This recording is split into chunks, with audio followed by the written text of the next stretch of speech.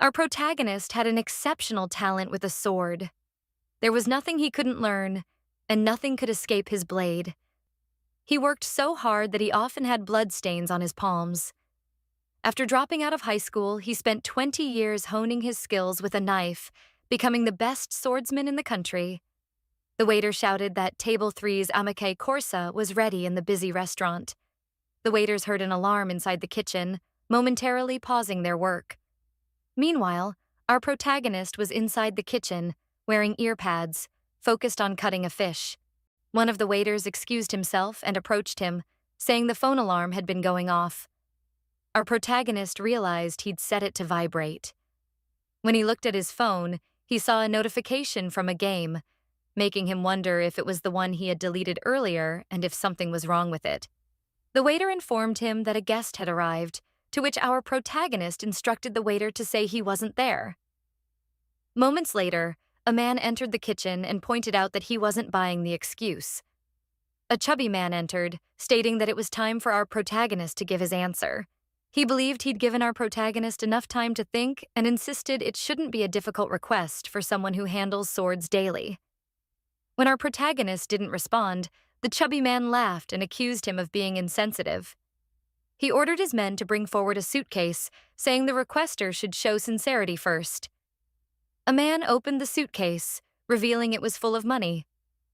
The chubby man proudly announced it was an advanced payment of 300 million, and if our protagonist completed the task properly, there would be more.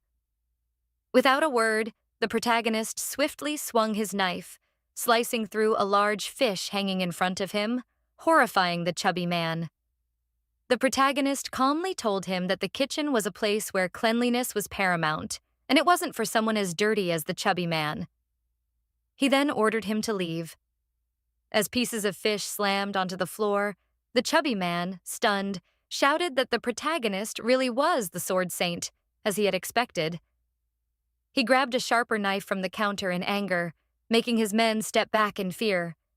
The chubby man, along with his bodyguards, stormed out of the kitchen before leaving the restaurant. The chubby man warned the protagonist not to think he was giving up, promising he'd be back soon. Later, after the restaurant had closed, the protagonist was out back smoking. His coworker joined him, saying the down payment was 300 million, and that if it were him, he would have accepted it on the spot. The coworker asked why he turned it down. The protagonist replied that all his life he had only sliced fish heads with a knife and asked his coworker what he knew about being a thug.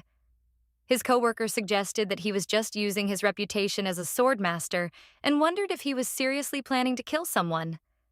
He advised the protagonist to scare them enough to get the money, buy a house, and open a shop, telling him he needed to live like a human too. But the protagonist simply replied that even if they offered billions, he would still pass. Suddenly, his phone received another notification. His coworker teased him, asking if he was dating someone because of all the notifications. The protagonist replied that it was a game. His coworker asked if he was still playing Divine Protection, to which he admitted he quit. Just then, someone called out, asking where they were going without cleaning up. His coworker told him it was their boss and that he was leaving first. Alone, the protagonist smoked, thinking back to when he was young. His family went bankrupt, and since then, he'd been working non-stop. He guessed he'd been too focused on earning money, but his phone kept buzzing, the notifications becoming excessive. Annoyed, he pulled out his phone, wondering why it kept ringing. He briefly thought he might have reinstalled the game after a night of drinking, deciding to delete it again. He chuckled when he saw a message about the Demon King's invasion of the Academy, knowing those guys had been invading the Academy for years. But then, accidentally, he clicked on the game. It opened with a welcome song, and the game prompted him to touch the screen to enter. Nostalgic, he noted that the soundtrack was still the same, and the female characters were still as beautiful as ever. Suddenly, the screen became corrupted. Was it lag? Before he could react, a bright, powerful light shot out of the phone, sucking him in. Moments later, his coworker came out of the restaurant looking for him. The coworker saw the protagonist's phone lying on the ground and wondered where he had gone, puzzled that he left his phone behind. The boss yelled from inside, asking where the chef was. The coworker, unaware of what had happened, joked that it seemed like the chef went to the bathroom, not knowing he had been sucked into the game. Now, with a 100% transfer complete displayed on the screen, there was nothing special about the game, just a typical pay-to-win model with an auto-hunting system, a mass-produced mobile game that needed no further explanation. Our protagonist played it for one reason. He was captivated by the female character's appearances. He got swallowed up by the game, finding it ironic that he ended up spending a fortune on it. After playing through multiple cycles, he wasn't even a playable character anymore, not even an NPC. Instead, he became a background character whose whereabouts were unknown in that world. His name was Kang Guillaume. One day, he accidentally bumped into someone, and when he turned around, surprised, he saw it was a woman. He quickly asked if she was okay, and she replied that she was fine. Fortunately for him, the game Divine Protection was set in Korea. The names, locations, and geography were all the same, with only minor differences in a few characters.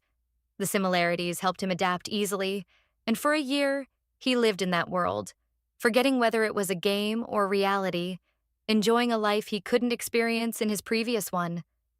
That was until that fateful day. He returned to his apartment, where his parents welcomed him, calling him their pride, the great swordmaster, and showed him an acceptance letter to a prestigious academy. He asked his parents if they could put it away, but they insisted, saying no matter how many times they saw it, they were proud of how well they had raised him.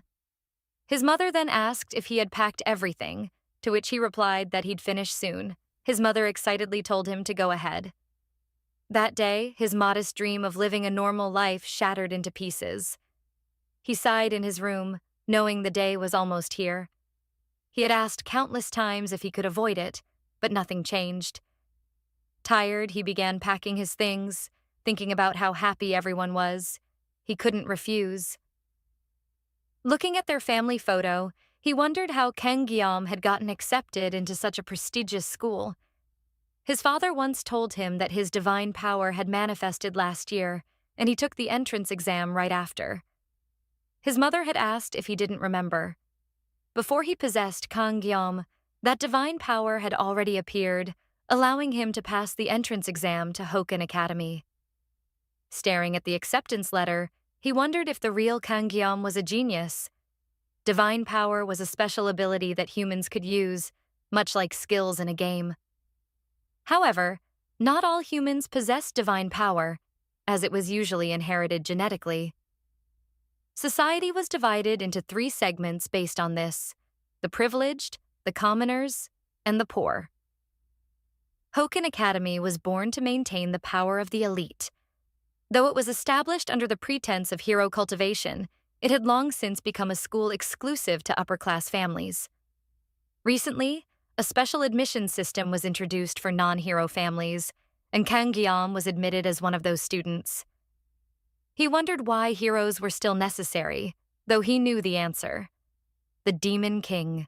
He mused that this world wasn't reality, but training heroes for war felt too real. It reminded him of what it would feel like to re-enlist. He called forth his divine power, and a system window popped up in front of him, still feeling unfamiliar. Looking at the divine power Kang Guillaume had unlocked, he saw it was painlessness, which reduced pain for 30 seconds with a 12-hour cooldown. He couldn't believe he had crossed into this world with something so underwhelming. Every time he saw it, it depressed him. It was nonsense. But then he remembered the divine power he had been granted when he possessed Kang Guillaume's body, the blessing of the sword god. Its activation time was infinite, without a cooldown, but it only worked with a sword less than 30 centimeters long and 5 centimeters wide. He was in disbelief. He had the blessing of the sword god, and his name, Kang Guillaume, literally meant blood demon. He wondered if the universe was playing a joke on him.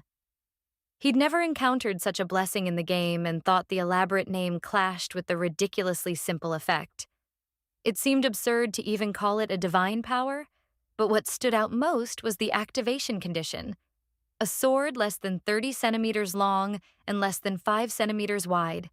It was clearly referring to a sashimi knife. Were they implying he should cut sashimi in this world too? Frustrated, he realized life never went as planned. He then asked himself if he had packed everything. Suddenly, he remembered he had forgotten his equipment. In the game, even the lowest grade E-rank weapon cost tens of millions of won, while an average C-rank cost hundreds of millions. That meant A-rank and S-rank items were treasures in themselves. He knew the tuition alone was exorbitant, and he didn't want to spend money on something he was being pushed into. Yet, the academy required equipment, and if he showed up without anything, he'd leave a bad impression on the first day. Sighing, he decided to visit Daxo. As he stood up and walked out of his room, he recalled his first master, who insisted on using a Japanese sashimi knife worth over 100 million won, often saying a true master never blames their equipment.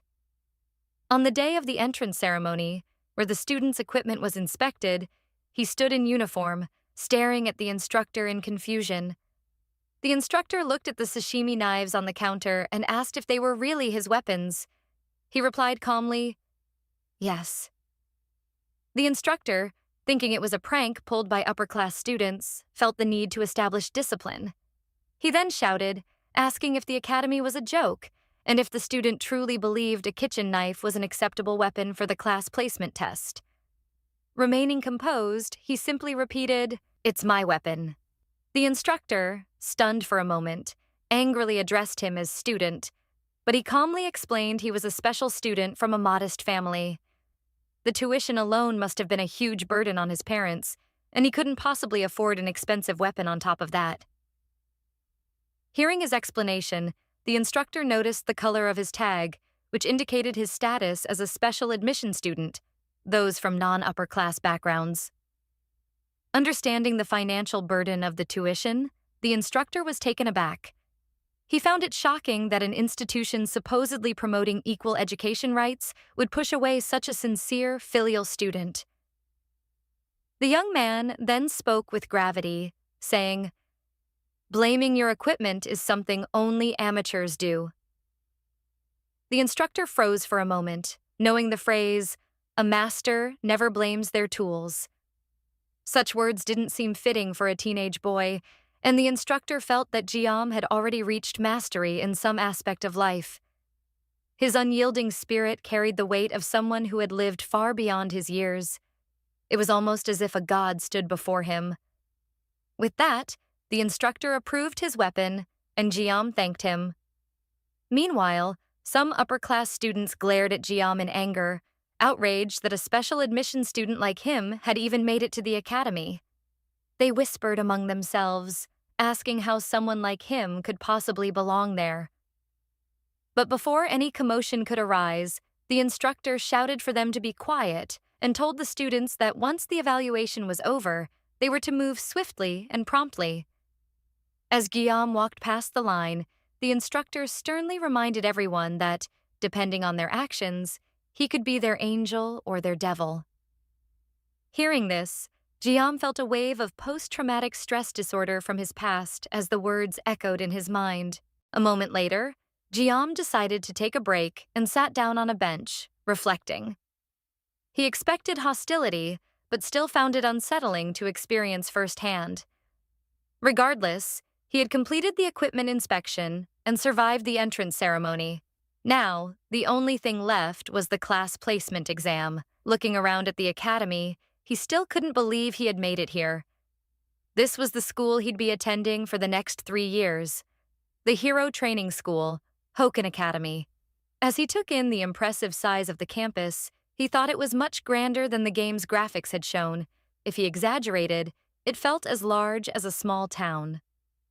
Smiling to himself, he felt a sense of surrealism. He was attending a school meant for the upper class, something unimaginable back when he had to drop out of high school due to his family's financial struggles on Earth.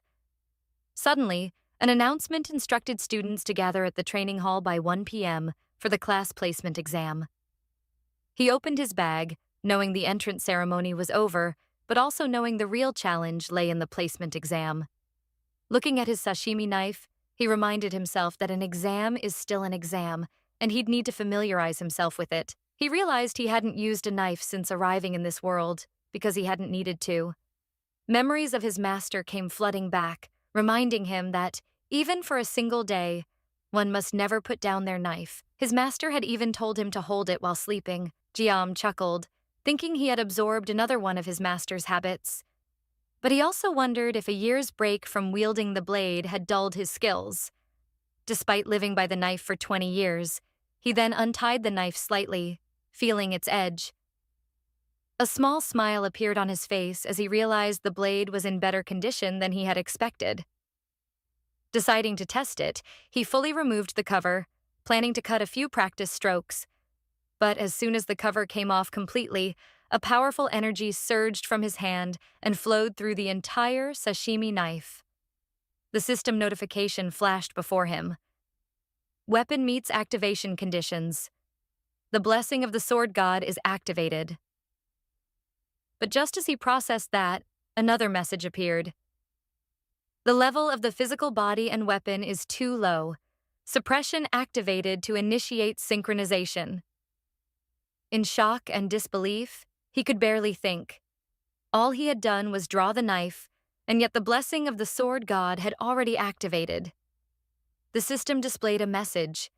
Synchronization complete. May the blessing of the gods be with you. Suddenly, he felt an unbearable surge of power and screamed in agony as the blessing of the sword god activated within him. The energy crawled through his body, causing excruciating pain. He knew that if it continued, he would die. But the power didn't stop.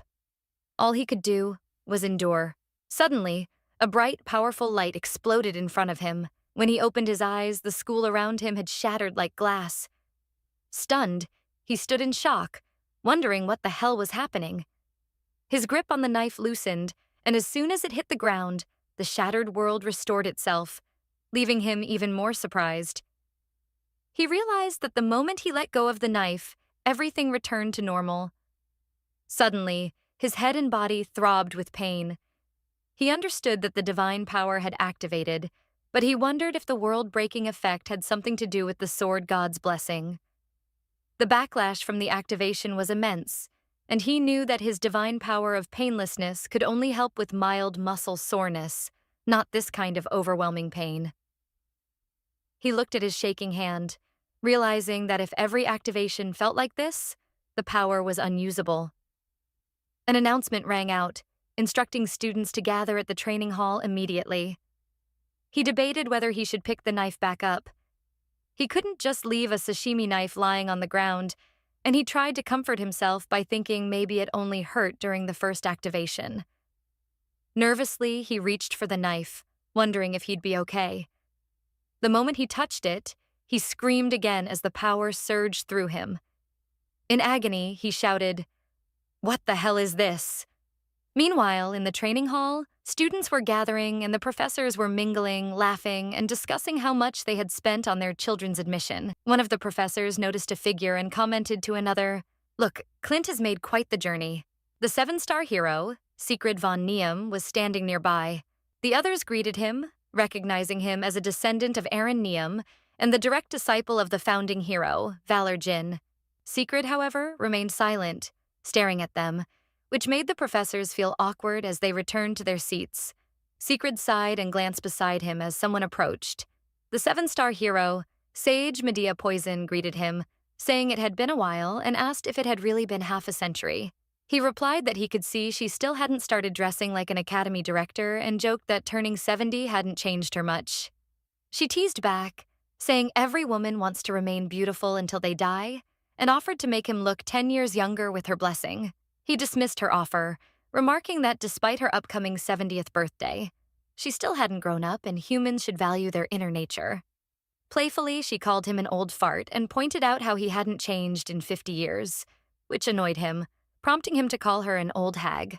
Smiling, she teased that he had changed a lot if he was willing to attend events like these, and he grumbled that he used to hate even breathing the same air as the egoistic bastards present. She She guessed his granddaughter must be quite pretty to have made him attend. Sigrid stayed quiet and mentioned that it looked like things were about to start. Meanwhile, in the center of the training hall, students were chatting and introducing themselves. Jiam stood silently, observing them.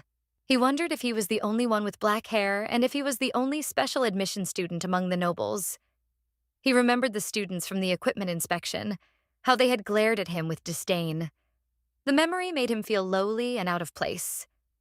Suddenly, everyone's attention shifted to someone entering the hall. A bright, radiant presence moved through the crowd, and Jiam's eyes widened in shock as he saw who it was. Every man she passed seemed entranced by her, but Jiam knew better. She was Abel von Neum, the granddaughter of the Sword Emperor and the main heroine of the game. The very reason he had spent a fortune on it. The subspace, created by the ancestral hero Valor Jin, was a dimension formed alongside the establishment of the Academy. It was a reality separate from their own, where the rules of the real world did not apply. Even murder was overlooked. Secret asked Medea if the theme for the event was a subspace battle royale. She confirmed, explaining that subspace battles were a tradition at their school. However, this year, they were trying something different with a battle royale format, where participants would be split into groups of 10. Secret remarked that it meant it was a survival game. Medea responded that there were no restrictions on equipment, to which Secret commented that it would just be a free-for-all for the privileged types with access to better gear. Medea quickly told him not to bring it up, explaining that she had compromised as much as she could. She also added that, whether he liked it or not, the Academy was mostly funded by nobility, and she had gone through a lot of trouble just to introduce the new system. Jiam's attention shifted to Abel, noticing how unnervingly beautiful she was. He thought of her as a character out of a 2D game, but realized it was something more. He mused that the men who tried to approach her were fools. Had he not known better, he might have done the same. Having played the game to some extent, he knew Abel was a player with the miracle blessing, meaning she was tied to the game's protagonist. He reflected that beautiful people always had someone by their side, and someone like him, a special student, was not on their level. He preferred avoiding involvement to prevent a noisy school life. As he pulled out his book, he recalled the 3 principles he had set for his future. Complete his studies without incident, secure a conventional job, and live a safe life. The book mentioned that the most coveted occupation was hero, offering an extremely high salary, which made him wonder what kind of hardships came with it. Remembering how even the sight of a knife made him tremble, he closed the book, thinking that heroes should protect the world while he found a more comfortable job. An announcement suddenly echoed, informing students that the class assignment exam for the 783rd Academy was starting. It explained that this year's exam, as previously announced, would be a battle royale among the 10 randomly assigned cadets. The first place winner would be assigned to the Star class, second and third places to the Dragon class, and 8th to 10th places to the Ordinary class. The class assignments would be based on these results. Scores would be automatically assigned, and there was no time limit. Yam noticed it was just like the game, and his goal was to secure a spot in the Ordinary class, so he planned to finish quickly. The subspace generation device activated, consuming everyone as they entered the subspace. The exam began with the system wishing them the blessings of the heroes. Jiam resolved to avoid using his knife if possible. A short while later, students were being evaluated by the system as they exited subspace, securing their class rankings. Meanwhile, others were still fighting inside. Medea told Secret that because of his granddaughter's bloodline from the Neum and Gallum families, her results would be significant. Secret simply asked why she was bringing it up now. Medea pointed out an impressive time of 7 minutes and 14 seconds, achieved with a C-rank weapon. Secret noted that Abel sought a fair assessment. Medea responded that, although Abel was a stickler for fairness, she still ranked among the top 10 in the Academy's history. Secret proudly stated that this was only natural, given the bloodline of Neum, and stood up, announcing it seemed to be wrapping up, so he was leaving. Medea informed him there was still one group left, but Secret dismissed them as offspring of the pigs and walked away, saying he would see her next time. Medea cryptically replied that she would see him in the afterlife. Suddenly, a powerful sensation stopped both of them in their tracks, and everyone felt it.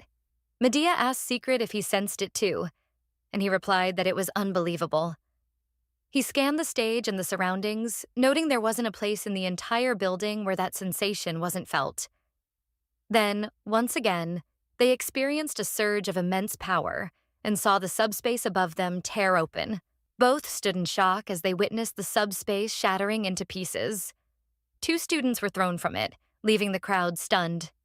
The students crashed onto the stage, shattering the ground on impact. No one could believe that people had fallen out of subspace. Then, a brilliant light appeared above them once more, prompting Secret to look up in concern.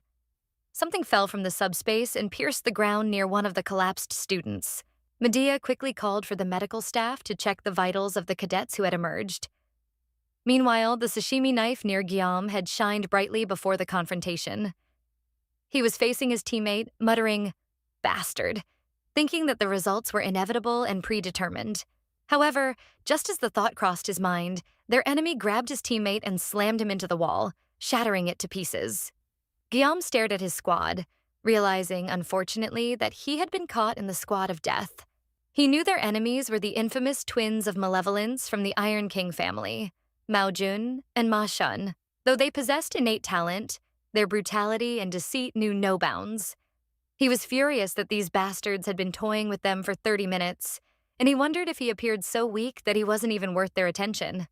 Shun glanced at the man in his grasp, realizing he was dead, and tossed the body aside. Bored, he began counting the students he had killed, asking Jun how many were left. As Jun stepped on a student's neck, Shun noted the student was still alive, but Jun simply crushed him to death, replying that it was more or less over. Shun, annoyed, reminded Jun that he had caught 4 of them. Jun apologized, pointing to the side and telling Shun he could have that one. Shun turned to look at the trembling girl and agreed, saying he would accept it. Watching in disbelief, Jiam noticed that the girl, who had been sitting quietly in the corner, seemed to be in a panic, her will to fight entirely gone. As Shun approached the girl, he teasingly told his brother, Jun, to look at her, commenting that she was to his taste and expressing curiosity about the sound of her screams. Shun excitedly shouted that he was dying to find out, while the girl remained frozen in fear. Jun, half-jokingly, told Shun that even though he was his little brother, he was such a pervert. Shun then began scaring the girl, asking where he should start tearing her apart. At that moment, Jiam shouted at the twins, calling them bastards to get their attention. He demanded to know why they were going so far, even in subspace, and asked if they were psychopaths. But then he realized too late that he had stepped forward without thinking. Shun, amused, asked Jun if there was one more student left. Jun pointed out Jiam's name tag and remarked that he was a special student, which, to them, was a lowly bastard. The brothers turned to stare at him, smiling creepily. Shun, still grinning, told Jun he would take care of him quickly. Jun agreed, reminding Shun to rip out his tongue since he had insulted them. Shun, still laughing, said he would, walking closer to Guillaume. Panicking, Guillaume frantically considered what to do. He wondered if he should use the blessing of painlessness, but then realized that since the twins had been desecrating corpses for 30 minutes, avoiding pain for just 30 seconds wouldn't help. Suddenly, a bright light shone from his bag, surprising him. He remembered the sashimi knife he had inside, but he knew that holding the sword would activate the blessing of the sword god. He hadn't even made it half a day since deciding to live an ordinary, uneventful, and safe life.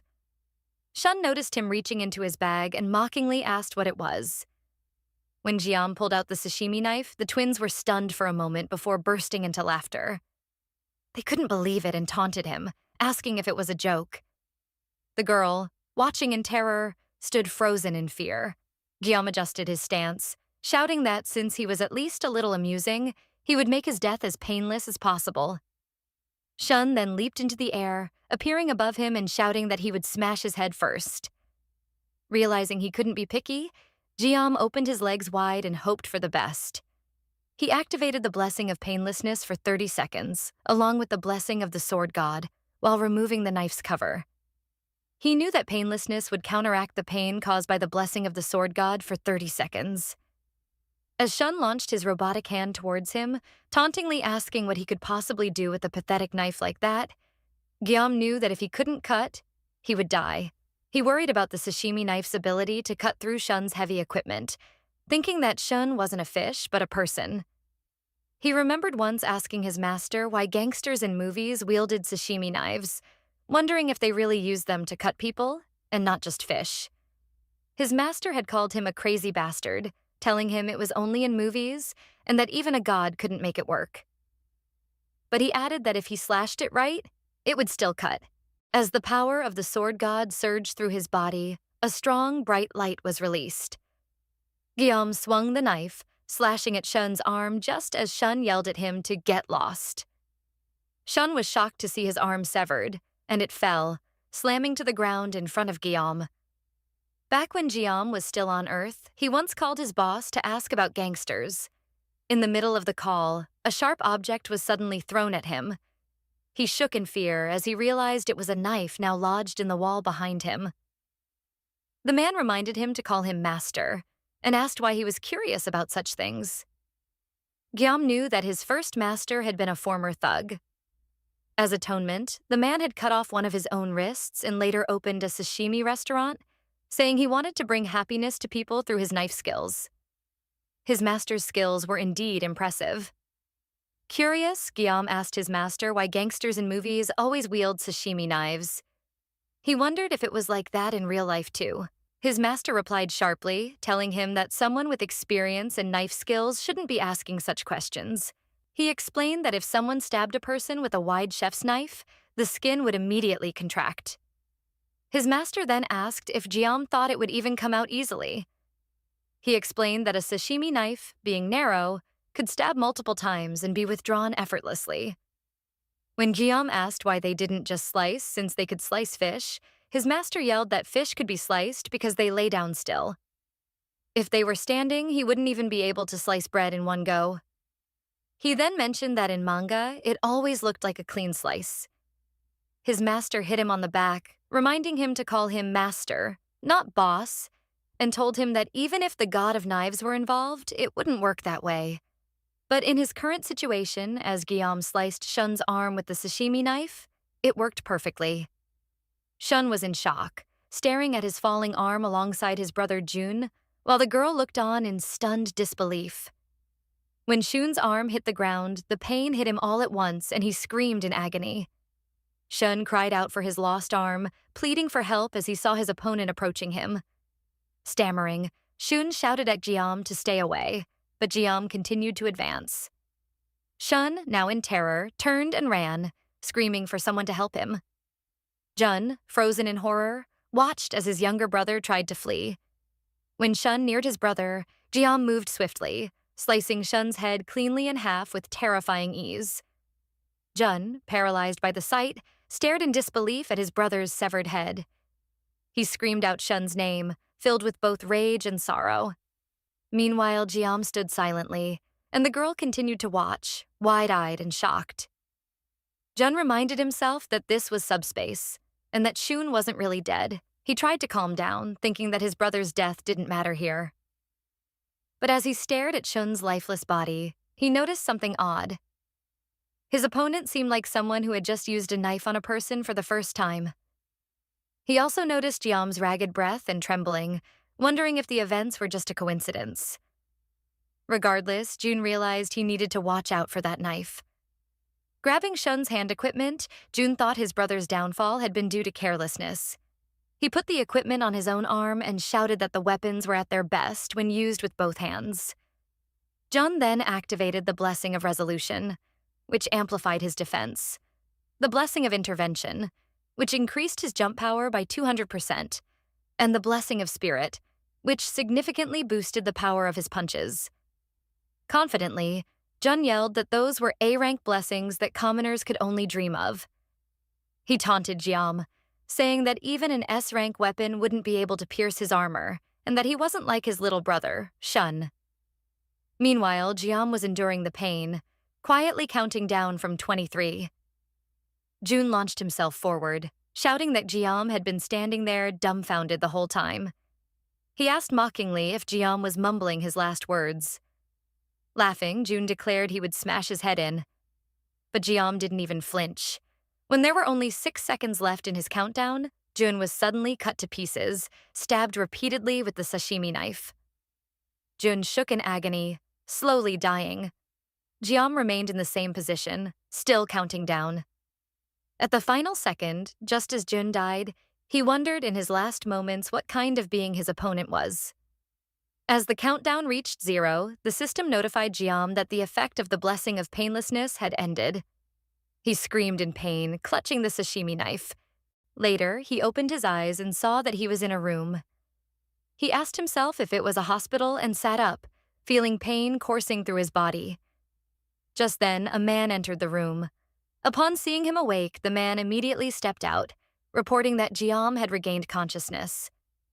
This surprised Jiam. Soon after, several people entered the room and he was stunned. These were faces he had never seen in person before, but somehow recognized.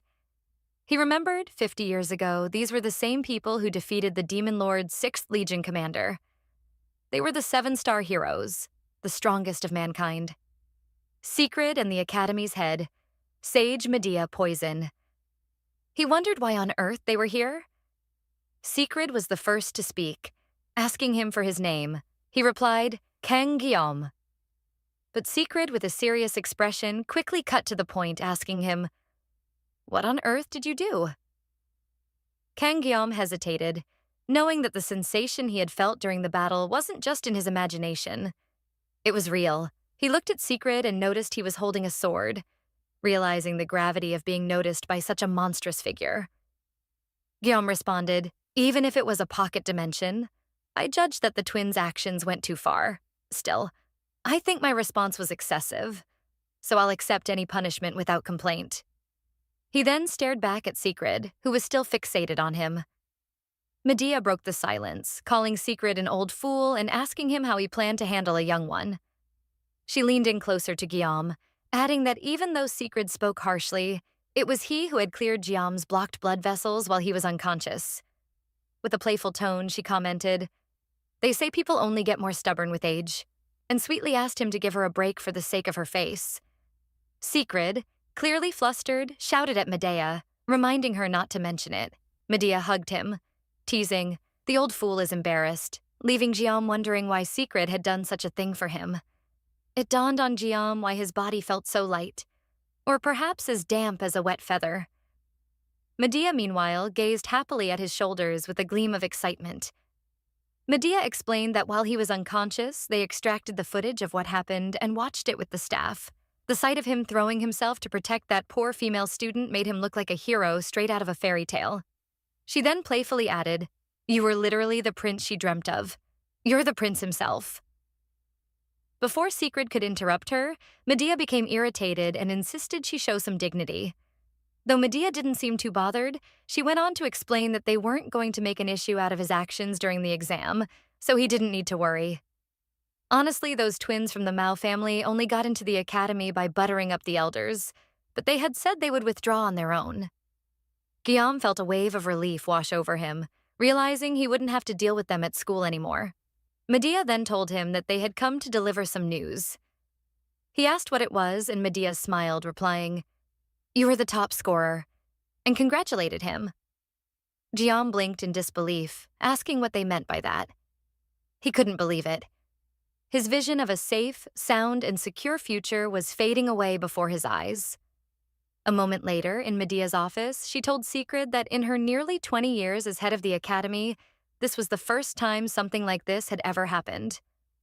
She recalled Guillaume's response when he said he didn't like being the top scorer, which shocked both of them.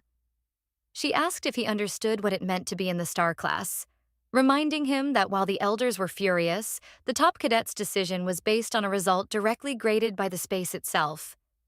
He thought for a moment but still replied that he didn't like it, prompting her to ask again if he truly didn't understand. Secret, meanwhile, silently observed the exchange. Secret snapped back to attention when Medea addressed him directly, asking if he was upset that Guillaume took the top spot instead of his granddaughter. She reminded him that he had seen the footage himself. He replied that it was foolish to question the judgment of the subspace, which was imbued with the will of the founding hero. The Academy had chosen Guillaume as the top cadet, and they should simply follow that decision. Secret reflected that if Guillaume's skills had been outstanding, he would have understood. If Guillaume's physical abilities were exceptional, he would have accepted it. If his experience had been remarkable, he would have agreed.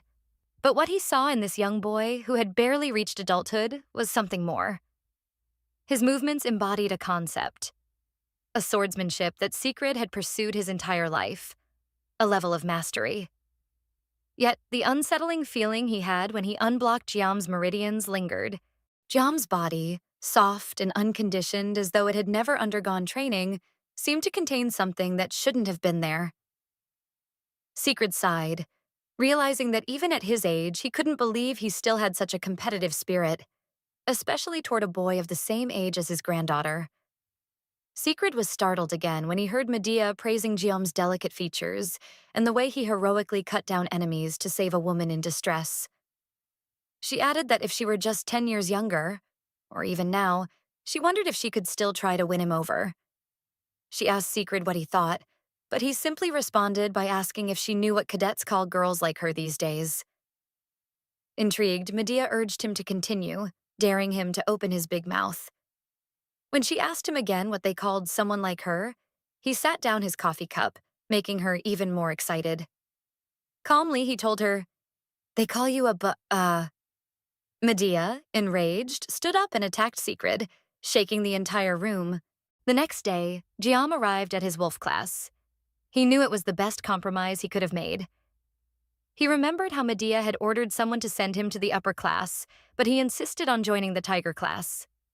Medea had shouted that the top cadet couldn't be sent to the tiger class, but he had argued back, questioning why not when the academy prided itself on equality.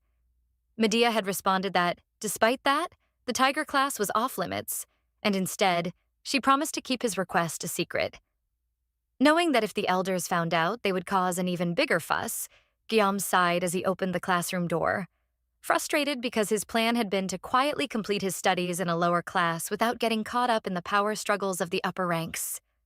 At least this arrangement was still within his expectations. As he entered, the door suddenly slammed shut, causing a loud noise. He looked around and noticed his classmates staring at him. They stared for a moment, but when they saw the color of his name tag, they quickly averted their gaze and returned to their usual activities. As he walked to his seat, he thought to himself that they should keep ignoring him just as he preferred. When he finally sat down, he was amazed that everyone was completely ignoring him.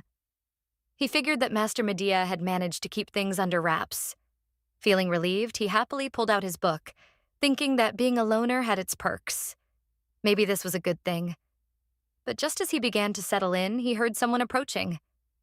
When he looked to his side, he saw the girl from the subspace exam. She thanked him for what he did back then. He stared at her silently for a moment, realizing he didn't remember her. She quickly reminded him that she was the girl from the exam. He found it odd that she was using such formal language when they were the same age, and replied that there was no need to thank him, as anyone would have done the same in that situation.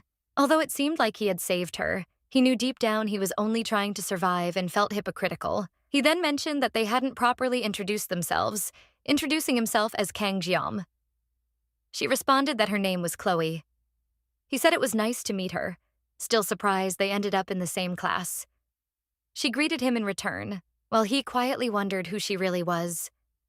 He had played through most of the game's story, but he didn't recognize her name.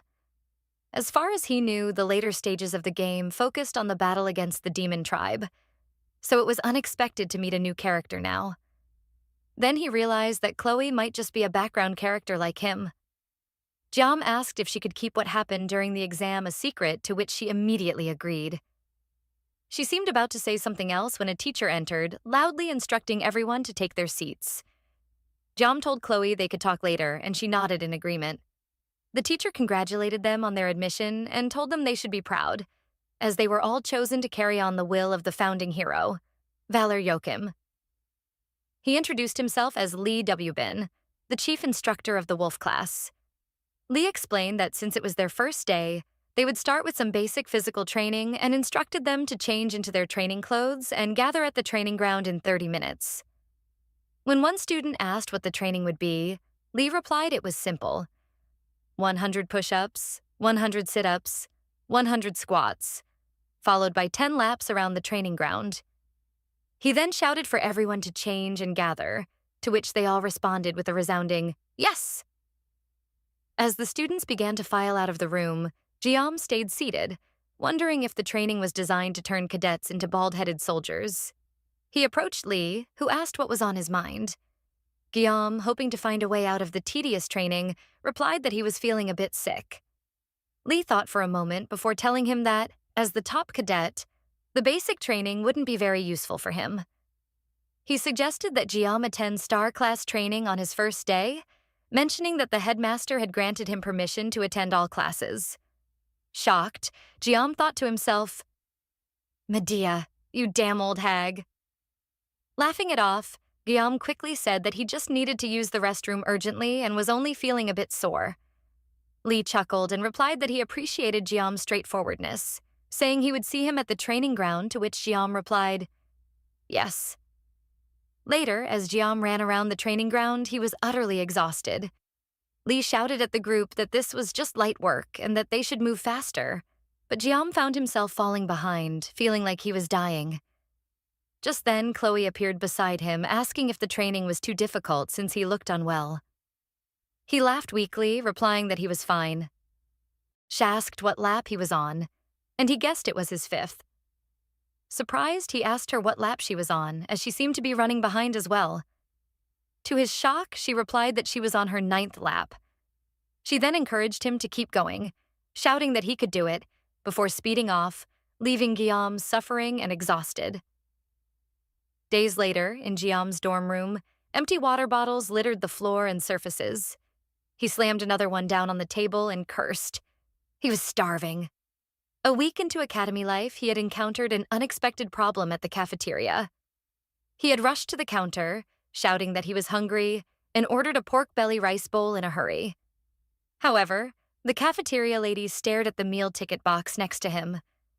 That's when he realized the food wasn't free. Embarrassed, he told her he'd get the ticket right away and asked if she could prepare the meal in advance. But he froze when he saw the price. 50,000 won for a pork belly rice bowl. The other items on the menu ranged from 25,000 won to 150,000 won. He stood in horror, unable to believe the prices. Back in his dorm, he drank the last drop from his water bottle and angrily tossed it aside. He thought 50,000 won for a pork belly rice bowl was outrageous. His living expenses were nearly gone, and he remembered refusing pocket money from his father. Staring at the empty bottles on the floor, he rolled onto his bed, cursing himself for not accepting the money when he had the chance. For days, he had been surviving on the cheapest water from the campus store. Suddenly, a system notification appeared showing that his physical state had increased to 12. As his physical condition improved, the sword specifications relaxed, activating a blessing for swords 32 centimeters, or shorter, and 6 centimeters or less in width. Smiling, he stood up and looked at himself in the mirror, admiring his abs and thinking the effort hadn't been wasted. He wondered if the blessing of the sword god had cleared his blood vessels, feeling as if he were evolving. Despite his progress, he knew the blessing hadn't fully expanded. If he continued improving step by step, he might be able to handle a short sword soon. Staring at the sashimi knives on his counter, he recalled how terrified he had been of holding a blade during the entrance ceremony. Now, if he wasn't holding a knife, his hands itched, making him wonder if this was the blessing's influence. Scratching his head, he asked himself why he felt so proud. Just then, someone knocked on his door. When he opened it, he found Chloe standing there. She asked if she had disturbed his rest, to which he replied no, as he was just lying down. He asked what was going on. She explained that she hadn't seen him in the cafeteria all week and was worried he might not be feeling well. He awkwardly replied that he usually didn't eat food made by others, although in truth he loved food made by others and was starving. She nodded, understanding, and told him not to worry. Then she suggested that if he was up for it, they could buy ingredients from the campus store and make dinner together. Without hesitation, he grabbed his jacket and told her they should go, leaving her confused. He asked if she was inviting him to dinner, and she confirmed, a bit surprised. He happily led the way, telling her that he was good at cooking and would handle it. He asked if her dorm was across the way, to which she replied yes, still chasing after him as he walked with excitement. Later, in Chloe's dorm, she exclaimed how delicious the food was. Jiam smiled and said he was glad she liked it. She complimented him on how quickly and skillfully he had prepared the meal, admitting she had only ever boiled fish and never thought she'd get to taste cooking like that. He quietly stared at the empty plates, pleased. Earlier, he had asked if he could check her fridge, and she had agreed. When he opened it, he noticed it was full of fish. She explained she was from a seaside area, which made sense to him. He smiled, realizing he was itching to cook again. Deciding to treat himself, he thought about slicing some sashimi but hesitated due to the sword god's blessing. Eyeing the kitchen knives on the counter, he asked if she had a longer knife. Chloe was confused, but when he explained that his weapon was similar to those kinds of swords, she understood. She handed him a knife and asked if it would work, but he decided to stick with the kitchen knife. Grabbing the knife, he decided to finish in 30 seconds, activating the blessing of painlessness. He focused on the sashimi, remembering that he had once been the best swordsman in the country. He activated the sword god's blessing and sliced through the fish, finishing in 21 seconds. In that time, he scaled the fish, split the bones, removed the entrails, and filleted the flesh. The result was so perfect, it felt like a masterpiece, and he was proud to still have his skills. Chloe asked how he was so good at cooking, and he replied that he used to work part-time at a Japanese restaurant. She then asked what a part-time job was, surprising him. He asked if she didn't know what it was, and she apologized. He told her there was no need to apologize, attributing the confusion to their difference in status. Changing the subject, he told her he was glad she enjoyed the meal, and she nodded happily, offering to wash up since he had cooked. He thanked her and left her to it. As she rushed to the sink, he walked to the window and stared at the moon, feeling full and satisfied, humming a tune to himself. However, he was interrupted by the sound of plates falling, followed by Chloe's repeated apologies. He wondered if she had ever done the dishes before, thinking back to when he had been her age and doing the same chores. Suddenly, a note fell onto the table, flipping open when it landed. Surprised, he realized it was Chloe's diary. The round handwriting and cute stickers made him think she was just like any other girl her age. He intended to put it back, but the air flipped it open, revealing an entry. He read that the person who saved her during the exam turned out to be in her class, and his name was Jiam. The entry said her heart raced whenever she saw him, and she didn't know how to approach him. He smiled, thinking it was cute, realizing this was why she hadn't been able to talk to him before. Curious, he flipped through a few more pages. His eyes widened in shock when he saw a page written repeatedly, "I love him." At that moment, a loud crash came from the sink. He turned to see Chloe standing there, terrified. She asked him in a trembling voice if he had seen her diary. Heroic families gain honor by slaying monsters, receiving society's admiration, and solidifying their positions. Yet, within these stagnant institutions, vested interests often exploit the weak under the guise of authority. When public authorities fail to condemn such exploitation, one heroic family steps into the shadows, the Auditor de Cecilia family. This family operates covertly, aiming for justice while combining order maintenance with assassination. Those born into the Auditor family undergo mental conditioning before puberty, suppressing their emotions and enduring grueling training to become assassins. Chloe was only 15 when she first killed. She had been startled to see a man tied to a pole, but the old man at her side forced her forward, placing a sword in her hand and making her deliver the fatal blow. Afterward, he reminded her not to deny her talents as an assassin. These were words she had heard repeatedly, even before adulthood. The constant training warped her mind, casting a deep shadow over her heart. By the time her sense of self had been worn away, leaving only fragments of emotion, Chloe was ready to enroll at Jokum Academy. At the academy, where students were assigned to classes based on individual skill, members of the Auditor family, despite their exceptional abilities, were always placed in the common class due to a long-standing tradition and an agreement with the academy. Although the Auditor family operated in the shadows, their skills far surpassed those of the Dragon class. Chloe's grandfather had ordered her to remain unnoticed. The family's strict control took away her personal freedom, forcing her to follow the path of an assassin. She obeyed without a word, believing that nothing would change no matter what she did. At least, that's what she thought until she met Jiam. During the subspace battle royale, Chloe encountered death for the first time, though it wasn't real in that space. Despite the gravity of the situation, she wasn't afraid. Having long accepted her fate, she faced death calmly, no longer struggling against it. But something shifted when she saw Jiam fight. It was as if a storm had parted, letting sunlight break through. For the first time, she felt the desire to wield her sword for someone else, not just out of duty. It was Jiam himself that stirred something warm within her. She recalled a childhood memory, a fairy tale she had secretly kept hidden by her bedside. It was about a prince rescuing a princess from a castle. Her face flushed as she realized the connection, an unfamiliar feeling filling her chest. Love. In the present, Jiam found himself cursing under his breath, watching as Chloe seemed lost in thought. He laughed awkwardly, trying to ease the tension, but her silence and unblinking stare only made him feel more uncomfortable.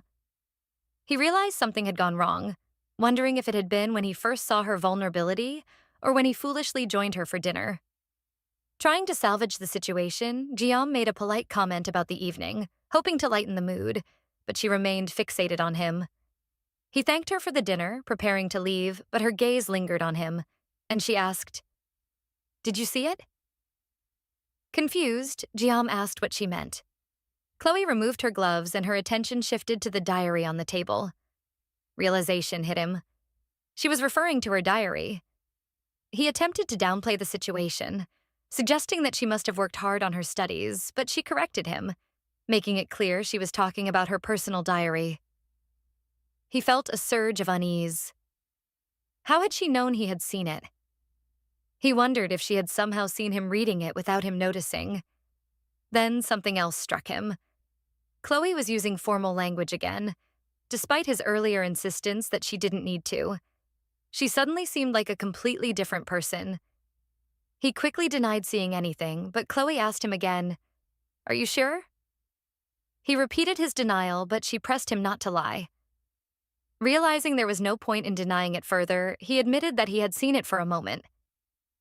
She simply stared at him, and then, to his shock, she slowly drew her katana from its sheath. Horror surged through him as he glanced down at the edge of the roof. They were on the 4th floor, and if he jumped, he knew he'd be smashed to pieces. Looking around, he realized there was only one exit, the door next to Chloe.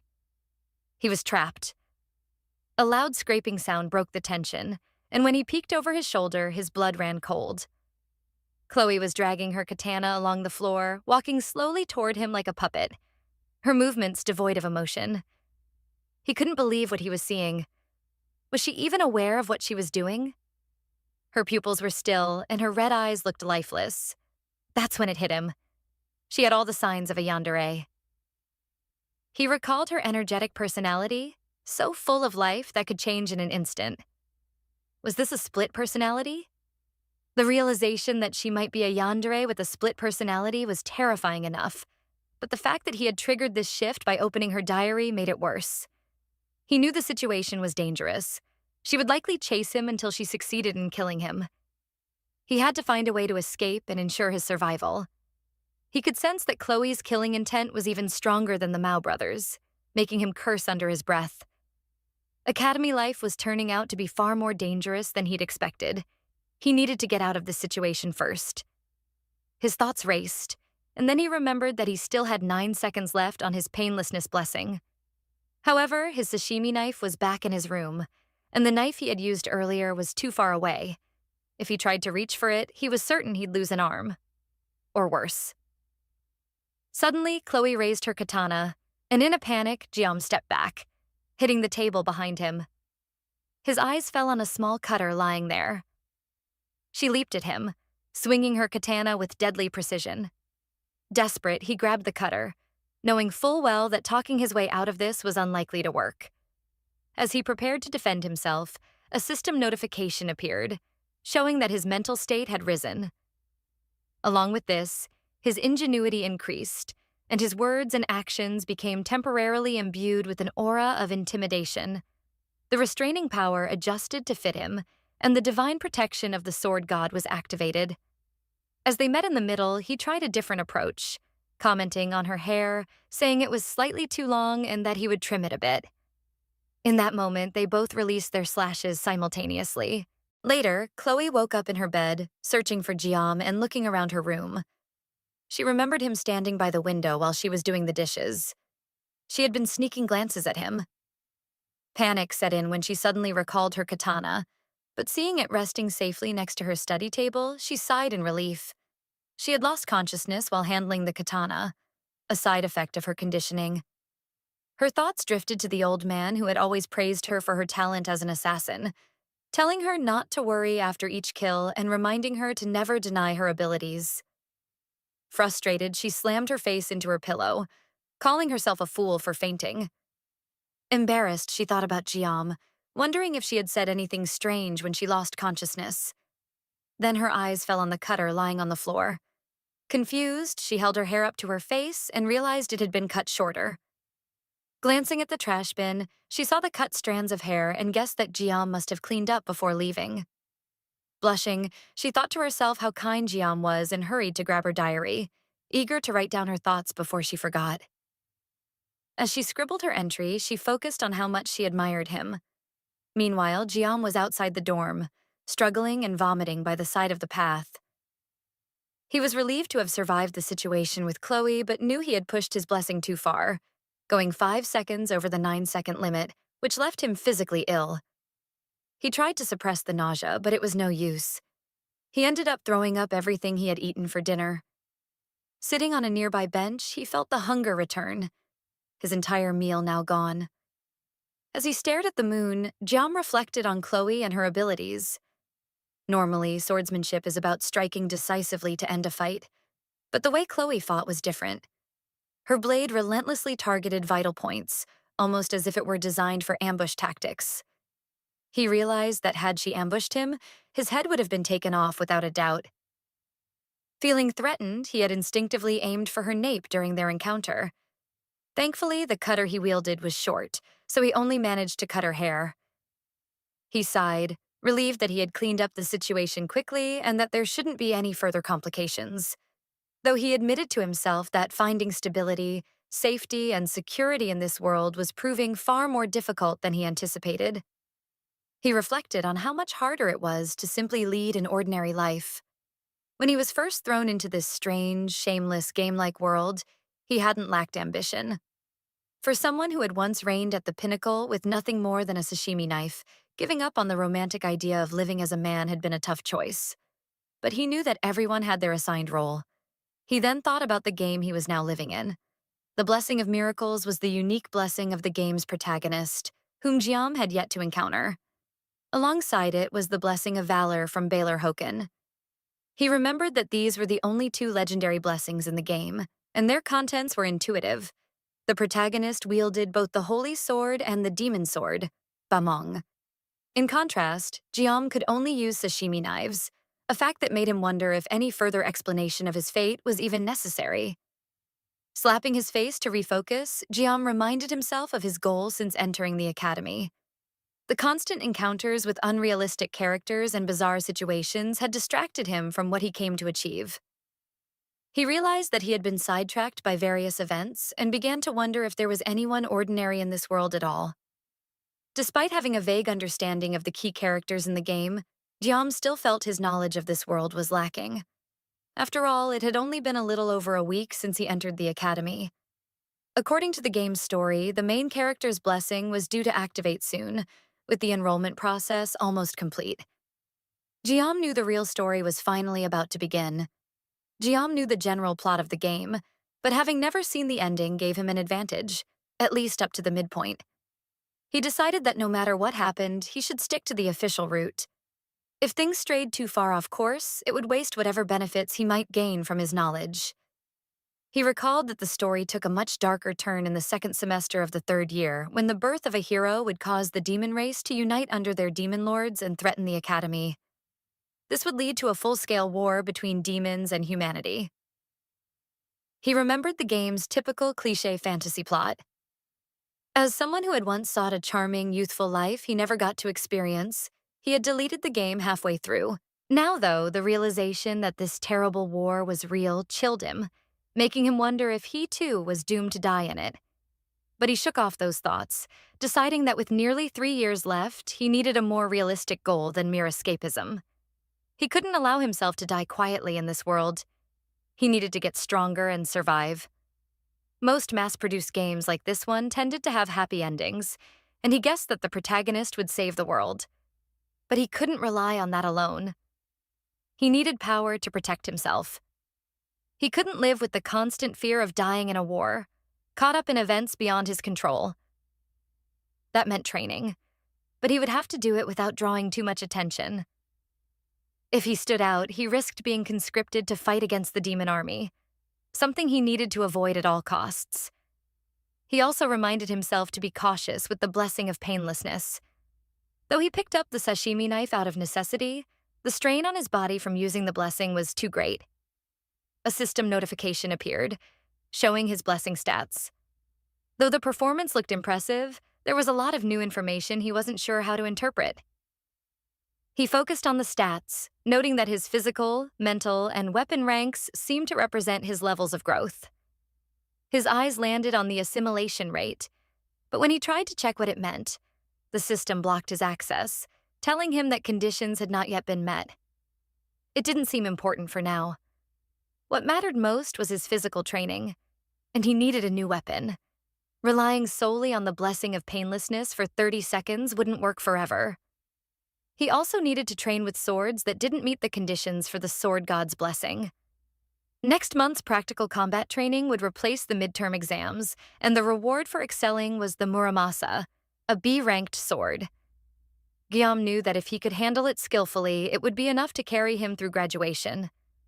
Its specification didn't meet the activation conditions for the sword god's blessing, so it wouldn't put as much strain on him as his primary weapon. Realizing he had more to do than he thought, Guillaume was suddenly interrupted by someone calling his name. When he turned, he saw Abel standing nearby, telling him that he was sitting in her spot. He froze in shock, staring at her speechless. Sweat ran down his face as he struggled to respond, and for a moment he couldn't move. Abel asked if he could shift over a bit, snapping him out of his daze. Embarrassed, he moved aside, wondering why he had been staring so blankly at her. Abel told him there was no need to leave the bench completely, just to make a little space. He obliged, still at a loss for words. He silently wondered what she meant by her spot. Weren't benches public property? Was this something related to the Academy's class system? He knew getting involved with Abel, the heroine, would only complicate the main story, so he resolved to avoid her, even though it was awkward. But when he saw her lips, he cursed silently. She really was beautiful. He was startled when Abel mentioned that the spot offered the best view of the stars. He didn't respond immediately, still staring at her and trying to reconcile her appearance with the Abel he knew from the game.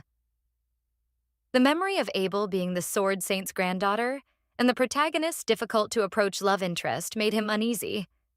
Abel then asked if his weapon was also a sword, surprising him. When he asked how she knew, she explained that her grandfather had told her. She added that sword masters had a certain look in their eyes, and as she stared at him, Guillaume felt his face grow hot. She then handed him her sword, offering him the chance to hold it. He took it, commenting that it didn't feel particularly heavy. Abel sulked in response, turning away, leaving Guillaume to wonder if she was really upset. Abel was harder to get used to than he'd anticipated. Was this truly the same Abel he remembered from the game? Abel turned her gaze back to him, asking if he knew who she was. Guillaume wondered if Abel was being suspicious of him, even though there wasn't a single student at the academy who wouldn't know who she was. He responded vaguely, saying he knew her roughly. Abel, however, pointed out that she didn't know him at all, which left him unsure of what she wanted. She remarked that it seemed unfair for him to know her name when she had no idea who he was. When he hesitated, Abel teasingly suggested that he might be a demon lord spy disguised as a student sneaking into the academy. After all, she continued, there didn't seem to be any other reason for him to be sitting there alone at that hour. Her words left him wondering what she truly meant, But before he could ask, she raised her sword at him, leaving him in disbelief. He tried turning the question back on her, asking what she was doing, but Abel simply replied that she had been exercising and training. Pointing at him, she asked what kind of exercise he had been doing. Flustered, he said he was practicing breathing, which left her momentarily stunned and confused. As the conversation shifted, Jiam noticed wounds on her hands. When Abel realized he was staring, she quickly hid them behind her back, growing shy and falling silent for a moment. Guillaume broke the silence, telling her that she was quite dedicated to her training, to which she agreed. She confessed that few people understood the pressure of inheriting the blood of Neum. She felt the need to always be perfect because, in her world, even the slightest flaw could lead to harsh criticism. Abel asked if he knew she wasn't the top student that year. She admitted that losing to someone for the first time in her life had been a humbling experience. However, she found it refreshing in a way. Still, she was curious about who had beaten her, vowing to take them down the next time they met. Her bold statement stunned Jiam, causing him to cough in shock. He awkwardly suggested that it wasn't necessary to take them down, but Abel quickly dismissed his words, saying it was a matter of pride. She had even begged her grandfather to tell her who the top student was, but found out that they weren't even in her class and had skipped the top student's swearing-in ceremony. Abel expressed disbelief that a second-place student like herself could tolerate such a thing. Snapping out of her train of thought, Abel suddenly realized she had been sharing all of this with someone she had just met. Jiam asked why she was telling him all of this, to which she replied that he seemed weak. She went on to explain that her family motto was to be strict with the strong and merciful to the weak, leaving Jiam staring at her in disbelief. Abel added that the students in her class were so bland that she didn't really have any friends, making Jiam realize why she had seemed so cold toward the protagonist in the game. Stretching her body, Abel stood up, saying she should head inside and bid him goodbye. Just before walking away, she turned and shouted, asking when he would tell her his name. He responded that he didn't want to, causing her to shout at him in frustration as she left. The next day, Guillaume sat in class, reflecting on how his academy life had been flowing by smoothly and steadily. He kept a low profile, especially around Chloe, who had blended in well and even made friends. On the other hand, he avoided eye contact with her out of fear, still shaken by their last encounter. Occasionally, when their eyes did meet, Chloe's new friends would glare at him coldly. However, the disdainful looks didn't bother him much anymore. After all, he wasn't the only exceptional student in the Tiger class. There were simply too few of them, and for some reason, there was a general reluctance among the exceptional students to stand out. Guillaume guessed this reluctance stemmed from a kind of inferiority complex. Reflecting on his decision, he felt relieved that he hadn't chosen a higher class. This was the time when students in the Star and Dragon classes began forming factions and engaging in heavy political maneuvering, something that even made Jiam's head spin when he thought about it.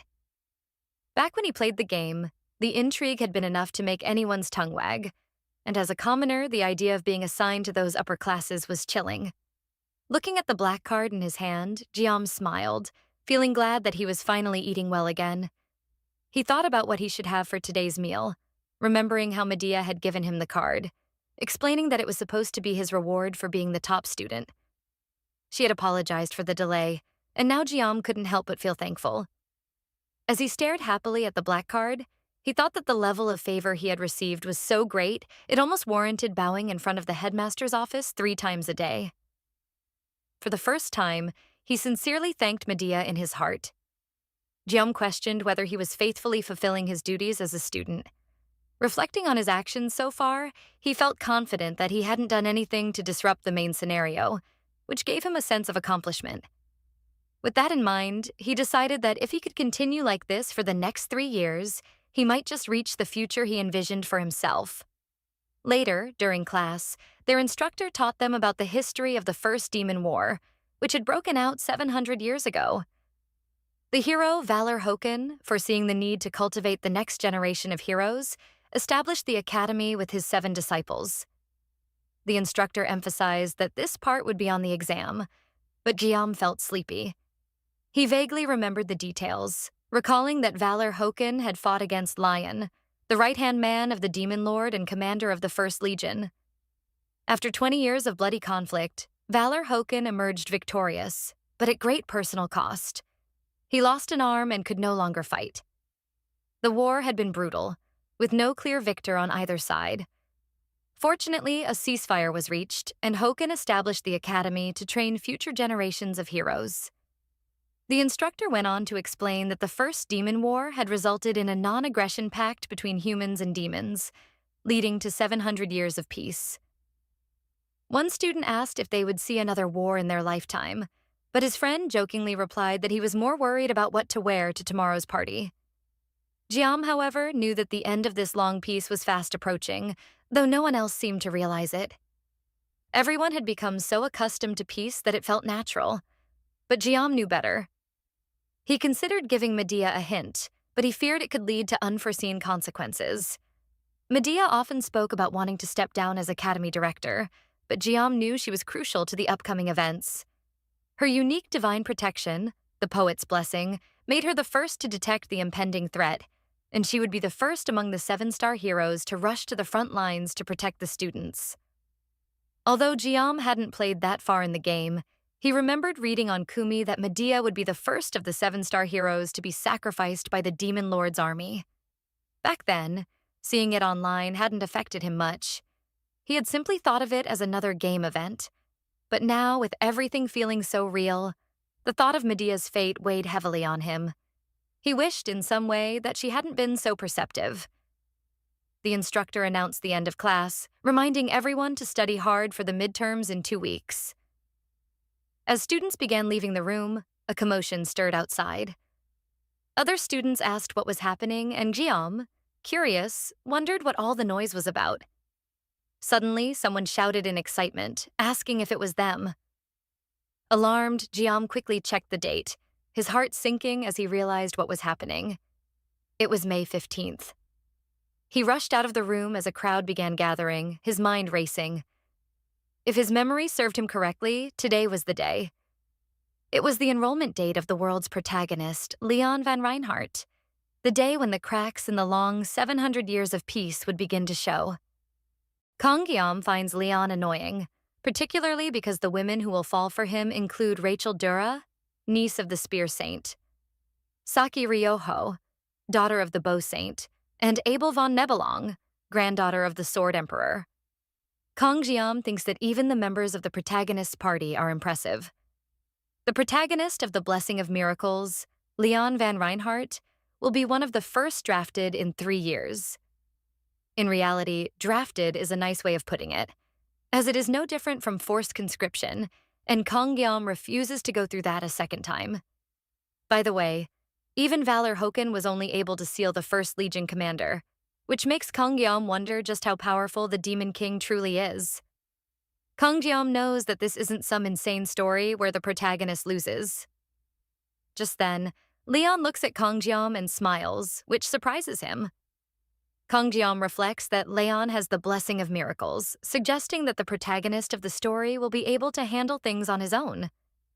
Kang Gyam notices that Leon has a pretty trustworthy face and finds himself convinced, without realizing it. The scene then shifts to the training hall, where Kang Gyam is practicing with a wooden sword. After a few swings, Kang Gyam realizes that deviating from the standard means the blessing doesn't manifest. He needs to possess a certain level of skill and swordsmanship. Just then, Chloe approaches Kang Gyam and asks if she made some kind of mistake. Surprised, Kang Gyam wonders when she arrived.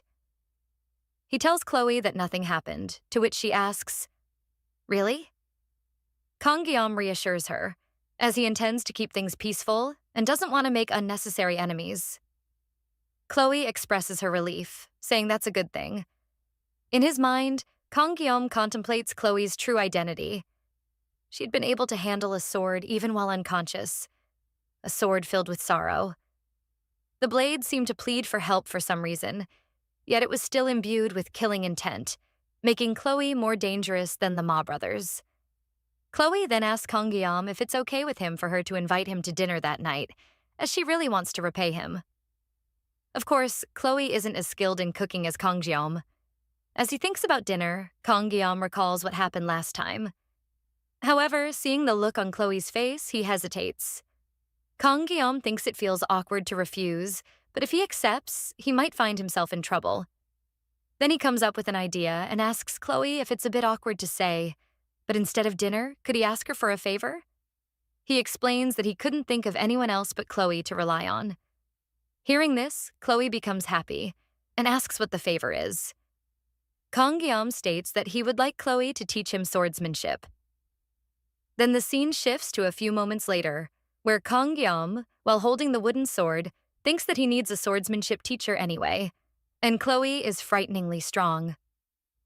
Kang Gyam wonders if this is a good excuse, considering that since that day, the one thing he makes sure to watch before going to bed is how to survive a yandere, which has proven helpful. Chloe, radiating her bright energy, approaches Kang Gyam and asks when he arrived, mentioning that she was waiting for him over there. Kang Gyam replies that he just got here and then asks Chloe what about her. She responds that she also just arrived. Kang Gyam inquires about the time, and Chloe tells him it was around 6:30. He reminds her that they agreed to meet at 8, and Chloe can't help but smile. Kang Gyam keeps staring at Chloe and looking at her outfit. Seeing this, Chloe asks Kang Gyam if something is wrong. He replies that it's nothing. In his mind, Kang Gyam reflects that he hadn't noticed when Chloe was in her uniform, but now he can see her toned abs and muscles. He understands why Chloe is so strong and finds her cute as well.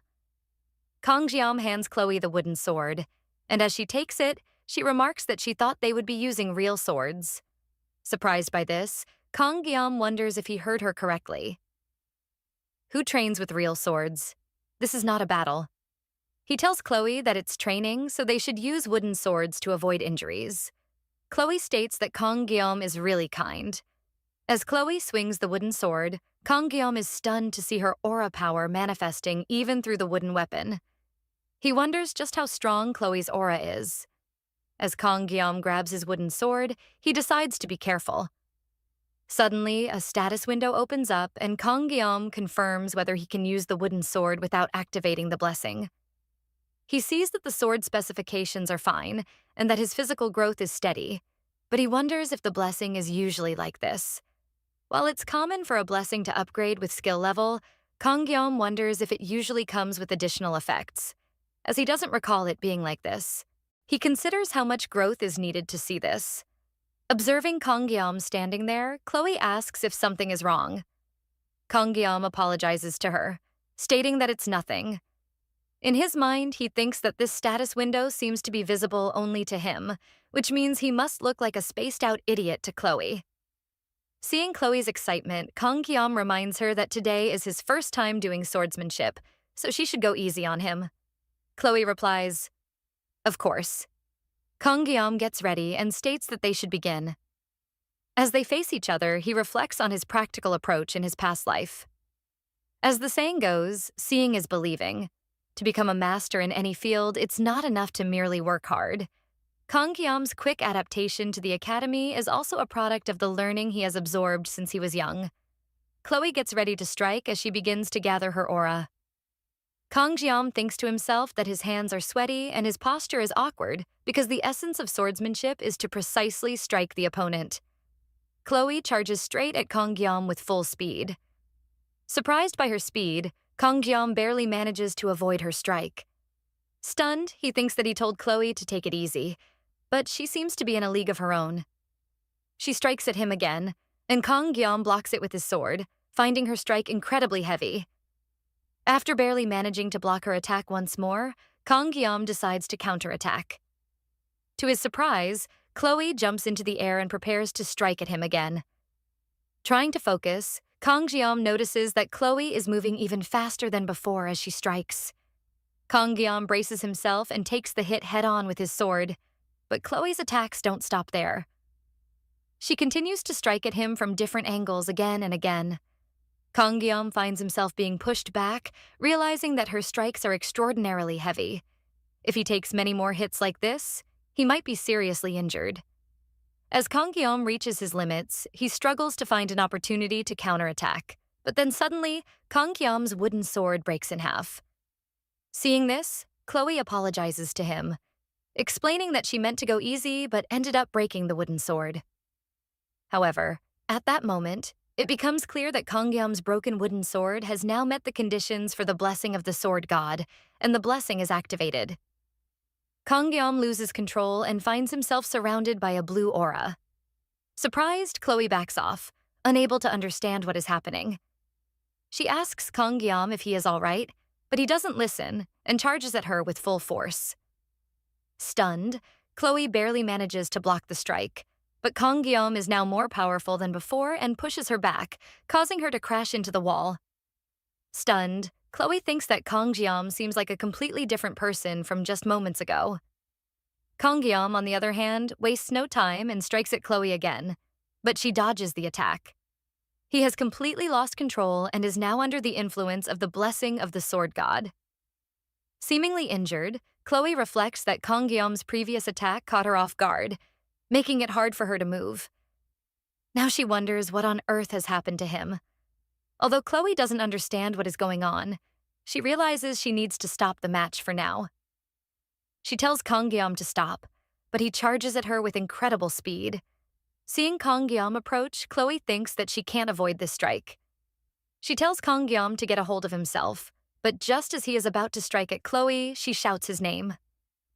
The scene shifts to Kangyeom, who seems to be somewhere in the kitchen, where he hears Chloe's voice calling for him. We then return to the training ground where Kangyeom has thrown his sword into the wall, missing Chloe. Chloe tells Kangyeom that it's her, and he smiles at her, apologizing and stating that they should stop for today. Seeing that Kangyeom is back to normal, Chloe asks if he is all right. Kangyeom thanks Chloe for helping him with his practice and mentions that he will head in first. As Kangyeom leaves the training ground, the scene shifts to later that night, where Chloe is walking to her dorm. She reflects that ever since the class assignment test, Kangyeom's skills are not just raw strength, but carry an eerie feeling. It's not only his skill, but also his raw instinct. Even though the blessing manifested unconsciously, Chloe realizes she is still no match for Kangyeom, especially with a half-training sword. She knew he was strong, but never expected him to be this powerful. At that moment, someone with a mask covering his face tells Chloe that she seems to be enjoying herself. Chloe's expression turns serious upon seeing the masked man. The masked man's name is Nox Ader, a second-year student. Chloe addresses Nox as brother and asks him what he is doing here. Nox responds by questioning if this is all Chloe is doing after entering the academy, making friends with commoners. Chloe insists that Nox should not refer to Kangyeom in that manner. Hearing this, Nox acknowledges that the guy's name is Kangyeom and warns Chloe that if she continues to associate with him, the auditor family will eliminate him. Chloe walks past Nox, telling him that even if the entire auditor family comes, they will not be able to handle Kangyeom. Nox, taken aback, wonders who this Kangyeom is. The scene then shifts to Kangyeom, who reflects that he needs to clarify something. The power he has been granted is not a fine blessing or favor. Rather, it seems more like a curse. To avoid relying on the blessing of the sword god, Kangyeom sets out to find new equipment, but that power seems to mock his efforts, following him and taking control of his body. While Kangyeom feels no pain, he also experiences a debilitating sensation that seems to go on endlessly. That curse manipulates Kangyeom like a marionette bound by threads. Kangyeom surrenders completely to the voice that whispers sweet words to him. Cut more, destroy more. Chloe's scream, filled with desperation, calls out the name that Kangyeom has come to recognize as his own. Kangyeom Jama. In that cry, the fragments of the worlds are brought together. Kangyeom throws away the training sword that had clung to him like his own skin, realizing that if he does not detach it now, he will lose himself forever. Until recently, Chloe was merely a yandere who wanted to kill Kangyeom, but now she has become the girl who revived his fading consciousness. Although Chloe was the one who originally broke the sword and caused this issue, Kangyeom feels a mix of irritation and gratitude. Therefore, he decides to let it go without dwelling on it further. Even so, Kangyeom leaves in a hurry to avoid the possibility of the sword god's blessing manifesting again. But could he truly evade this problem for the rest of his life? The sword god's blessing was a talent that felt close to a curse, manifested by trading one's lifespan. It was a burden that Kong had to bear as an outsider cast into this world. Kong didn't wish for much. He simply wanted to live a normal life. He believed he could handle a few incidents as they arose, but only now did he realize there was something within his body, something trying to consume his reason. This was not a blessing. Rather, it was a curse solely intended to devour Kongyam, the art of the reverse heavens. After 3 days in the classroom, a girl cheerfully tells Chloe, "Yesterday was a crazy day. You should have seen it." She smiles playfully. Chloe responds with a soft smile. "Yeah, I'll watch it later." But in her thoughts, she reflects, "Since that day, I haven't seen Kongyam." Her eyes shift toward his empty seat, a sense of unease creeping into her heart. She realizes that she doesn't even have Kongyam's contact number. Why didn't I ask him for it? She regrets. I even knocked on his door, but all I heard were groans of pain. I wanted to break in, but I was afraid he'd hate me. So I just turned away. Still gazing at Kong's empty seat, Chloe whispers to herself, "I like watching him when he's deep in thought," resting his chin on his hand. "I've lost count of how many times I've glanced at him every morning." She sighs. "I'm afraid he'll think I'm weird, so I'm always careful when I talk to him. At first, I thought I liked him because he saved my life. But maybe that was just an excuse." She sighs again, this time quietly. "I miss him." The next day, the scene shifts to the academy, where the instructor shouts at the class, "Calm down, everyone. Quit it now. Are the students at this prestigious school just full of empty talk?" Silence. The room falls into silence. The instructor clears his throat and announces, "Since the weather forecast predicts rain today, training will be replaced with self-study." In the quiet, the instructor muses to himself, "Once again, Kongyam didn't show up today. He must have his reasons." Trusting and waiting is the true duty of an educator. Suddenly, he barks, "Who dares to come and go during class hours?" His eyes widen in surprise. "Huh?" The entire class looks toward the door. Kongyam steps into the classroom, his face serious, a stark contrast to the lively chatter of moments ago. Chloe is equally shocked to see him. Kongyam, without hesitation, approaches the instructor and says, "I'm sorry for being late." The instructor, startled by his sudden reappearance, waves it off. Oh, it's fine. Just sit down." As Kongyam takes his seat, murmurs ripple through the classroom. One of the girls whispers, "Isn't he a special student?" Another girl replies, "Has he always looked like that?" A third one chimes in, "He looks a bit more handsome today, doesn't he?" During the break, with some students starving and ready to eat, Chloe gathers her courage and approaches Kongyam. Nervously, she says, "Hello, Kong." He replies formally, "Yes, Chloe?" Hesitant but concerned, she asks, "Did something happen to you?" Kongyam briefly glances at her. "No, nothing happened." His lack of eye contact unsettles her, and she stammers, "It's just, you've been absent for a few days, so I thought something was wrong." After a pause, she adds, "Is this because of the battle training?" Kongyam, now looking more solemn, responds, "I had a severe fever these past few days. Thank you for worrying about me." Chloe is taken aback. You were sick?" Kongyam nods, his voice steady but distant. "Yes, it's natural to be suspicious. These past few days, I've been tormented to the point where my mental state collapsed, as if going through severe withdrawal. I couldn't eat anything, so I locked myself in my room and buried myself in bed, praying for the pain to stop. It's the price of using a damaged weapon. The pain was worse than anything I've ever felt." Chloe gasps, shocked at his revelation. He continues, "But that's not the only strange thing. When I looked in the mirror, my face, it's the same bone structure, but my expression has become colder. And some parts of my hair have turned white. It's obvious this is the penalty of that damn divine power." Kongyam clenches his fists, frustration seeping through. "It seems like she feels guilty," he muses, looking at Chloe's worried face. "Well, that's understandable. The last person I fought and met was her." Determined to clear the air, he says, Chloe, how about we have dinner together, like I promised? Tonight? Her eyes widen in surprise. Dinner? You mean it? Kang nods. Yes, but this time I want to eat your cooking. In an instant, Chloe's face lights up, and she nearly jumps in the air with excitement. Yes, of course. I'll do my best. I can't wait. Beaming, she asks, So Kang, I'll cook whatever you want. What do you like to eat? He thinks for a moment and replies, I haven't had fish in a while. The last time I had it, I couldn't eat it, because the fish was too expensive. So I've never really had it. Suddenly, a red thread darts across Kang's neck. He and Chloe look toward the door and see a masked man standing there. Chloe's expression shifts from excitement to terror. Kang senses the change and asks her, Do you know him? Without breaking her gaze, Chloe steps forward, whispering, Nox. Brother, I told you not to come. Kang watches as Nox, her brother, stands silently at the door.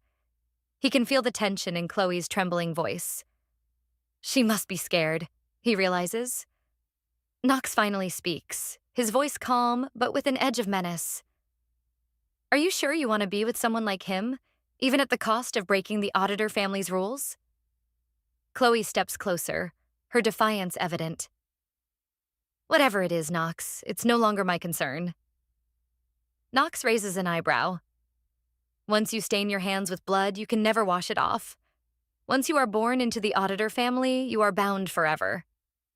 Kang observing this, thinks, her brother talks like someone from a historical drama.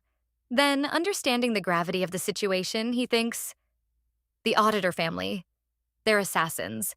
People say they are unmatched in stealth and infiltration. His thoughts race. So, this is Chloe's background? A family of killers. No wonder she's so strong. But maybe, like me, she just wants a normal life. Determined to act, Kang pushes Chloe behind him and says, I'll talk to him. Facing Nox, Kang speaks firmly. What was that name you just said? Nox narrows his eyes. In that moment, Kang thinks, I've tried to escape the sword god's blessing, but I can't run from it anymore. If I can't escape, I might as well push forward. Taking a step toward Nox, he introduces himself. My name is Kang. Kang means sword, and Jiam means demon. He gestures for Chloe to follow him. I will cut down everyone. I am a swordsman. Meanwhile, in the faculty office, the instructor, seated at his desk, reflects on Kang. There's something strange about him. The instructor muses. It's like all his emotions have been stripped away. Suddenly, a girl bursts into the office, looking amused. What's going on? Why does your head look emptier today? The instructor groans. Don't mock a bald person. Laughing, she says, Sorry. At that moment, the instructor receives a phone call. This is Lee Wanbin, head instructor of the Wolf class. On the other end of the line, he hears something that shocks him. What? A subspace? So sudden? Who's the student requesting it and who's the opponent? The response causes him to stiffen. The student is Kang and the opponent is Nox Auditor. The system displayed on a computer screen where a timer is running, and the names of both competitors, Nox Auditor and Kang are written on the screen. In the next scene, we see that Kang is waiting, and there are 15 minutes left for the fight to start. He thinks to himself, I thought this process would be very complicated, but everything seems to be going smoothly. Just then, Sage Media arrives and asks Kang, Are you really serious about this? Do you really want to go through with it? Take care of yourself. Kang thinks that all this subspace stuff doesn't really affect real life. But even though the wounds from here don't appear in real life, the mental scars remain. He then thinks, whatever happens, I have to win. That's the only thing that matters. Sitting in the waiting room, he hears the noise from outside. He thinks, everyone loves to watch fights. They're exciting, but I didn't expect this to be so thrilling. I didn't think I could ever feel this way, but now I think this is all pointless. Chloe looks at Kang with tears in her eyes and says, Don't go. Kang Jeom responds, don't blame yourself. This isn't your fault. Don't worry. He then says passionately, you gave me your weapon. I will fight and win. Everything will be fine. Chloe thinks, my brother is very strong. Kang Jeom says, you are very strong. Chloe replies, my brother is a genius and talented. In our family, the auditor family, when it comes to weapons, no one is better than him. He was already given the title of the Great Master of Night Techniques at the age of 14. Kang Jeom thinks, who came up with the title the Greatest Master of Night Techniques? Ah yes, now I remember. It has always been like this. Looking at the knife, he thinks, no matter what I do, I can't escape from this. I have no choice but to make this decision. Kang Jeom remembers his master and thinks, I was destined to hold and use a knife in my life. No one would have thought that in my second life, I would be using the knife like this. Just then, an announcement is made. We will begin the subspace pairing. Selected students, please enter the training arena. Kang Jeom says, I'm going now. Chloe says, okay, take care of yourself. She is worried about him. Kang Jeom says, Chloe. And she replies, yes? Kang Jeom says, there are many geniuses in this world, but in the end, I'm the one who will win this battle. Kang Jeom says goodbye and heads toward the arena. As Kang Jeom enters the arena, he is overwhelmed by the loud roars coming from all around him. The crowd is buzzing with excitement. One man yells out, I believe in the new special student? Damn it, give it everything you've got. I've been waiting for a fight like this for a long time. Kang Jeom smirks, thinking, this is giving me the feeling of being a Roman gladiator. I never thought there would be such a crowd. As his gaze scans the crowd, something catches his attention. What is this? He mutters. There's a star class here too? He notices Abel Vaughn and a few other girls sitting with Leon Van, watching the fight. Kang Jeom frowns. Don't they have anything better to do? Their presence here is just adding unnecessary pressure.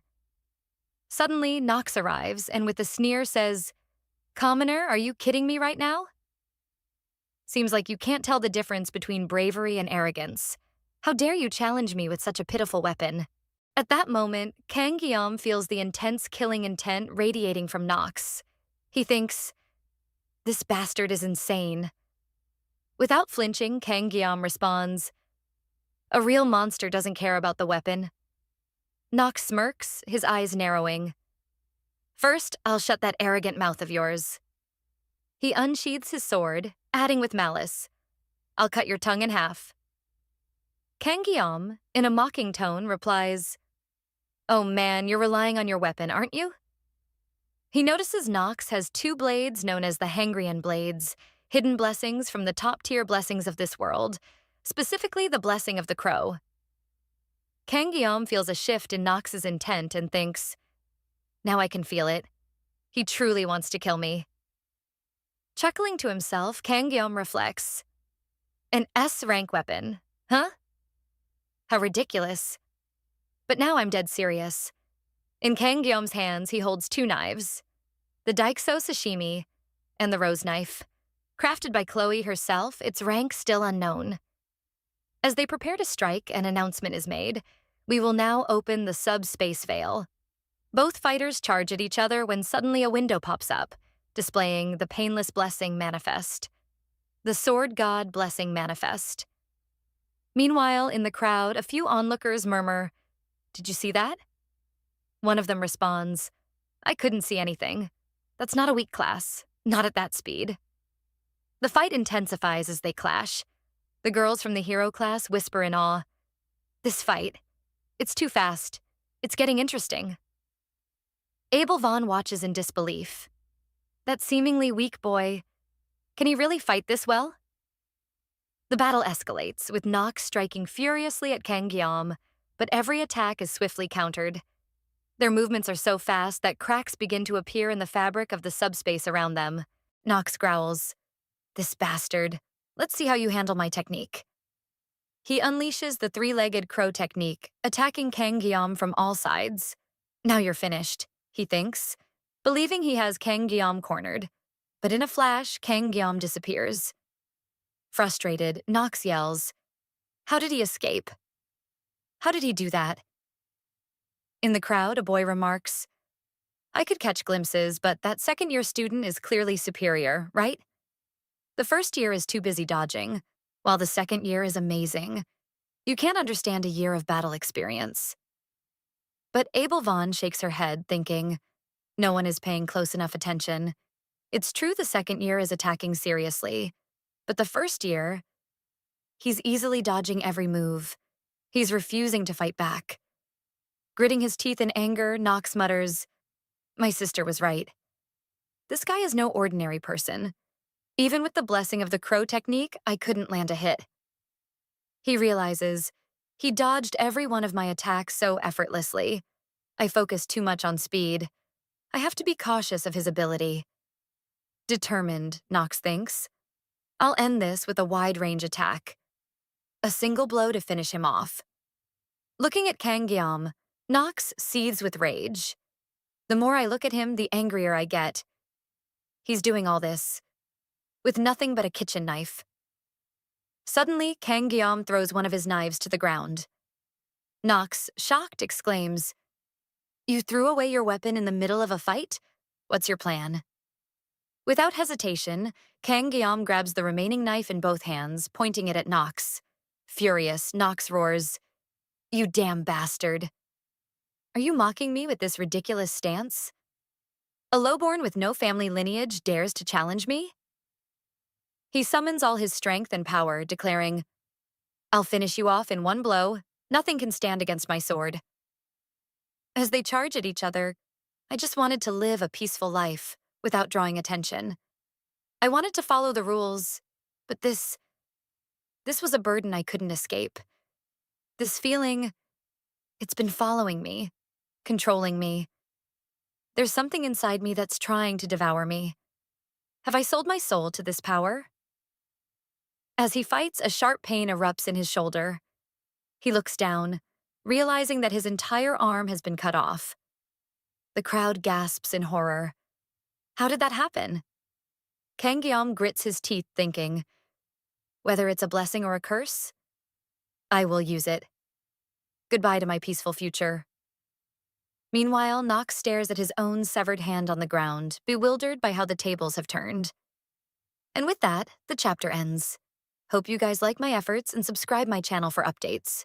Our story picks up right where it left off, with Nox Auditor staring in absolute shock, his face drained of color, anger burning in his eyes as he watches his severed hand lying limp on the ground, blood pooling around it. What is this nonsense? He thinks, his mind reeling from disbelief, his gaze locked on Kang Guillaume, who stands unfazed, as if the brutal clash hadn't even fazed him. Just then, a system window materializes in the air, announcing in a robotic tone, "Subspace barrier has been turned off." Slowly, the shimmering barrier surrounding the arena begins to dissipate, leaving the spectators, students from the academy, utterly stunned, their mouths agape in shock. They can't believe what they just witnessed. Nox is now on his hands and knees, defeated, his once intimidating aura shattered. Meanwhile, Kang Guillaume remains calm, as if the fight had been nothing more than an inconvenience, carefully sheathing his sashimi knife with a steady hand.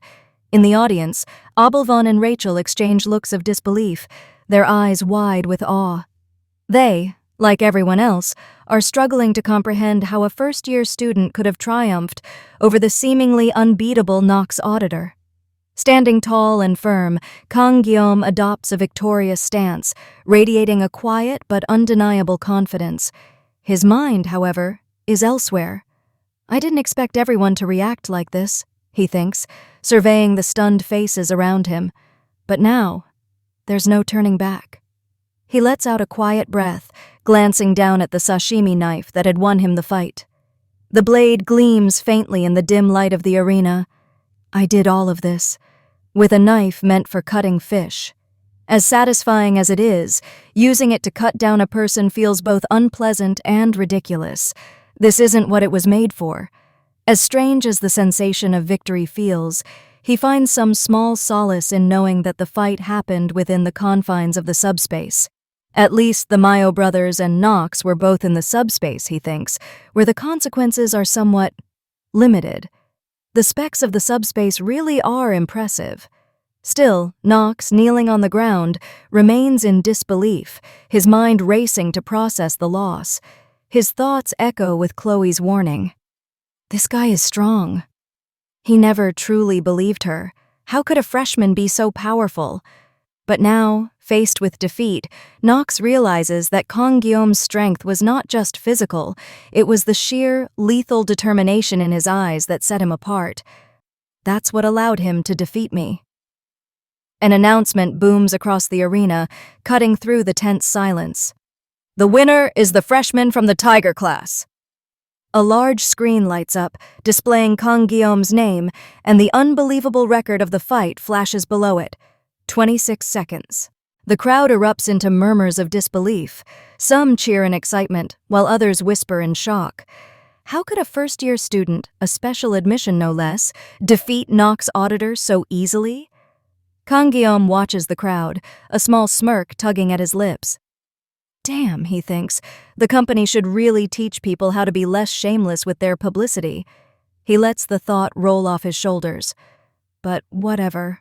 What's done is done. This is the path I chose, and there's no turning back now. As he mentally steels himself, he resolves, I'll endure this with sheer will and grit, no matter what comes next. Meanwhile, in the stands, the students are abuzz with speculation. Some are still trying to wrap their minds around the fight. How did he do it?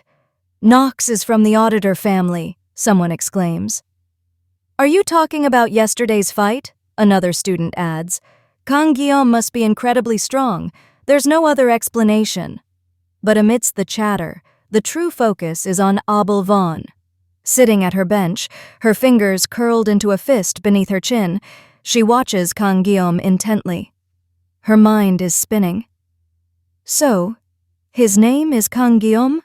She muses, feeling a strange weight settle in her chest. Everywhere I go, everyone is talking about him. It's impossible to escape it. What she had witnessed was shocking. She still couldn't believe it. Kang Guillaume had sliced off Nox's entire arm with just 2 kitchen knives. The thought sends shivers down her spine. I prided myself on my knowledge of swords, she thinks, bitterness rising in her throat. After all, I'm the granddaughter of a swordsmith. But to think someone could be that strong with mere kitchen blades, I was naive. Her thoughts are interrupted by a sudden realization. Wait a minute, could he be the top student? Frustration bubbles up within her, and with a sharp exhale, she slams her hands down on the desk in front of her, her face flushing with a mix of embarrassment and anger. It's so frustrating that he's stronger than me. At that moment, Rachel, who had been sitting nearby and watching her friend closely, arches a brow and asks with amusement, What's going on, Abel Vaughn? Abel Vaughn quickly composes herself, her face softening. Oh, sorry, Rachel, it's nothing. But Rachel isn't fooled. She smirks, eyes gleaming with curiosity. Are you sure nothing's bothering you? She teases, nudging Abel Vaughn playfully. It's been a while since I've worked out, so I'm feeling a bit sluggish, Abel Vaughn replies, attempting to brush off her own frustration. Rachel narrows her eyes suspiciously, leaning in closer. What's going on with your face? You're acting weird. Are you hiding something from me? She laughs, her voice laced with playful mischief. In a more secretive tone, Abel Vaughn responds, What do you mean? Why would I hide anything from you? Rachel, ever relentless, presses on. Come on, spill it. I know something's on your mind. Abel Vaughn forces a laugh, but it comes out weak. She tries to laugh it off again, but Rachel isn't buying it. You must be hungry, she suggests with a sly grin. Let's get something to eat. What do you feel like having? With a tired sigh, Abel Vaughn responds, No, I'm not hungry. But Rachel isn't done yet. Have you not left your weapon behind? She continues, her teasing smile widening. No, not at all, Abel Vaughn insists, her patience wearing thin. Rachel, still persistent, jokes, So do you need to go to the washroom or something? Finally, Abel Vaughn snaps. Stop messing with me. I said there's nothing. But Rachel, grinning like a cat who's caught the mouse, leans in even closer. I've got it figured out. You're hiding something. I can feel it. Flustered, Abel Vaughn feels her resolve crumbling, unsure of how to respond. Rachel leans in with a mischievous look. I thought Abel Vaughn wasn't the type of girl to fall in love. Guess I was wrong. Tell me, who's the lucky guy? Abel Vaughn, her cheeks turning red, stammers, What? No, it's nothing like that. Rachel laughs wickedly. Come on, tell me. I'm dying to know. Who's the one that has captured Abel Vaughn's heart? As Abel Vaughn remains quiet, clearly uncomfortable, Rachel narrows her eyes playfully. All right, I'll guess. Is it Leon? He's quite handsome after all. Abel Vaughn quickly shakes her head. No, it's not him at all. Rachel, looking surprised, tilts her head. Well, that's weird. If it's not Leon, then who could it be? Wait. Her eyes light up. Could it be that special student from the fight? Abel Vaughn's eyes widen in shock. Rachel, grinning from ear to ear, practically jumps in excitement. Bingo! I knew it! She laughs, clearly pleased with herself. I'm really good at this. It was fun catching you like that. Before Abel Vaughn can protest, Rachel grabs her hand and pulls her up. Come on, let's go. Abel Vaughn tries to resist. What are you doing? Where are you taking me? With a teasing smile, Rachel replies, Let's go to the tiger class. The two girls burst into the tiger class, drawing attention from everyone present. Rachel makes her presence known immediately, her voice ringing out, We're looking for the black-haired boy. The students snap their heads toward her, jaws practically on the floor. Whispers ripple through the room. One guy leans over to his buddy and mutters, Wow, it's Rachel from the hero class. Another girl nudges her friend. Is that really Abel Vaughn with her? What's going on? A guy further back practically chokes on his drink. Holy crap! Abel Vaughn too? Unfazed, Rachel marches right into the center of the class, hands on her hips like she owns the place. All right, people, we're on a mission here. Where's the black-haired boy? You know who I mean? One student speaks up, waving a hand dismissively. Excuse me, I don't care how high your status is, but standing on someone's desk? That's a bit much, don't you think? Rachel, ever the queen of sass, shoots him a playful smirk. What, you don't think I look good up here? Look again. She strikes a pose as if she's on a runway.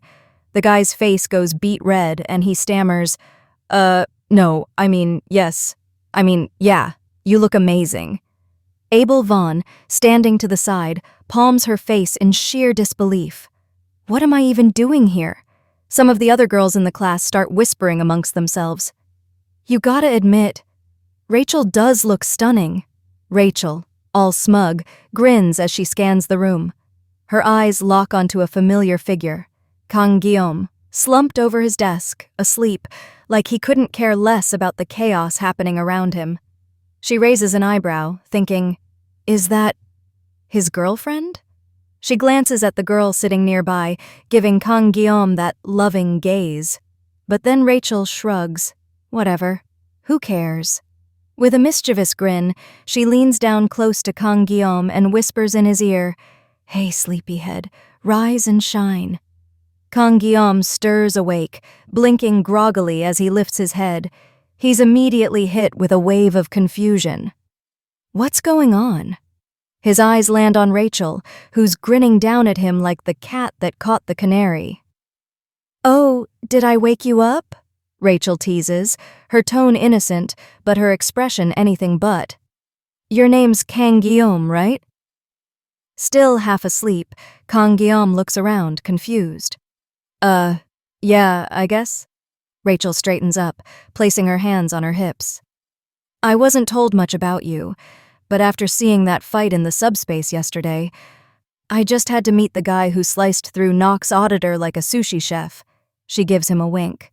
Kang Guillaume, now fully awake, is still processing. Wait, Rachel's here? His intuition is on high alert. Something feels off about this.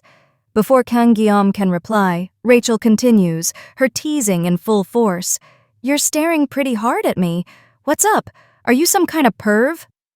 Kang Guillaume's brain screeches to a halt. What the hell is this? His instincts scream at him, dangerous, super dangerous. Suddenly, Chloe steps in like a whirlwind, grabbing Rachel's hand in a flash. Her eyes burn with pure, unfiltered rage. "Who the hell are you, and what do you think you're doing?" The tension in the room skyrockets as Chloe's killing intent floods the space, the temperature seeming to drop by several degrees. It's clear from her expression that, if provoked, she might just rip Rachel apart right here and now. Rachel, still grinning, remains unfazed, but the class is dead silent, frozen in the tension. Both Abel Vaughn and Kang Guillaume are staring, eyes wide, wondering what's going to happen next.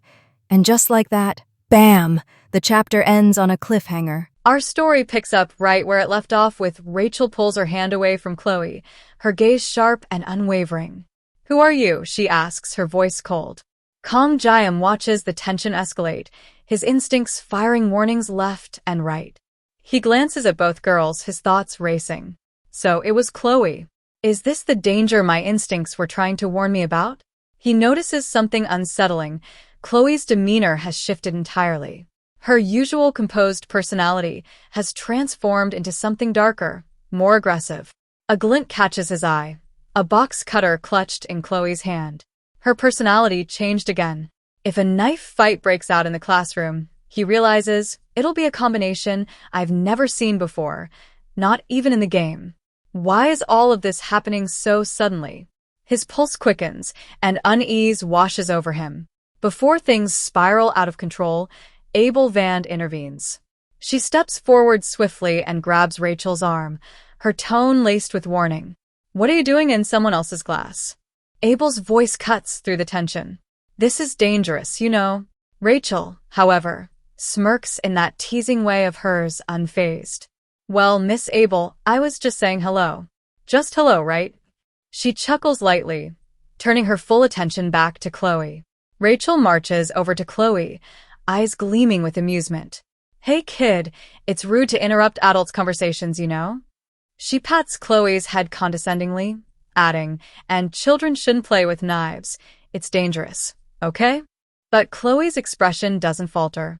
Her face remains locked in that eerie, murderous mode. Her eyes burn with an almost inhuman rage, glowing red, while her grip tightens on the box cutter. The entire classroom seems to hold its breath. Rachel turns away from Chloe, as if dismissing her threat entirely, and faces Kang Jiam. "Now, where were we?" she says smoothly. "Let's continue our conversation from earlier." And then it happens.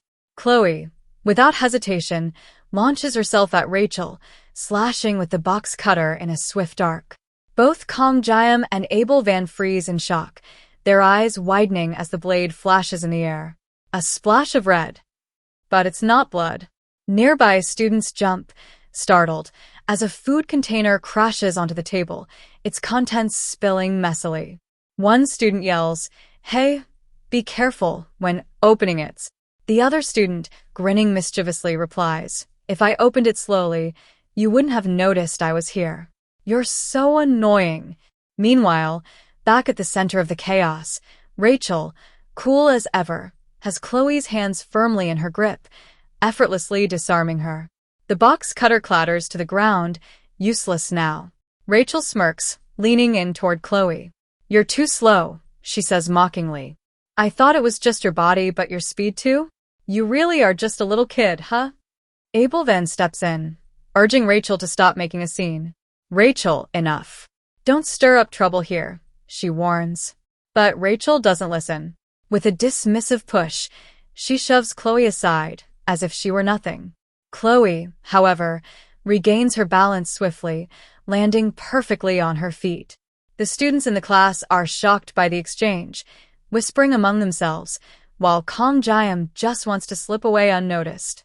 Rachel, a high-class student and the niece of the Spear Saint, lives by her clan's motto, Skills are useless in the face of overwhelming strength. She turns to Kong Jiam, her teasing grin reappearing. Is Chloe your girlfriend? She asks, her voice laced with mockery. Kong Jiam, caught off guard, quickly replies, no, but he can feel Chloe's intense gaze on him, burning into the back of his head. Despite the awkward tension in the air, Kong Jiam clarifies, she's just a friend. Inside, Kong Jiam is reeling. What kind of situation have I gotten myself into? As he glances around the room, he realizes Abel Van is standing nearby, something he hadn't noticed in the chaos. When did she get here? Still trying to piece everything together, Kong Jiam asks, why did you and Abel Van come looking for me? Rachel smirks playfully. Well, it seems like Abel Van here is interested in seeing your face, she says with a wink. Flustered, Abel Van quickly denies it, her face turning red. When did I ever say that? She exclaims, glaring at Rachel. Rachel just shrugs, her grin widening. Isn't that why you came here? Abel Van, now clearly embarrassed, retorts, you practically dragged me here. This was your idea. Rachel shrugs again, nonchalant. I just thought you wanted to see Kong Jiam. That's why you followed me. That's not true. Abel Van protests, her voice filled with frustration. The students in the class are now murmuring amongst themselves, curious about the heated exchange between Abel Van and Rachel. They whisper, wondering what's really going on. Abel Van, still embarrassed and now growing shy, says, I think there's been a misunderstanding. I didn't come here to see Kong Jiam. Hearing this, Kong Jiam sighs internally. Abel Van should just leave, he thinks. Breaking the awkward silence, Kong Jiam states bluntly, if you don't have anything else to do, you both should go. Both Rachel and Abel Van are taken aback by his straightforwardness. Rachel steps closer to Kong Jiam, her eyes gleaming with amusement. You're really an interesting guy, you know that? I like guys like you, she says with a teasing smile. Kong Jiam, unfazed, responds, that's a relief to hear, but I'm far from interesting. Rachel, still playful, leans in a little. Don't be like that. How about we meet up after class and spend some time together? Chloe, who had been silent up until now, suddenly erupts in anger. Get away from my Kong Jiam right now, she shouts, her voice trembling with rage. Rachel, taken aback for a split second, bursts out laughing, unable to contain her amusement. Are you listening to this? She says, turning to Abel Van. She said, my Kong Jiam. That's hilarious. Rachel continues to laugh, mocking Chloe's possessiveness, while Kong Jiam just stands there, caught in the middle of the tension. While Abel Van, equally frustrated, begins to emit a powerful aura, her anger rising. Sensing the tension in the air, Rachel smirks and turns to Kong Jiam one last time. It was fun meeting you. I'll see you later. Kong Jiam, desperate to end the madness, says firmly, don't come back. Rachel waves him off with a grin. Don't be so cold, she says, before walking away. As they leave, Rachel lovingly calls out, goodbye, Kong Jiam, which only fuels Chloe's frustration even more. Kong Jiam, on the other hand, wishes he could erase Rachel from his life altogether. As Rachel exits the classroom, Abel Van hesitates for a moment, glancing back at Kong Jiam before leaving as well. The scene shifts to the corridor outside, where Rachel reflects to herself, it's one thing to have a cold attitude, but seeing Kong Jiam face to face, there was something there, his gaze had been unsettling, and Rachel realizes he far exceeded her expectations. Kong Jiam is definitely a step above all the students I've seen since the school started. Initially, she had come to the Tiger class just to tease, but now, something deeper had taken root. My clan pulls no stops when it comes to recognizing only the most outstanding warriors, she thinks. In that sense, Kong Jiam might be a valuable resource. With a cheerful smile, she concludes, it's only natural that he's caught the eye of the invincible Empress. Rachel turns to Abel Van and says, I'm sorry. Confused, Abel Van responds, you should apologize to the Tiger class students for causing that ruckus, not me. Rachel shakes her head. It's not about that. It's about Kong Jiam. And for the record, I'm not going to yield. Abel Van is shocked by her words. Is Rachel more serious about Kong Jiam than I thought? She wonders, her mind racing. The scene then shifts to Nox, who is recovering in the hospital, his body still weak, but his mind consumed with anger. Rage courses through him as he contemplates revenge. I've lived my entire life without tasting defeat, Nox thinks bitterly. I am the genius of the Auditor family. Seething, he plots his revenge. I'll take care of Kong Jiam at night, he decides, his resolve hardening. The thought of Kong Jiam fuels his hatred, and he rushes to his room, intent on mobilizing the full force of the Auditor family. With their authority and his mastery of nightfall techniques, he's certain Kong Jiam will be no match. Once Kong Jiam is gone, Nox thinks, Chloe will return to the family. She has potential, maybe even more than I do. Now is the time to strike. The House of Auditor will reign supreme. However, when Nox opens the door to his room, he freezes in shock. There, casually sitting on a chair and eating an apple, is none other than Kong Jiam. Kong Jiam looks up at Nox with a smirk.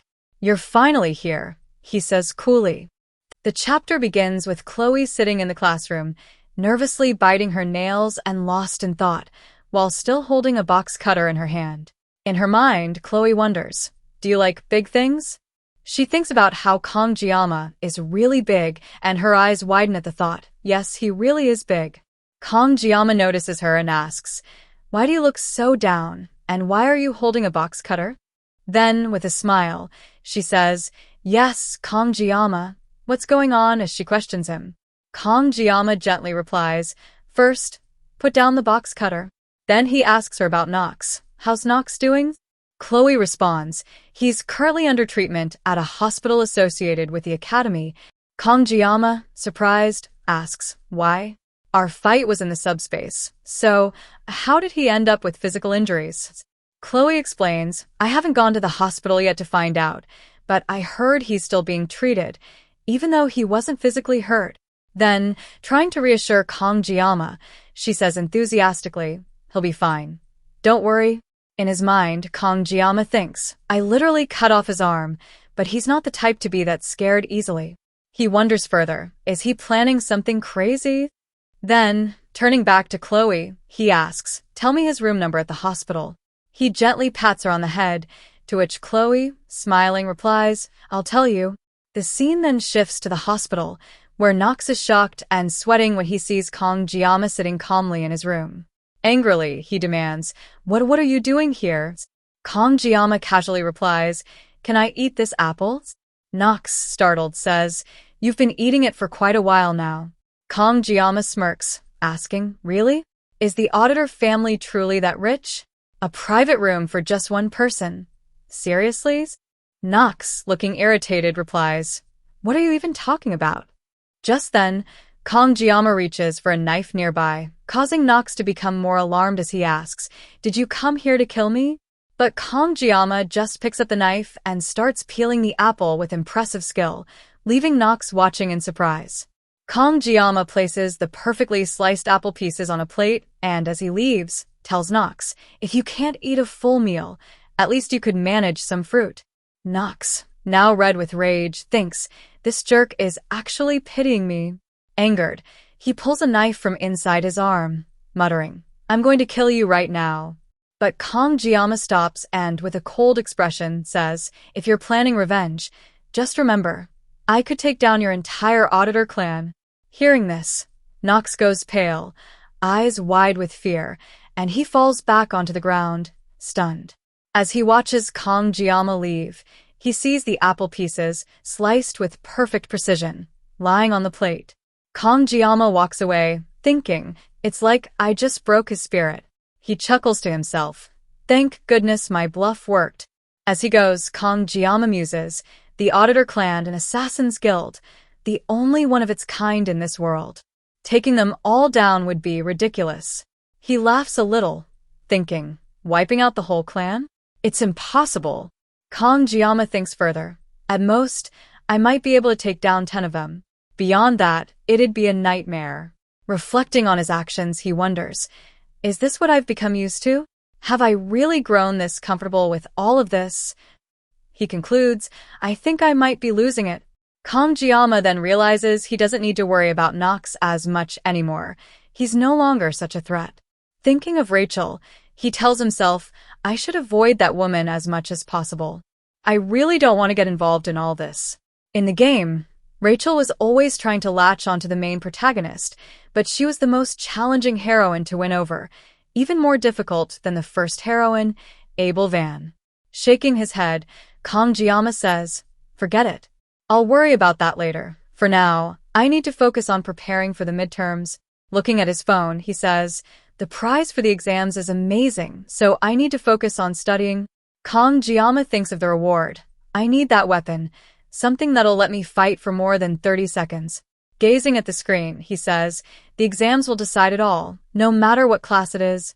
He realizes he needs a team of 5 to take on the magical beast in the exams. Each person's skill is important, he thinks, but teamwork and coordination during battle are even more critical. Team battles can be exhausting, but if I have the right allies, it'll be manageable. Imagining the battles, he thinks, we could end up chasing down something as bizarre as a D-class fishman merman. Those are so ugly in the game. Seeing one in real life is even worse.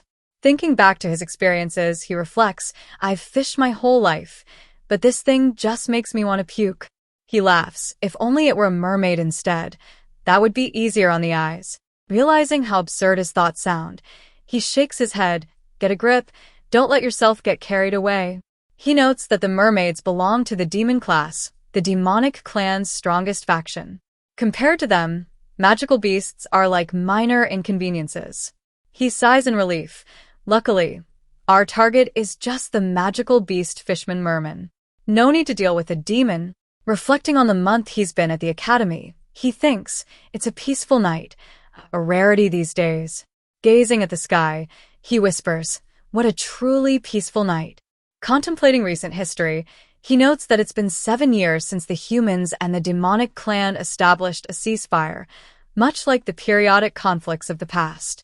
Recalling a story about a demon named Balmon, who broke the ceasefire to revive the first commander, he thinks of the fierce battle fought long ago, where humans sent their 7 strongest heroes to win a bloody victory at a heavy cost, losing 3 of their best warriors. It's fortunate that the battle didn't continue on both sides. Now things are peaceful again, he thinks. But if humanity truly won, was it worth the loss of 3 heroes just to defeat 1 commander? Since then, the peace is held, and Kamjiyama appreciates its preciousness. Reflecting on how Valor Joaquin single-handedly defeated and sealed the first commander, he wonders, is he even human? Looking at the calendar on his phone, he realizes a great battle against the entire demon race is looming, with the Demon King himself, the most powerful of all. He sighs, just 3 years left. Deciding to put his mind back on track, he says, thinking about it won't change anything. I should focus on the upcoming midterm exams. He thinks to himself, this is such a headache. First of all, I need to find members for my group. Until now, he had lived a peaceful, simple life with barely any friends. But then, an idea strikes him. Aren't I now one of the most well-known students in this academy? Maybe I could use this reputation to put together a decent group, he muses. Forget it, he thinks. In these next 3 years, peace will be difficult to find anyway.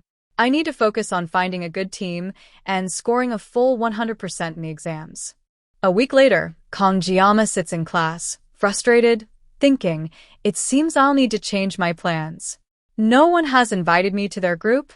After everything I showed them in the subspace duel, he sighs, clutching his forehead. Did I go overboard? Does everyone fear me that much? Looking over, he sees Chloe sitting alone as well and remarks, it seems you've been left on your own since that day too. Approaching her, he asks, hasn't anyone invited you to join their group? Chloe replies, no, not yet. Kamjiyama asks, are you okay? Don't you have enough friends? She smiles softly, saying, it's fine as long as you're with me. Kamjiyama grins, let's form our own group. We still need 3 more people, though. Chloe, excited, replies, that's a great idea. Thinking to himself, he realizes, Chloe is a reliable partner, someone I can trust. His focus remains clear. Our goal will be to capture the Fishman Merman within half an hour. My 30-second blessing feels like having 1,000 soldiers. Chloe enthusiastically adds, I can't wait. Kong Jiama notices her excitement, smiling. Chloe, you seem really happy. Just then, he's startled by someone calling his name. He turns to see Rachel running towards him, exclaiming, I came here just to see you. With a firm expression, he replies, What are you doing here? Rachel smirks. Huh? I just wanted to spend some time with you. Kong Jiama glances at Chloe, whose eyes have once again taken on a fierce, demonic look, and he senses that something bad is about to happen. Quickly standing up, he tells Rachel, I haven't been around for a while, and I don't have time for this. Rachel, unfazed, replies, Don't be so hard-hearted, Kong Jiama. He warns, Don't call me that. Covering her ears playfully, Rachel replies, Say whatever you want. I can't hear you, nor do I want to. With that, she dramatically flops onto his desk and then asks, Have you found a group yet? Kong Jiama, thinking to himself, wonders, Has she ever actually listened to me? He replies, Not yet. Rachel grins, Perfect. Why don't you join our groups? Kong Jiama found himself at a loss. Rachel, with that ever-present, mischievous smile, leaned close, brushing her fingers gently against his face. Let's go together, she murmured. Join our team? He shifted back slightly, removing her hand, feeling a strange mix of uncertainty and discomfort. Why me? He asked, frowning slightly. I mean, there are plenty of others who'd love to team up with you. Rachel's grin widened, as if he'd said something amusing. They're not as fun as you, she replied, her voice light but her gaze unyielding. For some reason, I just know that interesting things will happen if I stick with you. Kong Jiama looked at her, still baffled, unable to shake the feeling that there was more to her words than she let on. I've already decided to team up with Chloe, he said, though even as he spoke, he could feel the weight of the decision settling over him. Glancing at Chloe, he noticed her eyes widen in surprise. Perhaps she hadn't expected him to stand his ground so quickly. That's totally fine, Rachel shrugged, an air of nonchalance masking her intent. Coincidentally, we're two people short. She kept her gaze fixed on him, a slight challenge in her eyes, and Kong Jiama realized this was no ordinary request. If things keep going like this, he thought, it's not just the prize on the line. It's my reputation, too. Hate the sin, not the sinner. But Rachel's gaze was unyielding, and Chloe, too, seemed to wait for his response, her expression both curious and hopeful. Taking a breath, Kong Jiama finally nodded. Then, I'll leave my pride to you, he said, the weight of his words leaving a faint sense of resignation. Rachel, clearly pleased, pulled out her phone. Okay. But no changing your mind, okay? Her energy was infectious, and for a moment, he almost forgot his reluctance. Almost. Then, a question hit him. By the way, who's the team leader? Rachel's response was nonchalant but laced with undeniable enthusiasm. It's Leon. You know him, right? He's quite popular. Kong Jiama's expression immediately darkened. He clenched his fists, striking one against the bench, frustration bubbling to the surface. Did I commit some great sin in a past life or something? He thought angrily. I've spent nearly 30 years working as a butcher, and here I am, somehow tangled up with these heroines. His mind replayed images of Abel Vand and Rachel. His thoughts drifted to his current situation, his recent rise in popularity, and the confusing twists that came with it. I guess they're easy on the eyes, he mused, and that's putting it lightly. But the thought of Leon von Reinhardt brought a completely different reaction. His light seemed to shine far too brightly, leaving Kong Jiama feeling almost blinded. When it comes to him, he thought, his frustration turning into something deeper. It's like I'm looking at a flame that's too bright, too blinding. Kong Jiama found himself spiraling in a whirlwind of frustration and confusion. I have no idea how this story will play out from here, he thought, clenching his fists tightly. All the consequences are going to fall on me. I even tried to switch teams, but before I knew it, that damned Rachel had tricked me. She already added me to her team and submitted the form. The realization only deepened his anger as he gritted his teeth, fists tightening even more. This is the first time in my life I've ever wanted to cut a woman. His mind raced as he fumed, eyes fixed on the ground until a familiar voice pulled him from his thoughts. Chloe had come up quietly behind him and now looked at him, with a gentle concern. Are you okay, Kongjiyama? He didn't respond immediately, still caught between anger and confusion. Observing his clenched jaw and distant stare, Chloe pressed. Ever since Rachel left, you've been wearing that same expression. Kongjiyama finally let out a sigh, replying, being on a team with a student from the same class just feels so burdensome. Chloe gave him a reassuring smile, her voice confident. There's no one in the same class as strong as you, Kongjiyama. I can guarantee it. He couldn't help but feel a bit of the tension ease at her words. Thanks, Chloe. Really, that means a lot. Inwardly, Kongjiyama tried to shake off the negativity. Yeah. I already agreed to join Chloe's team, so it'd be rude to back out now. Come to think of it, this lineup is practically divine level. Honestly, this might work out in our favor, he mused, forcing himself to focus on the positives. Let's just think positively. Turning to Chloe, he asked, so, what time is our team meeting this afternoon? The blonde girl said the meeting's at 6 at the cafe in the main building. Chloe answered cheerfully. So now she's calling Rachel the blonde, huh? Kongjiyama thought with a wry smile. Nodding, he looked back at Chloe. Well, it's about time. Shall we head out now? Chloe nodded, her expression bright. Yeah. Let's go. The scene transitions smoothly to Starbucks Cafe, where Rachel takes a refreshing sip of her avocado smoothie. So good, she exclaims, savoring the taste. Meanwhile, Kongjiyama stares at his own drink, his mind swirling with incredulity. 5,001 for that green liquid? He thinks, still baffled. The price of food these days, seriously. Tentatively, he takes a sip of his coffee, but his face twists instantly in reaction as though he's swallowed something truly vile. Noticing Chloe looking his way, he quickly composes himself and forces a smile. Starbucks drinks are pretty tasty, he says, trying to maintain his dignity as an adult. Chloe, smiling back, agrees. Yeah, you're absolutely right. Kongjiyama grumbles internally. Espresso's the only drink in the 10,001 range, so I bought it. But it's so bitter. Glancing at Chloe, he thinks, the vendors outside don't even take faculty cards. I won't be coming here often, that's for sure. Just as he settles in with his less-than-ideal coffee, his phone buzzes with a message. He looks down to see it's from Rachel. Kongjiyama, where are you? I don't see you. Kong replies, it's been 5 minutes, can you hurry up? Rachel messages back, oh, sorry Nana, I was gathering the kids first. Sighing, Kong texts her back, we're in Starbucks Cafe. Rachel's reply is immediate, there it is. Okay.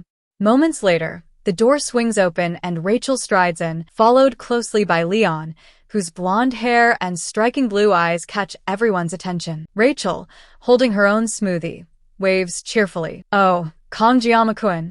And the little one, she says, flashing a smile. Sorry we're late. Have you been waiting long? Kong glances over at Leon, and I can't help but note his striking features. He looks like he walked straight out of a hero's story, he thinks.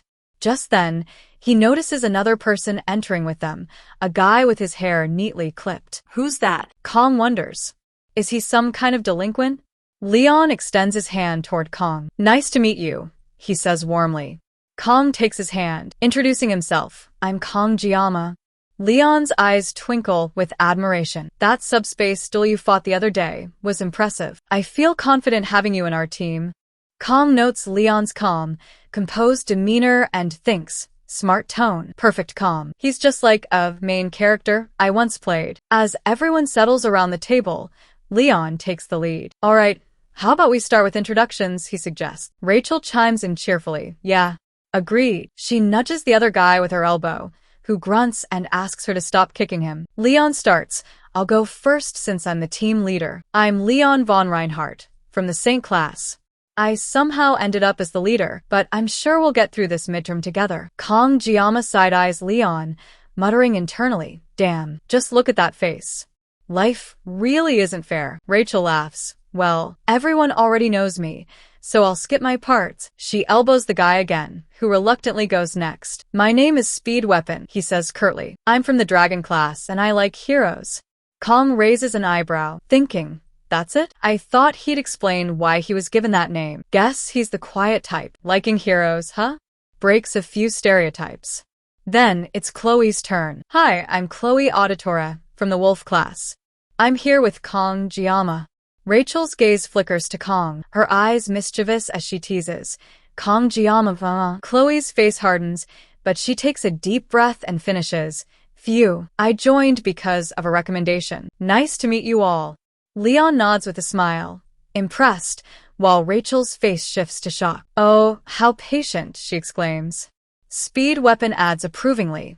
That's how it should be. Finally, it's Kang's turn. Clearing his throat, he says, I'm Kong Jiama, same as Chloe. I'm also from the wolf class. Leon claps his hands together and says, all right then, let's begin. He reaches into his bag and Kong Jiama watches as he pulls out a laptop, thinking to himself, this feels so awkward. Leon opens his laptop and projects a hologram map onto the table. Everyone leans in, watching intently. Earlier today, during lunch, our class instructor handed out some documents to the team leaders. Leon begins.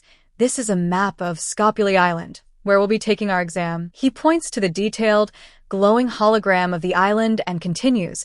On the day of the exam, we'll be sent to the island through a subspace gate. But keep in mind, only the gate is in subspace. The island itself exists in the real world. So, any injuries we get there will be real.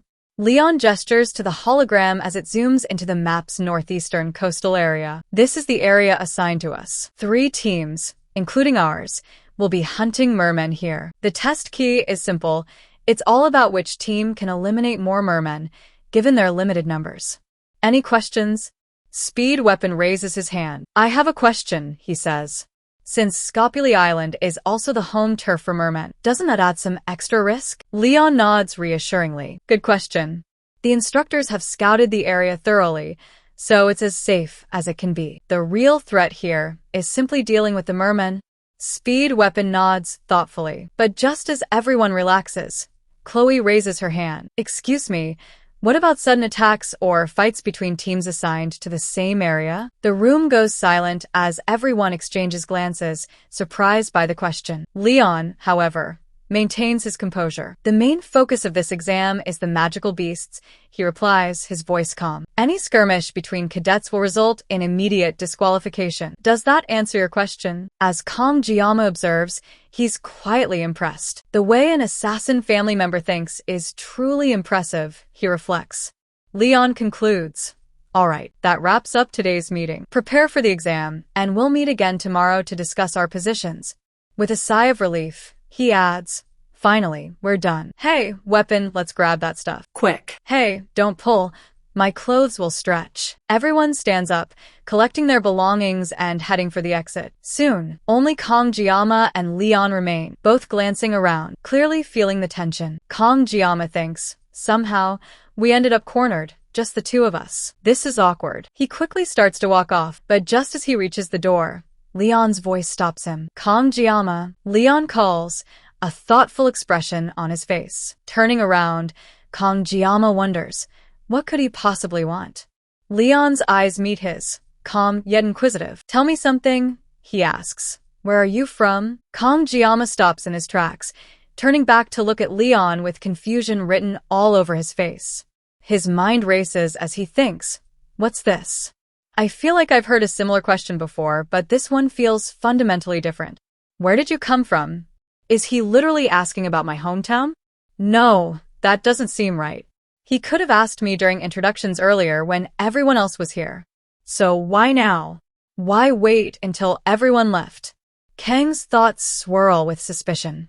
Leon must have a reason for asking this after we're alone, but what could it be? Perhaps. Leon breaks the silence, his voice calm yet deliberate. Sorry for popping that weird question out of nowhere, he says, his tone sincere. I just couldn't help but think that you were similar to me, Jiama. Kang's eyes narrow as confusion deepens. Similar? He wonders. What does he mean by that? While it's true this world's official language is Korean because of the game, that doesn't mean other cultures don't exist here. But anyone can tell just by looking at me that I'm Korean. Leon seems to catch the tension in the air and quickly waves it off. Pretend like you didn't hear anything, he says with a faint smile before turning to leave. I'll get going now. But before Leon can take a step, Kong Jiama instinctively reaches out and grabs his shoulder. Just where did you come from? He blurts out, his voice carrying an edge of urgency. Damn it, Kong curses internally. I grabbed him without thinking. What the hell am I doing? But I can't just let this go. If I do, I won't be able to sleep tonight. Leon looks back at him, his face calm, his smile never faltering. Gently removing Kang's hand, he simply says, Germany, before walking away. Kang Jiama stands frozen, his thoughts spinning. What's up with that bastard? He thinks, watching Leon leave. His gaze drifts to his fingers, and unease seeps into his mind. Am I being paranoid? Then, an unsettling thought strikes him, making his heart race. What if he came from another world too? Could it be possible? There's no rule that says only one person can get dragged into this game setting. And honestly, possessing the main character seems a lot more plausible than possessing an extra like me. He clenches his fists, his mind grappling with the implications. While the blessing of the sword god was active during that fight, my senses felt strangely heightened. Could I use it now to figure out what Leon really is? Taking a deep breath, Kang Jiama slowly unsheathes his knife, his focus sharpening. Let's test it out, he thinks. His eyes narrow as he directs his heightened awareness toward Leon, who's now out of sight. Leon's existence in this world, is it real? The sensation hits him like a jolt. His eyes widen in shock as he clutches his head. I felt it again, he realizes. Just like before. When I activate the blessing of the sword god and focus, I can faintly hear a voice. But the strain is unbearable. Gripping his head, he groans inwardly. Thinking about it gives me a migraine that even bypasses the painless blessing. Regardless, the Leon I met today is most definitely the Leon I played as before. No actor in the world could replicate him so perfectly. He replays Leon's words in his mind. I just couldn't help but think you were similar to me, Jiama. The phrase gnaws at him.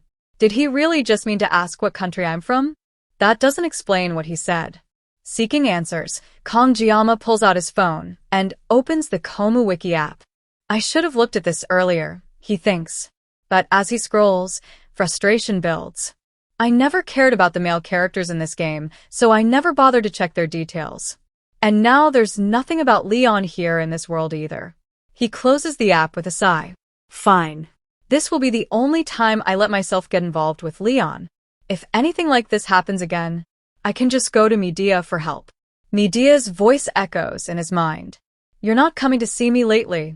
When are you going to run away with me? He shakes his head, trying to clear his thoughts. I should keep my thinking straightforward, without bullshit, he mutters to himself. Despite his efforts to stay grounded, a strange calm settles over him. A calm he doesn't fully understand. Is this also the influence of my blessings? He wonders, as the tension in his chest refuses to ease. Kang Jiama pulls out his phone and starts inspecting his blessing stats. His eyes scan the screen as he thinks, I'm making smooth progress. My mental fortitude and armament stats remain unchanged, but my physical fortitude has increased a little, likely thanks to the training I've been doing. A flicker of excitement crosses his face. I think my armament stat will only increase when I finally get Murasame. As for the assimilation rate, it's gone up a lot. Looks like I'll unlock something soon. He pauses, reflecting on his progress. Is it related to the fights I had with both the brother and sister? Or maybe it's just tied to everything I've done so far? It's so frustrating not knowing exactly how this works. And it's not like I can ask anyone for advice. Suddenly, a system window pops up in front of him, catching his attention. You have reached a certain number of blessing activations. Adjustments will be made. Blessing of painlessness duration increase, 30 seconds to 40 seconds. Cooldown time, 12 hours. Kang's eyes widen. Wow. 40 seconds? Seriously? My hard work is finally paying off. A grin spreads across his face as he chuckles to himself. What the hell? This feels amazing. He glances at his sashimi knife, holding it up thoughtfully. And time just flew by. Days pass as Kang Jiama pushes himself to his limits. His daily workouts become grueling but rewarding, each session honing his strength and focus. Chloe continues to train him in swordsmanship, her skill as a member of the Auditora family evident in every lesson. Amidst the rigorous training, Rachel's flirtatious antics persist, much to Chloe's annoyance. Kangjiyama often finds himself in the middle of their subtle, and sometimes not so subtle bickering. Rachel's teasing smirks and playful comments clash with Chloe's sharp glares and icy retorts. Despite the occasional chaos, Kang finds moments of peace in the camaraderie they share. The team dynamic slowly starts to take shape, and for once, Kangjiyama feels like he belongs. Kang begins to master techniques he once thought impossible. By now, his precision is so sharp he can even slice a droplet of water midair. Every strike feels more fluid, more purposeful. This is what real progress feels like, he thinks.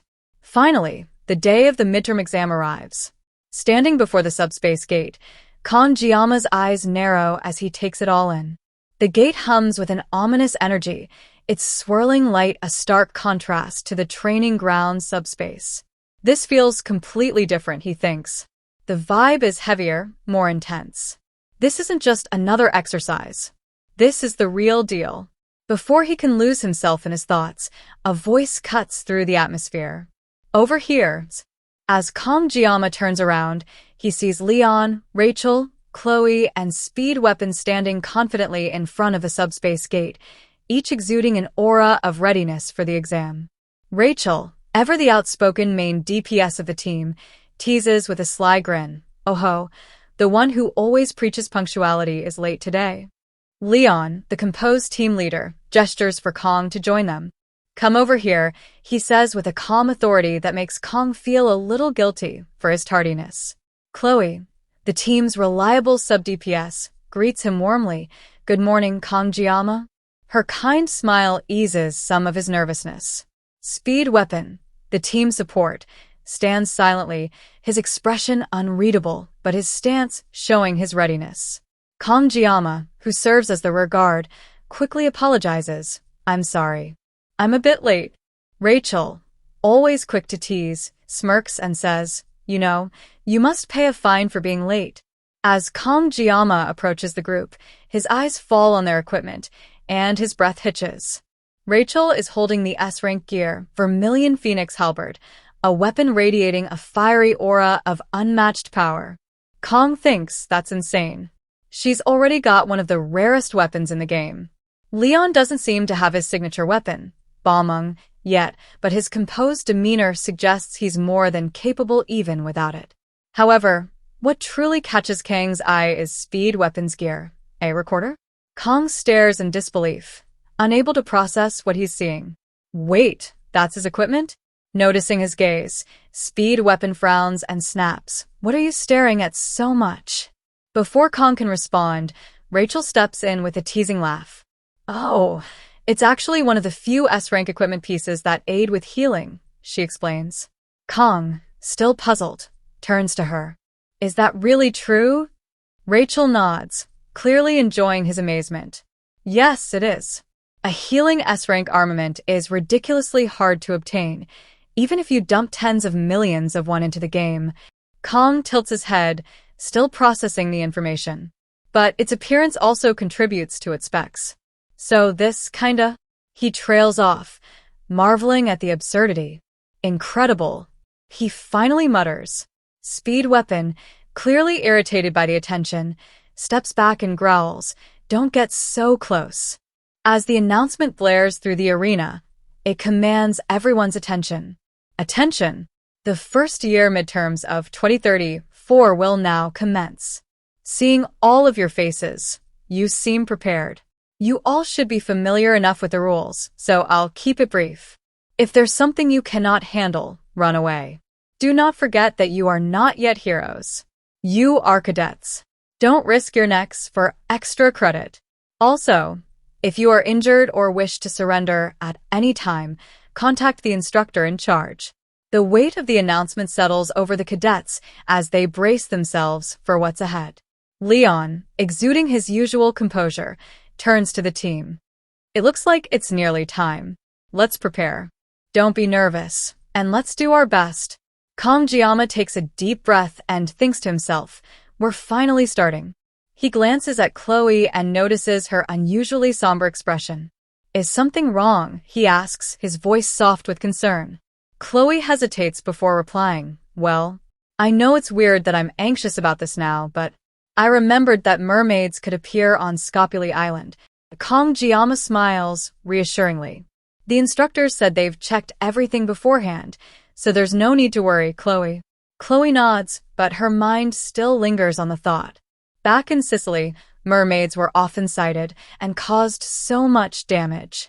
While we now have a truce with the demonic beings and they're rarely seen outside of dungeons, the fact that these rumors persist means the conditions where mermaids appear are still not fully understood.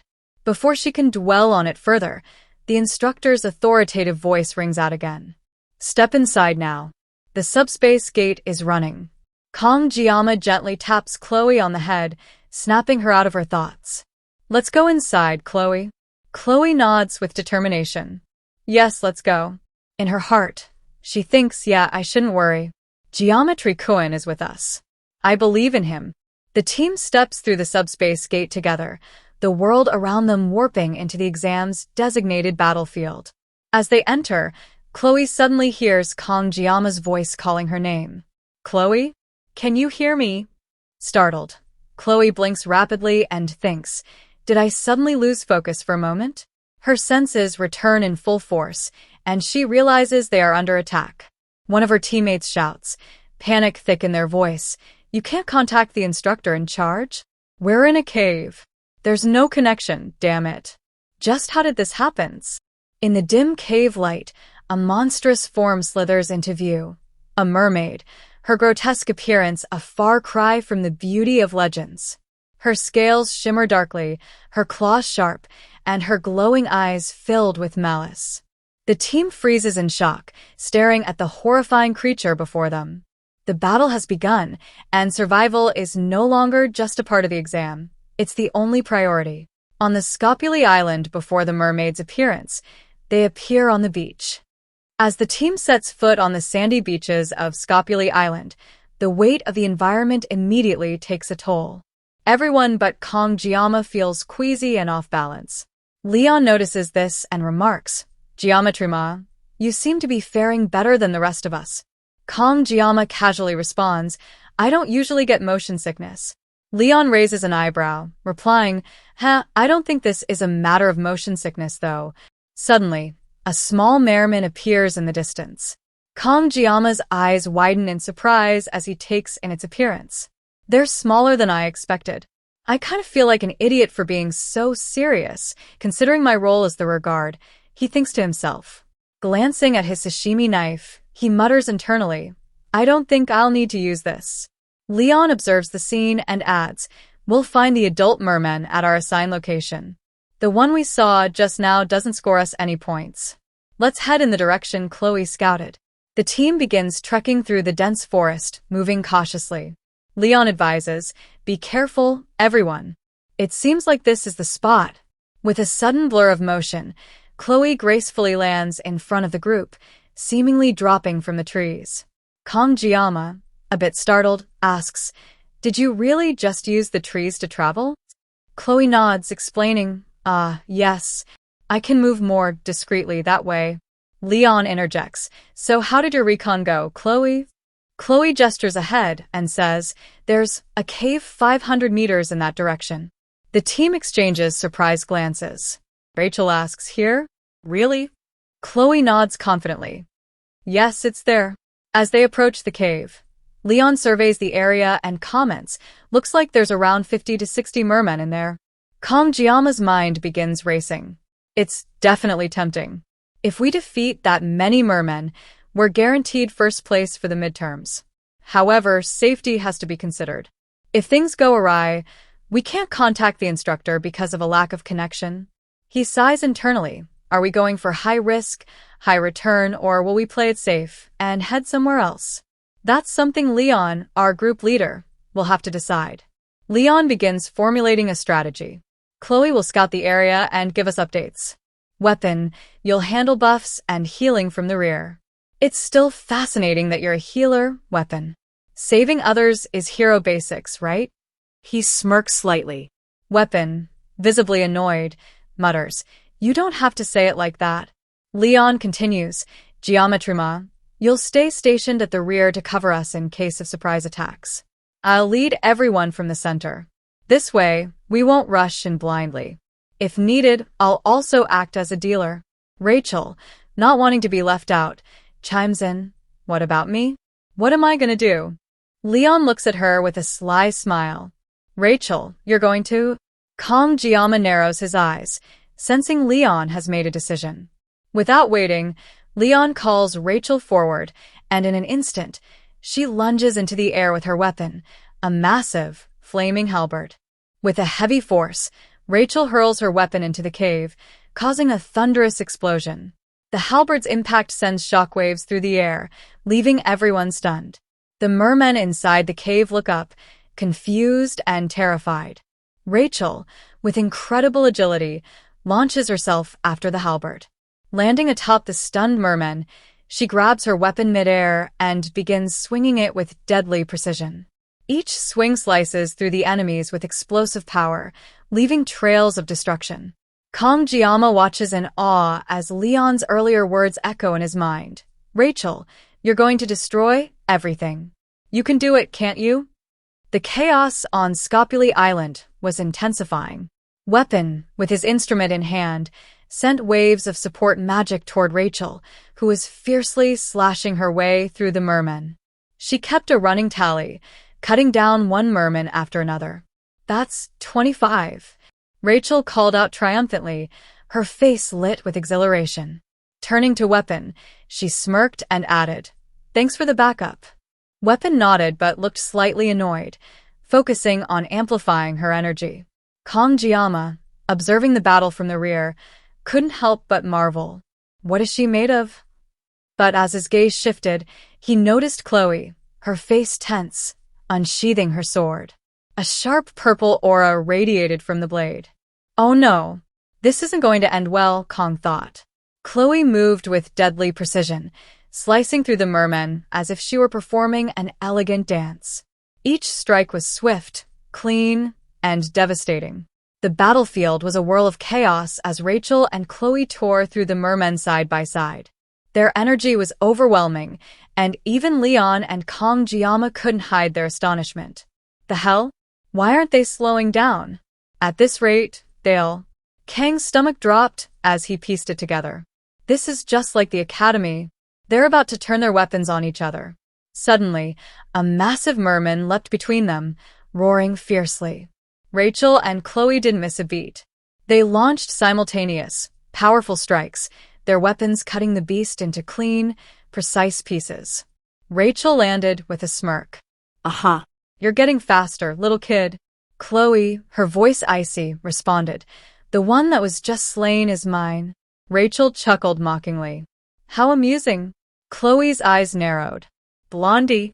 Watching this tense exchange, Kong Jiama sighed heavily, scratching his head. I'm glad the worst didn't happen this time. Leon dispatched a nearby merman and approached Kong Jiama. It looks like you were worried about those two. Kong Jiama shrugged. Well, in the end, I worried for nothing. Leon smiled faintly. All 60 mermen are now slain. We should trust the members of our team. No? Well then, it seems we're done here.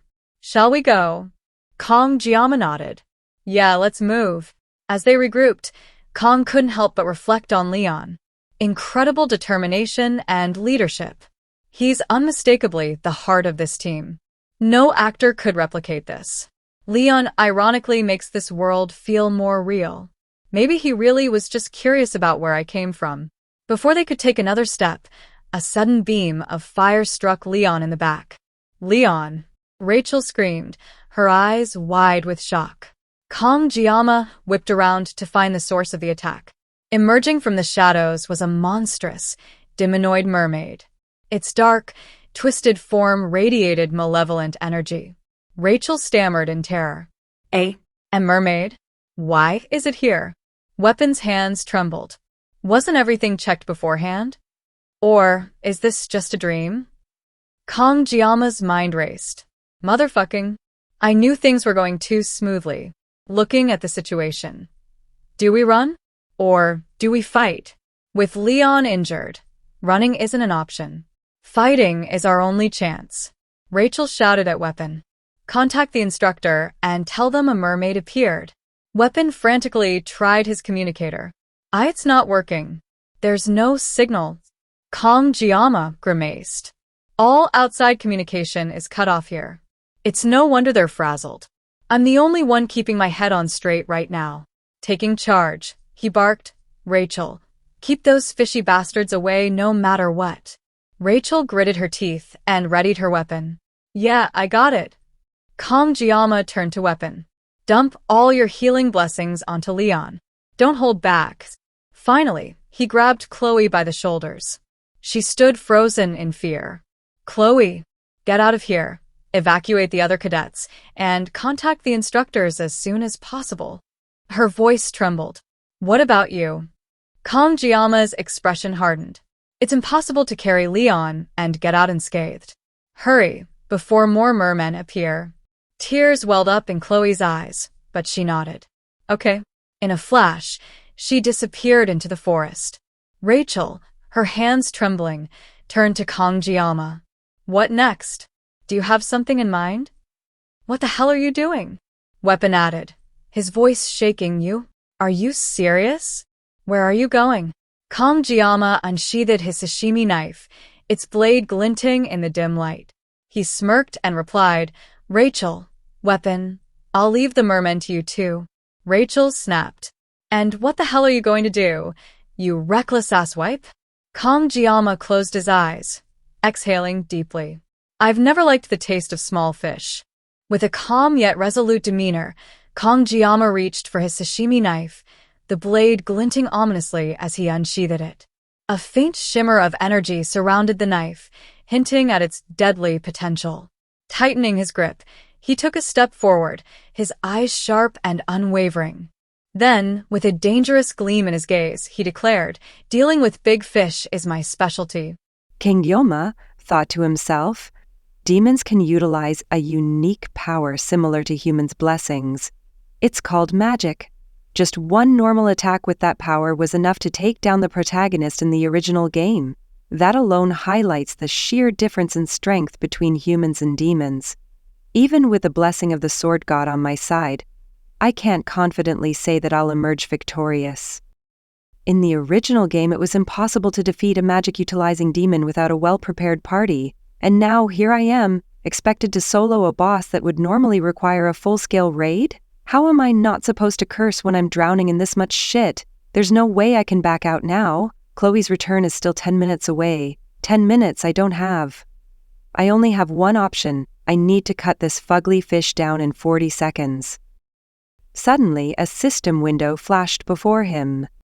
Your nerves have settled upon grabbing the knife. Mental fortitude increases. Your words and actions now carry heightened authority. Adjustments are applied to the blessing to match the user's level. The blessing of the sword god is now activated. Kangama smirked, gripping his sashimi knife tightly. His eyes locked onto the monstrous mermaid, and he thought, it's been a while since I've done some proper sashimi cutting. Another system window popped up. May the sword god's blessing be with you. Meanwhile, Rachel was still fighting the mermen, her spear slicing through them with relentless precision. When a merman lunged at her, she blocked the attack effortlessly, but more swarmed her, pushing her back. Rachel channeled energy into her spear, releasing a powerful strike that cut down all the mermen around her in an instant. Breathing heavily, she muttered, 25. That's 25 down. Speed Weapon, standing at a distance, watched with concern. He hesitated as he thought.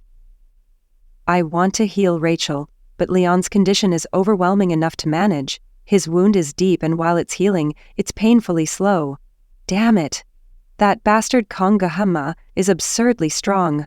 I saw it in the subspace duel. But this, facing a mermaid demon monster, is on an entirely different level. There's no way he isn't crazy. Just watching him makes my bones feel like they're splintering. It's too late to stop him now. Should I even try? The mermaid monster let out a guttural roar and launched a powerful attack at Kangama. Its claws shimmered with magic as it struck, but Kung dodged effortlessly and lunged toward the creature. His thoughts were focused. This mermaid isn't just any monster. She's a demonoid who specializes in long-distance attacks using water magic, but to me, she's just another fish with flesh and bones." The mermaid retaliated, firing a beam of water magic at Kang. He sidestepped it with precision and leapt into the air, aiming a slash at her. The knife connected, but the mermaid reacted swiftly, spinning around and redirecting her focus toward Speed Weapon, who was still focused on healing Leon.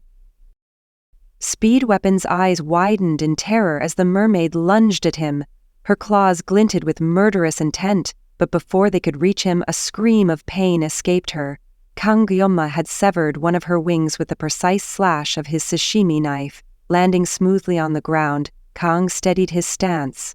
"That wasn't enough," he muttered, his grip tightening on the knife. Leaping back into the air, Kang aimed for another blow, but before his strike could connect, the mermaid dove into the water, disappearing from sight. Landing back on the ground, Kang cursed under his breath. Damn it, she really is a mermaid. Predicting her movements won't be easy. Did she deliberately target the injured? Regardless, I have to defeat her at any cost. Turning towards Speed Weapon, Kang noticed Leon's condition improving slightly. "Speed Weapon, are you okay?" he asked. With a trembling voice, Speed Weapon replied, Yeah, I'm fine." Kang Gahukman nodded. "All right then, I'm relying on you, hero." Speed Weapon froze at the word hero. Memories of their past conversation flashed in his mind. Justice and bravery, one who sacrifices themselves for others, the ability to turn despair into hope. Despite being in the world's best hero training school, I haven't seen anyone like that. Not in the dragon class anyway. Back then, Kang had been confused. If he finds someone like that, is he going to confess his admiration or something? Speed Weapon had continued. "That's why I joined this group with Rachel. I was sure I'd find the hero I was looking for in Leon." Kangima responded to Speed Weapon, "You're right." Speed Weapon chuckled lightly, tilting his head toward Kangima. "What's wrong? Ah, I see. Sorry to say, but you're far from being a hero in my eyes.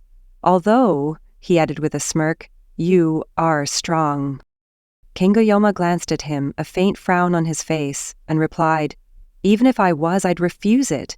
Is being a hero an object to you or something? Not that I'm giving it to you anyway."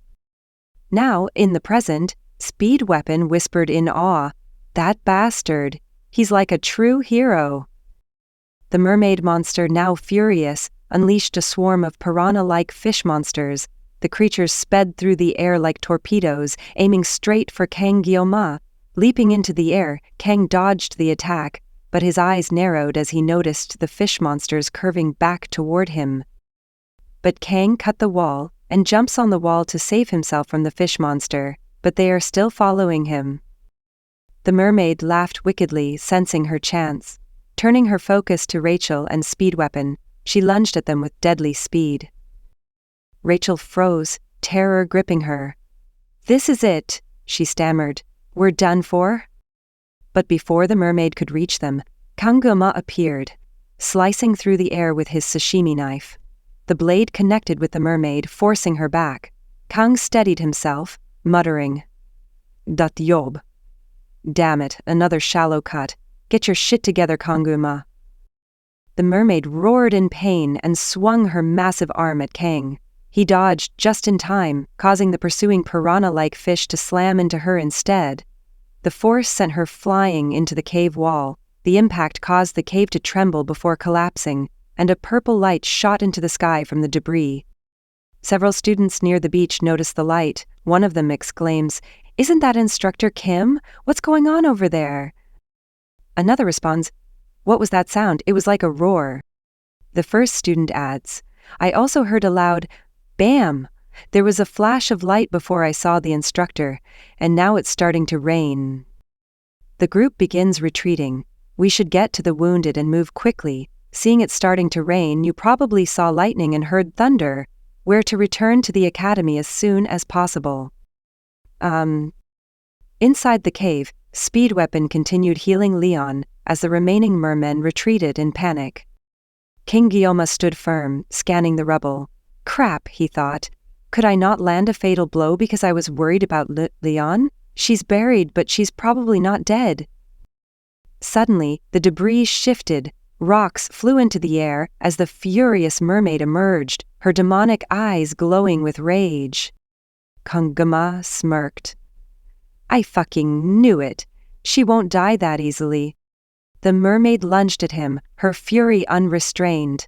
Kang shrugs off his upper coat, revealing the toned muscles of his arms as he steps forward with purpose. Since the fish are now more or less taken care of, I'll leave Weapon and Leon in your care, he calls out to Rachel.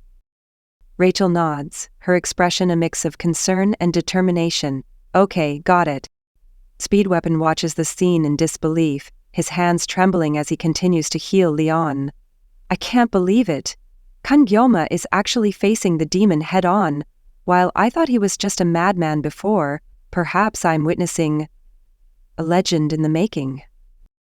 Kang rolls up his sleeves, a confident smile spreading across his face. I can finally focus, he declares. I have 10 seconds, it's now or never. I'm making up for lost time. The mermaid charges again, her movements frantic and filled with rage. Her claws swipe through the air, each strike aimed to maim. Kangyoma, calm and collected, stands his ground. He closes his eyes for a moment, focusing on the rhythm of the battle. When he opens them, his gaze is sharp and unyielding. As the mermaid lunges for him with her razor-sharp claws, Kangua meets her attack head-on. With a battle cry, he leaps into the air, his knife gleaming with the purple aura of the sword god's blessing. I will cut you down now, he yells, his voice echoing through the cave as he delivers a devastating strike. We see Chloe running out from the cave. The only thing on her mind is to go faster and faster. She mustn't stop.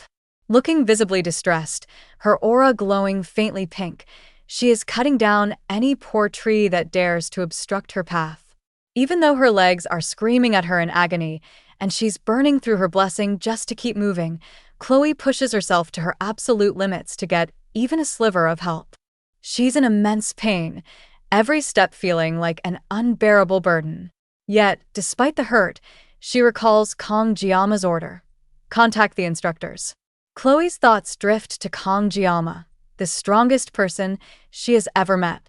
However, she knows he has always found fighting arduous and avoids drawing his blade unless absolutely necessary.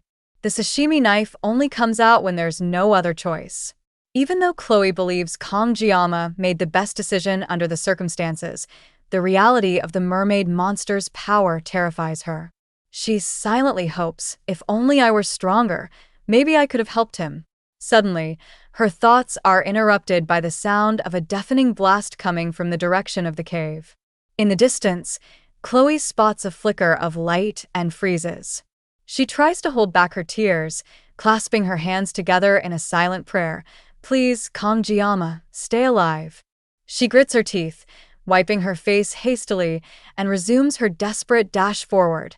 Running, jumping, sliding, anything to cover more ground.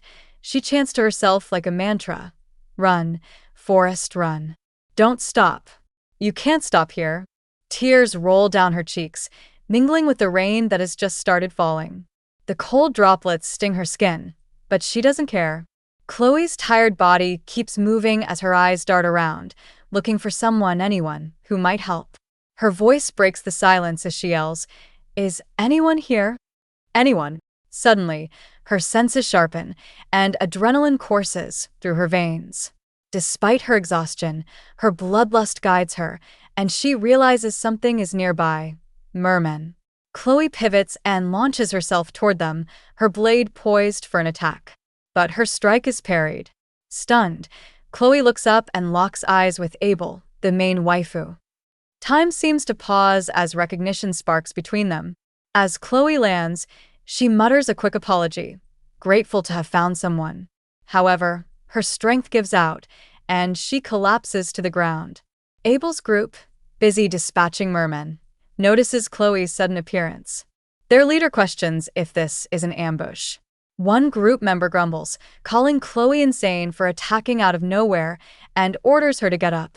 Abel, however, tells her group to hold off. She studies Chloe closely, recalling her familiar face. Chloe, completely drained and barely conscious, manages to stammer out, "Please help. Kangjiyama is in trouble." Abel and her group exchange glances before the scene shifts. Meanwhile, we see Weapon, standing frozen as he watches Kangjiyama battle the demonoid mermaid. His thoughts are racing. Will there ever be a day as astonishing as this? Kangjiyama looks like a master swordsman, skillfully handling a live fish flopping on a cutting board. Every movement is precise. Weapon marvels at how Kangjiyama seems to have transcended mere fighting. It's as though he's overwhelming the mermaid with sheer skill and finesse. Weapon is certain this moment will be etched in his memory forever. Unlike the chaotic subspace duel, Kangjiyama now fights with razor-sharp precision. He deflects attacks effortlessly, closing the gap between himself and the mermaid. His blade moves like lightning, cutting the mermaid's tail into multiple sashimi-like slices. Weapon is awestruck. The technique, it's so clean and efficient. He can't help but admire the flawless slices, almost salivating at how perfect they look. Even Rachel, the successor of the Spear clan and someone who grew up among warriors, is amazed. Her expression is one of disbelief. Weapon glances at her, thinking, at this rate, the mermaid might actually die. But then, Rachel's voice cuts through the moment. "Weapon, look out." Weapon turns too late as a magic beam hurtles toward him. Rachel dives, pushing him out of harm's way. Furious, she yells, "Get your mind out of the clouds. Do you want to die?" The blast leaves behind a scorched crater, a stark reminder of the danger they are in. Weapon shakes himself, realizing how surreal the scene is. He looks around and acknowledges the grim reality. They aren't fighting a mere fish. This is a demonoid mermaid wielding powerful magic. Kangjiyama, still locked in combat, assesses the situation. He knows that while he has the upper hand, a blade against magic is a tenuous matchup. He glances at the destruction caused by the mermaid's magic and realizes the stakes. The mermaid, now visibly irritated by Kangjiyama, raises her hand and activates the needle squall technique. The falling raindrops transform into pink, acidic spikes that rain down mercilessly. Kangjiyama starts running, dodging and parrying the spikes with incredible speed. However, he soon realizes that the acidic nature of the spikes is corroding one of his knives. Undeterred, Kangjiyama hurls the damaged knife at the mermaid. The blade slices clean through her, splitting her in half. The mermaid lets out a guttural scream, shocked by what just happened. Weapon and Rachel watch in awe. Kangjiyama's aura is almost demonic, more menacing than the mermaid herself. He steps forward, ready to finish her off, but as he delivers a powerful slash, the mermaid summons a grotesque tower of mushed-up mermen from the pond. Kangjiyama's blade only cuts through the mermen, not the mermaid. The mermaid smirks, her eyes filled with malevolence. She claws at her stomach, extracting her demonic core. The core glows ominously as it powers up in her throat. Kangjiyama stares, horrified, as the mermaid prepares a devastating super magic beam, her final, desperate attack. Weapon screams, "Kangjiyama, get out of the way." But it's too late. The beam strikes and the scene shifts. We see Kangjiyama standing in a surreal, watery expanse. The ocean is vibrant blue, but the sky is a menacing red. Confused, Kangjiyama tries to make sense of where he is. The system's voice interrupts his thoughts, informing him, "If you slice." But Kangjiyama cuts the system off, declaring, "I did it." The scene snaps back to reality. Instead of evading the magic beam, Kangjiyama had spun his knife midair, grabbed it in a reverse grip, and severed not only the mermaid, but also the beam itself. His blessing had activated fully, allowing him to cut through anything, tangible or intangible. Magic, no matter how powerful, was no exception. With one final slash, the mermaid is defeated. We see our boy standing victorious against the mermaid. Weapon and Rachel are stunned, witnessing a freshman single-handedly defeat a demonoid. Shortly after, Kong, injured from the battle, collapses to the ground. Seeing this, Rachel rushes over to check on him. Meanwhile, Weapon feels a sense of relief knowing that Leon is unharmed. At that moment, Weapon senses movement near the entrance of the cave. Initially, he worries that the merman who had fled earlier might have returned, but he is relieved to see that it's Abel and her team. Abel and her team are shocked to find the mermaid's remains in the cave and begin to wonder what transpired there. Abel grows visibly frustrated upon seeing Rachel embracing Kong, questioning why Rachel is so close to him. Her gaze shifts to Leon, and she thinks to herself how the team looks as though they've been to the brink of death, yet the leader remains unscathed. Abel reflects on Leon's seemingly absurd luck. She informs Leon that she has contacted the academy, and instructors are expected to arrive within an hour. Finally, Abel demands an explanation for what happened in the cave. Weapon replies, the so-called idiot instructors who explored this island earlier must have overlooked something, finding it laughable.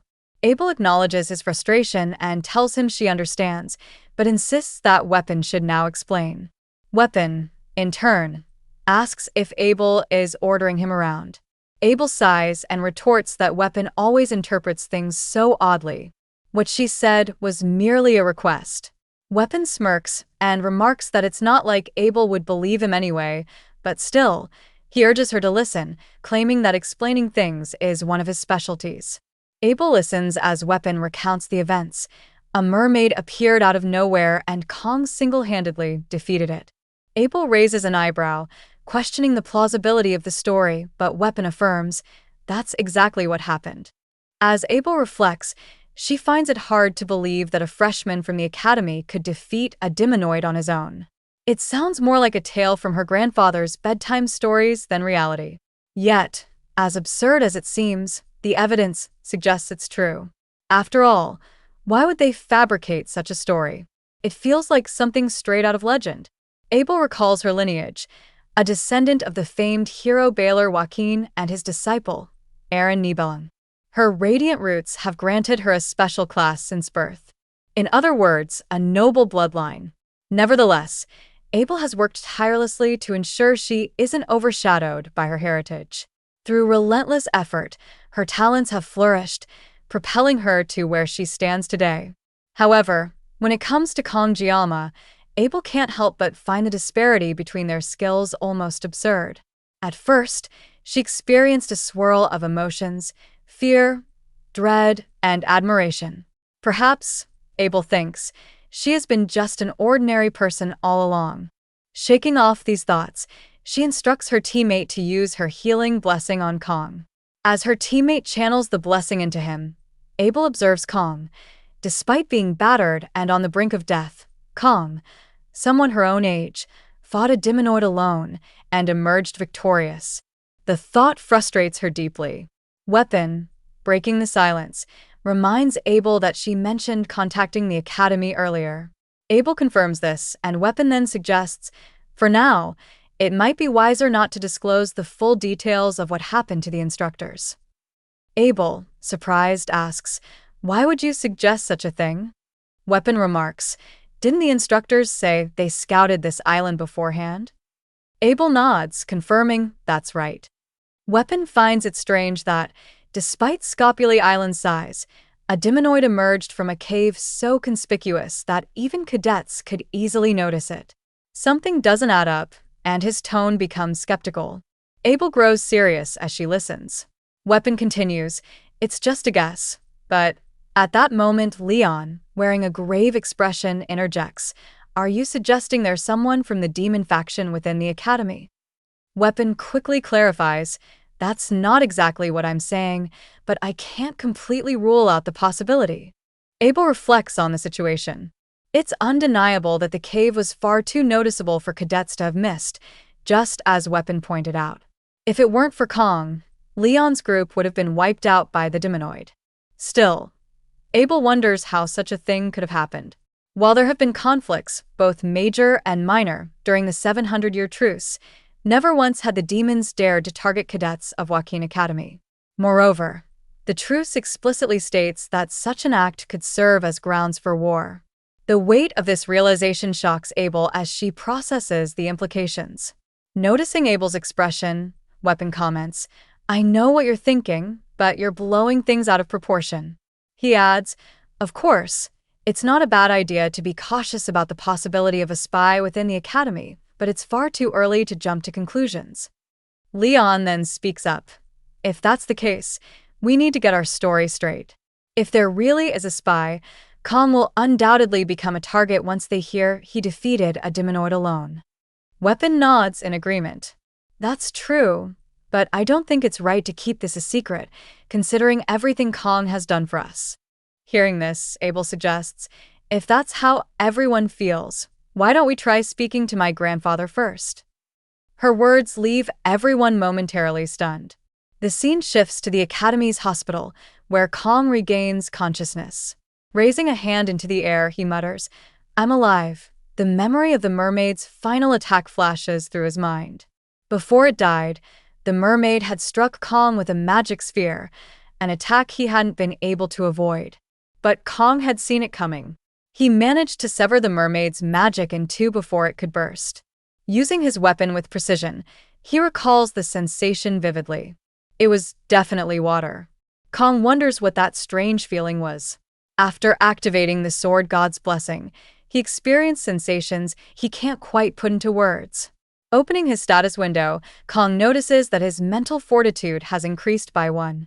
Reflecting on the battle, he realizes he didn't feel fear when facing the mermaid. He assumes it must be due to this improvement. Additionally, Kang's assimilation rate has also increased. The status window indicates that the next unlock condition will be met once his assimilation rate reaches 15%. Kong ponders whether this skill unlocked when he sliced through the mermaid's magic.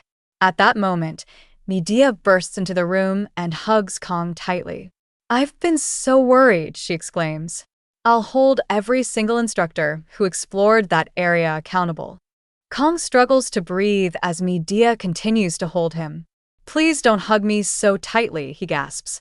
Medea quickly apologizes, relieved to see him awake. As she rummages through her bag, Kong notices something strange. "What's that?" Medea pulls out Kang's reward for the midterm exams, the legendary Murasame sword.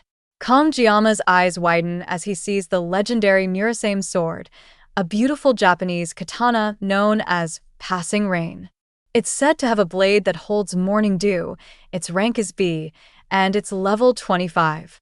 As Kong admires the sword, Medea, standing beside him, says, "I hope you like it.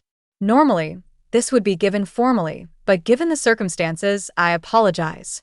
However, as she speaks, Medea notices a shadowy figure peeking from behind. She turns sharply and calls out, "Hey, old man.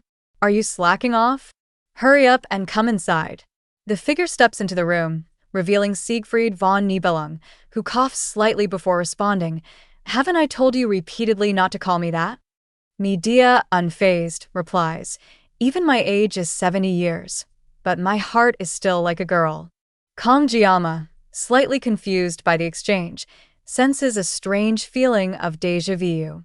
He asks, "Even Siegfried von Nibelung is here. What brings you guys here?" Medea responds, "I've already heard everything from your team. On behalf of Joaquin Academy, we apologize." Both she and Siegfried bow their heads in front of Kong Jiama. She adds, "The incidents during the midterm exams were entirely the Academy's fault. Because of that, you and your team members, no, everyone there, were nearly put in mortal danger. As the Dean of Joaquin Academy, I swear upon my honor to uncover the cause of this demonic outbreak." Siegfried von Nibelung speaks up, "You saved the cadets." Kong Jiama, scratching his cheek, replies, "I only did what I could." Medea, with a solemn tone, continues, "Your deeds are remarkable, but for now, this incident must remain confidential until the truth is revealed." As the dean, it feels odd to say this, but it seems this matter is internal to the Academy. "I'm truly sorry. You deserve so much better." Kong Jiama nods his understanding, and Medea praises him. "You're unbelievable. Why not act your age and complain, or whine a little?" Kong Jiama laughs softly at this. As they leave, Medea pauses and asks Siegfried, "Do you remember? The day we first met after enrolling here, you were sprawled out on a bench. When I told you to move, You immediately drew your sword. What was it you said? Something about never taking orders from anyone? That middle school syndrome was strong with you. Siegfried von Nibelung, with a cold expression, replies, No, I don't remember. Medea, looking at him thoughtfully for a moment, says, It feels like yesterday, but we've been here for 60 years now. We've really been alive for a long time. And yet, we haven't even witnessed a tenth of Joaquin Academy's history. When we enrolled, this place was already ancient. What a profound history it has. Through all its ups and downs, the Academy has nurtured and protected cadets for 700 years. Her mood shifts, and frustration takes over. Anger surges through her as she recalls the instructors' reports. The instructors reported that they had conducted several preliminary surveys. Though rare, Skopali Island is known for mermaid appearances, so extreme caution was taken. And yet, this happened. Her anger causes her to lose control over her power, and suddenly, the building windows shatter into pieces. Siegfried von Nibelung, quick to react, raises a shield barrier to protect them from the flying shards of glass. Despite this, Medea is consumed by her anger, thinking about the instructor's failure and the grave danger the cadets were placed in. Siegfried gently places his hand on her shoulder, trying to calm her down. Medea, realizing her outburst, apologizes. I'm sorry, I got a little carried away, and then chuckles. But seriously, isn't our Kong Jiama amazing? He defeated a mermaid all by himself. Siegfried, clearly frustrated, says, You old hag. Medea, calling him by his nickname Zeke, teases him. What do you think? A natural talent. An extraordinary gift, the kind associated with those once called legends of their time. Many of those hailed as geniuses, meteors shining briefly before burning out. This moment leaves a lingering sense of admiration for Kong Jiama as both Siegfried and Medea reflect on his remarkable ability and potential. She added, In noble families, the word genius is tossed around whenever a child shows the slightest talent. But for someone truly skilled, that word is forbidden. Distant talent. If a true genius exists, it must be that boy. With experience, how far could he grow? Could Kong Jiama reach the realm I've dreamed of my entire life? Siegfried von Nibelung thought about her words, but said nothing. Instead, he walked away in silence, leaving Medea confused. You'll be staying at the academy for a while, right? She called out, but Siegfried didn't respond. Medea sighed. Fine. Help me clean this up first. Siegfried, however, curtly replied, I don't remember. Medea frowned and thought to herself, Is the old man broken? The scene shifts to Kong Jiama, lost in thought. As much as I hate to admit it, perhaps it's because I stopped the mermaid that my peers can laugh so freely now, he pondered. After I was discharged, the first thing I did was visit the Academy's forge to reforge and enhance Murasame. The blade, no longer within the divine specs of the original, was nothing more than a steel stick to me. Enhancing it was necessary. With the Academy's 700th anniversary event ongoing, the blacksmiths hadn't charged him for the enhancements. I'll have it in a week, Kong Jiama thought. The blacksmith's enthusiasm for Violence Project had been reignited. I was lucky. I hope it results in a grand success, he mused. A voice interrupted his thoughts. Kong Jiama. He turned to see Chloe Auditora walking toward him with the aid of a walker. You're discharged? Are you feeling okay? She asked with a bright smile. Kong Jiama's expression shifted to concern as he noticed her condition. Chloe? What happened? Laughing softly, Chloe replied, Well, one thing led to another, and here I am. Thanks to that speed whatever guy's emergency treatment, the doctor said I could ditch the crutches and walk in about a week. She slammed her fist lightly on her chest and added, Still, to think I'm an auditor. Kong Jiama smiled faintly. You look well. That's a relief. Has anything happened lately? Chloe's expression turned thoughtful. I heard that the principal and the elders are at odds.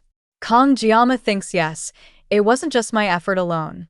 It's true I defeated the demonic mermaid, but it happened because everyone fulfilled their roles admirably.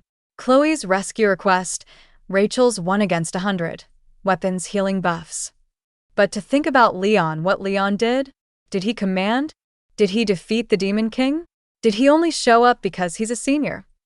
Their conversation was interrupted by the instructor's booming voice. Hold it. Everyone quiet down and take your seats. Before today's morning drills, I have an announcement to make. The students quieted, their curiosity piqued. It's sudden, but for the time being, our class will have a co-instructor working with me. I'll introduce them immediately. The classroom buzzed with murmurs. Suddenly? How annoying, one student whispered. But when the co-instructor entered, their eyes widened in shock. Huh? Why a co-instructor? Someone muttered. Then the realization struck as Siegfried von Nibelung walked into the room. The atmosphere shifted. The students were astonished by his commanding presence. Wait, that person, he looks incredible in person. It's him, but why? One whispered. Kong Jiama, too, was stunned to see Siegfried in the classroom. Elsewhere, the scene shifted to a brutal confrontation. A man lay beaten on the ground, trembling as someone held his chin firmly. I'm sorry, the man stammered, but his plea was interrupted by a powerful punch to his face. Bloodied and frightened, he stammered again. I am sorry. Standing over him, a woman with cold, deadly eyes replied icily, the commander of the 5th Legion is furious. It was Instructor Kim, her rage radiating through the air as she prepared to deal with the situation further. Demon Instructor Kim is holding a worm, or maybe a candy worm, and asks the guy she is beating, seriously, why didn't you cooperate when you had the chance? Now eating the candy worm all seductive, she states that this guy really has a knack for annoying people. The guy is about to apologize again, but she slaps him on the face. Kim, now sucking on the candy worm, tells this guy to repeat himself again, and she thinks that this is so annoying. So the guy just mumbles. Now this busty instructor, Kim, turns around and asks, was it really that difficult to bring Leon back half dead? I knew it, Kim continues. Leon was the target. The mermaid was trying again and again to get to him, but Kong Jiama kept coming in the way. Now, Kim stops sucking the worm and states that even if Leon is a hero candidate, this guy still couldn't get him despite taking a mermaid along. Because of what this guy did, she sneers, that bastard Leon is now comfortable at the academy.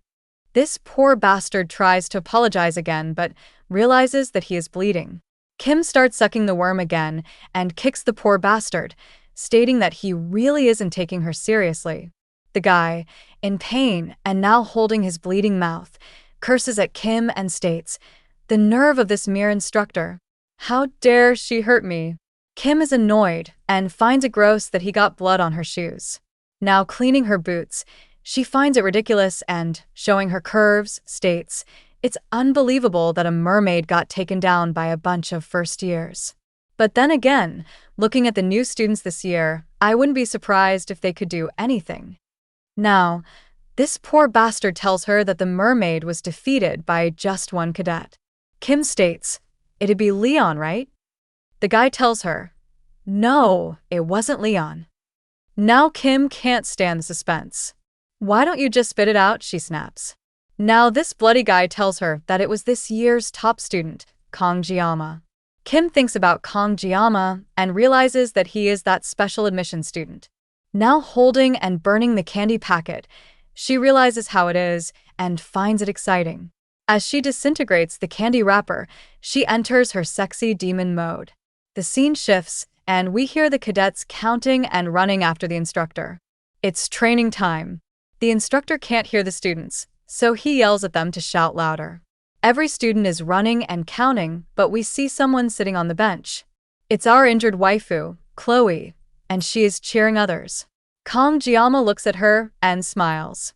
He is so jealous of her, and from behind, someone yells at him that he is too slow and needs to get on his feet. It's the old-ass sword emperor, Siegfried, in a tracksuit. He asks Kong Jiama if he is still injured from the midterms. Kong Jiama replies, no, sir, and wonders what is going on here. Why is this old guy running alongside me? He thinks that this is Sword Emperor Siegfried von Nibelung, a descendant of the first Sword Saint, and the right hand of Baylor Joachim, the Sword Saint Aaron Nibelung.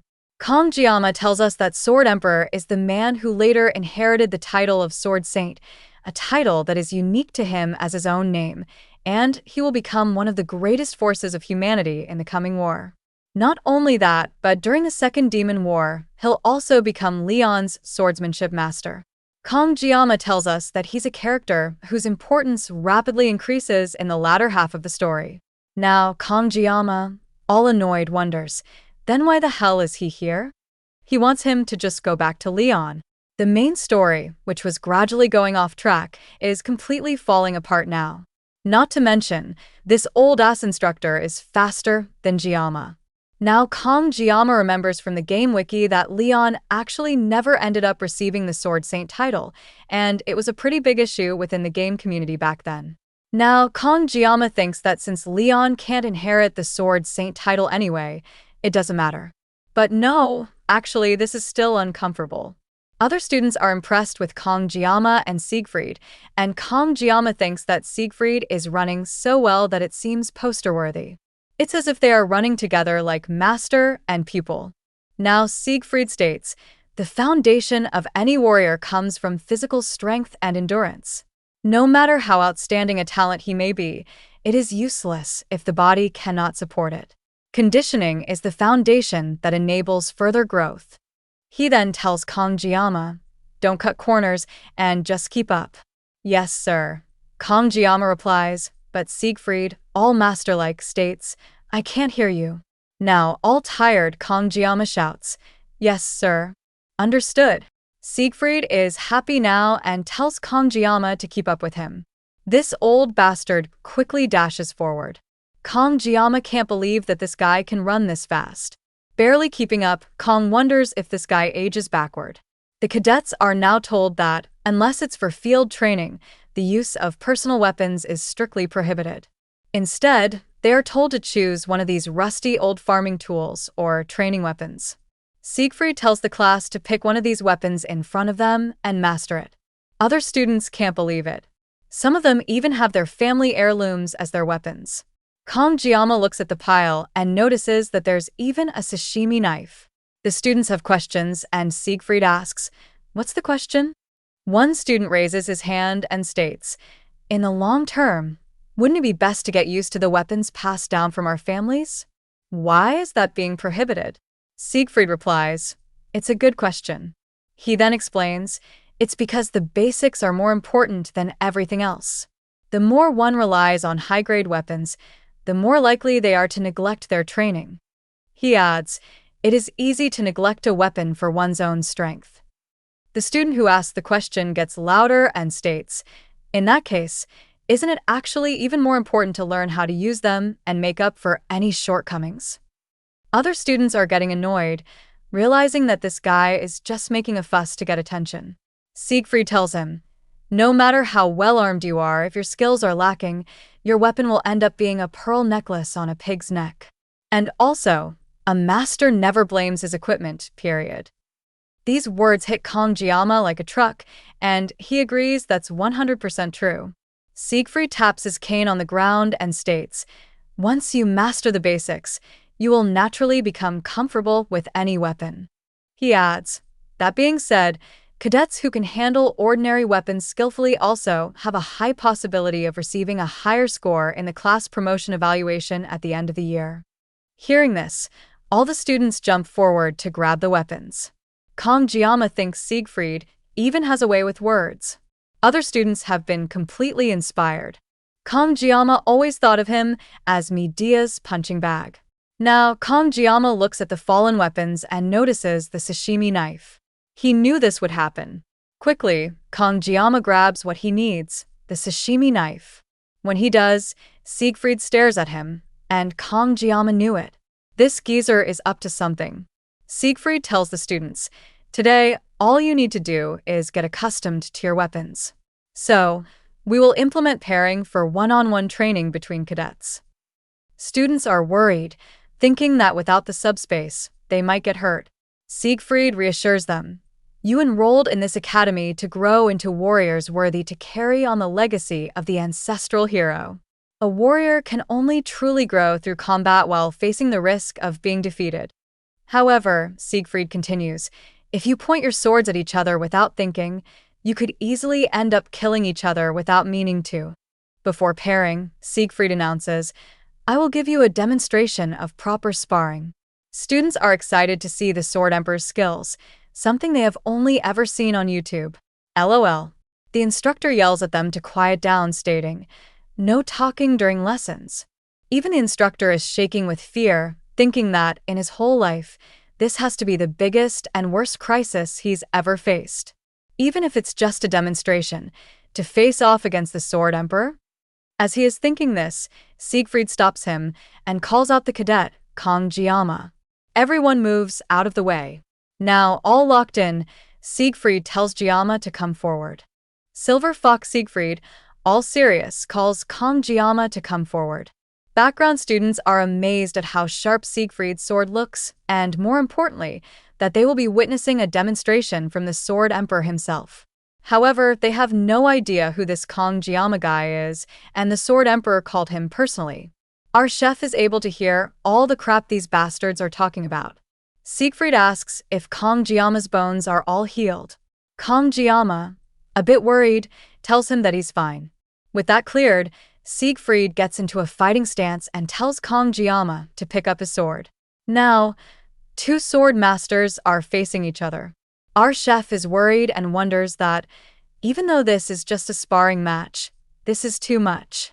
His condition might be perfect after a long rest, but his opponent is literally the Sword Emperor. If he crosses swords with the Sword Emperor, it's clear that it won't end easily. At least one of them will lose a hand, and, if truly unlucky, a head might roll. Kong Jiama wonders if this is because of the influence of the divine power. His instincts are craving a fight, but this feels very different from usual. Thinking about the consequences of this matter, he realizes he is nothing compared to the Sword Emperor. So, he tells Siegfried to please lower his sword. The background students start making fun of Kong Jiama, saying they knew he would say something like this. But our chef does not respond to their comments. Siegfried, however, is pissed and asks if Kong Jiama has no pride as a swordsman. He demands to know how long Kong Jiama thinks he can live while holding back his power. Siegfried questions the use of extraordinary talent in a cowardly person like this. All our boy can think about is his pride as a sashimi chef. Kong Jiama thinks that pride is a word he had engraved in his heart ever since he claimed the title of the greatest swordsman in his country. These two characters are the reason why he never put down his sword. This provocation from the Sword Emperor is testing him. The class instructor and Chloe are shocked to see Siegfried provoking Kong Jiama. Kong Jiama thinks that even the elite students are watching him. If he falls for this provocation in this situation, he'll definitely regret it for a long time. Still, he is itching for a fight. The class instructor runs to stop Kong Jiama, but he is stopped by Siegfried, who states that Kong Jiama has made up his mind. His provocation worked. The instructor, Chloe, and other students are shocked to see Jiama equipping the sashimi knife, ready to fight. He tells Siegfried that he will learn from him, knowing full well that equipping the sashimi blade will manifest the blessing of the Sword God. Now, both the Sword God and the Sword Emperor stand face to face. Oh boy, look at this panel. Kong Jiama is locked in. Siegfried is ready with his sword. This is what he expected from Jiama. Even though the Sword Emperor is 70 years old, he still remembers that moment, the enlightenment he gained through the sword. We see a flashback of Siegfried when he was not mature yet. He remembers the memory of a one-armed wandering knight. His hair was always gray or white, and they still are, maybe due to old age or maybe not. Siegfried recalls the swordsmanship that knight showed him, which was undoubtedly at the level of that realm. Siegfried has never forgotten that feeling. Now, holding his sword, Siegfried states that the boy he has been keeping an eye on since the allocation test is Kong Jiama. Siegfried thinks that if Kong Jiama is that boy, he will be the clue that leads him to that realm. With that, Siegfried gets into a fighting pose, powers up his sword, and does a slash. But our chef quickly gets behind him. This old guy, with years of experience, realizes that Jiama got behind him. He changes his attack, and from the slashing motion, he strikes behind him. Our chef, quick on his feet, jumps to avoid the attack. Siegfried notices that Kong Jiama took a step back. Now, our chef is ready to charge in, and both Kong Jiama and Siegfried are ready to strike each other. Our demon chef does a curse slash, but Siegfried parries it. Siegfried thinks that Kong Jiama is very bold to charge head-on without avoiding, and he has a peculiar sword path, almost like that of a swallow in flight. Kong Jiama, without giving Siegfried a chance to recover, does a backslash with his blade. But, again, Siegfried parries it and knocks the sashimi knife from Jiama's hand. Our chef quickly turns around, grabs the knife with his right hand, and slashes at Siegfried again. Siegfried blocks the strike elegantly, but he is pushed back. He thinks that Jiama's physical abilities cannot be compared to the past. Jiama can now easily push him back. Siegfried, getting serious, tells Kong Jiama that his sword is not light. Swinging his mighty blade, he shows his resolve. Seeing all this, the student who had been asking all those annoying questions earlier is annoyed and doesn't understand. He wonders, didn't Jiama just get lucky during the last subspace sparring match? Since Kong Jiama is just from an ordinary class, wasn't he only decent among special students? This nobody wonders why the Sword Emperor cares so much about Kong Jiama. Meanwhile, the rest of the students want Siegfried to give Kong Jiama a proper lesson so they can see him cry like a baby. But the students are confused to see what's going on. Both Siegfried and Jiama are just standing still. The students did not expect what they were seeing, a mental battle unfolding before them. The class instructor realizes this and is utterly shocked. He doubted the Sword Emperor's words, but didn't expect Kong Jiama to rise to this level.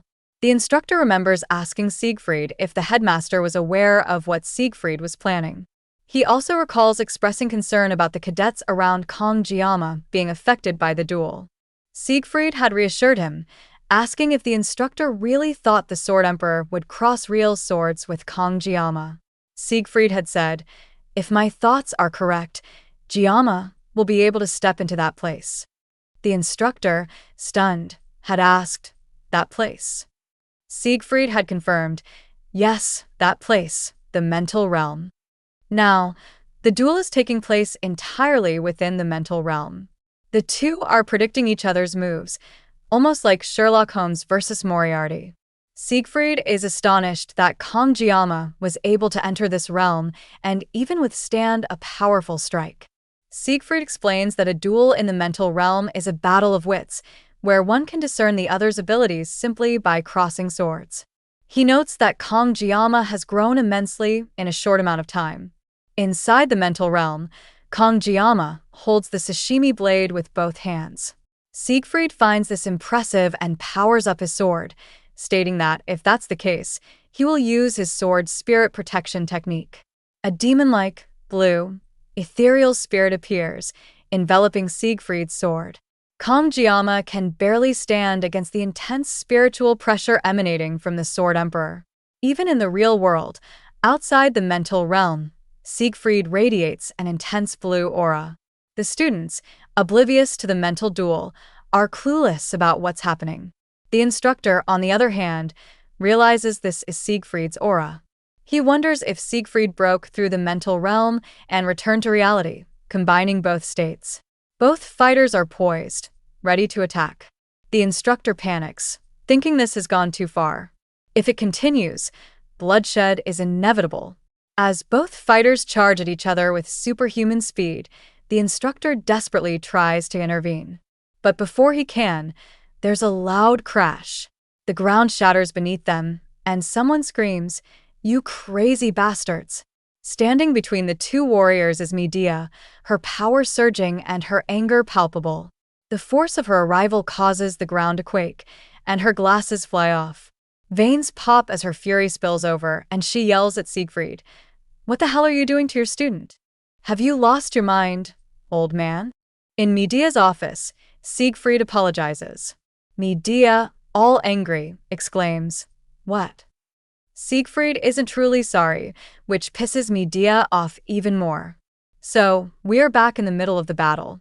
Medea grabs Siegfried's shirt and yells at him, "Are you in your right mind?" If he's senile, He should just stay home and rot. I busted my ass to get him a spot, and he pulls this crap on a student. Is he out of his mind? Or does he want to die? But she notices other students are talking about the situation, so she has to stop. Siegfried tells her that it wasn't his intention. He glares back at Kangjiyama, who is putting away his knife, and tells Medea that he lost control and exerted his aura to the fullest. Medea calls out to Siegfried and asks, "Are you deaf?" Siegfried addresses Medea and says that he's sorry. Medea can't believe this bastard is apologizing now. Back in her office, she thinks that in 50 years, she has never heard Siegfried say sorry. He said it today, not just once, but twice. "So why did you do that earlier?" she asks. He unleashed the sword spirit's blessing on a student. "If it weren't for me, what would have happened?" Medea asks. Siegfried states that if he hadn't unleashed his blessing, he wouldn't have been able to gain the upper hand. Medea can't believe what he is saying. Unable to gain the upper hand? She can't believe Siegfried, who has so much pride, said that. She knows about Kangjiyama's innate talent, but she knows better than anyone how strong Siegfried really is. Siegfried tells her that Jiyama has already reached the mental realm. This Busta principal stands up in shock and states, even Siegfried didn't start mastering it until he was nearly 30, and now he's saying a 17-year-old has done it? Does that even make sense? Siegfried doesn't know how it makes sense either, but if there's something that can offset experience, it's our big boobs. And the principal is exhausted from all this, thinking about Kangjiyama and how she ran to check if he was okay. But Kangjiyama, back then, was still holding his sashimi knife, and his blessing was active. He was very much in the zone. At that moment, any semblance of dignity as an educator or a 7-star hero vanished. The emotion she felt toward Jiyama at that moment was fear. It was similar to the feeling she had when she met the 6th Division commander, Vaesen. Now, she wonders, why does that eerie feeling come from Kangjiyama? She wonders if it's because his name has the word devil in it. It doesn't seem like a lie. So, she asks Siegfried, "Did you lose it?" This question makes him angry and he yells, "There's no way. Even if Kangjiyama's talent is innate, it still doesn't compare to mine. And on top of that, I wasn't even fully armed at that time." Medea asks, "Why are you overreacting?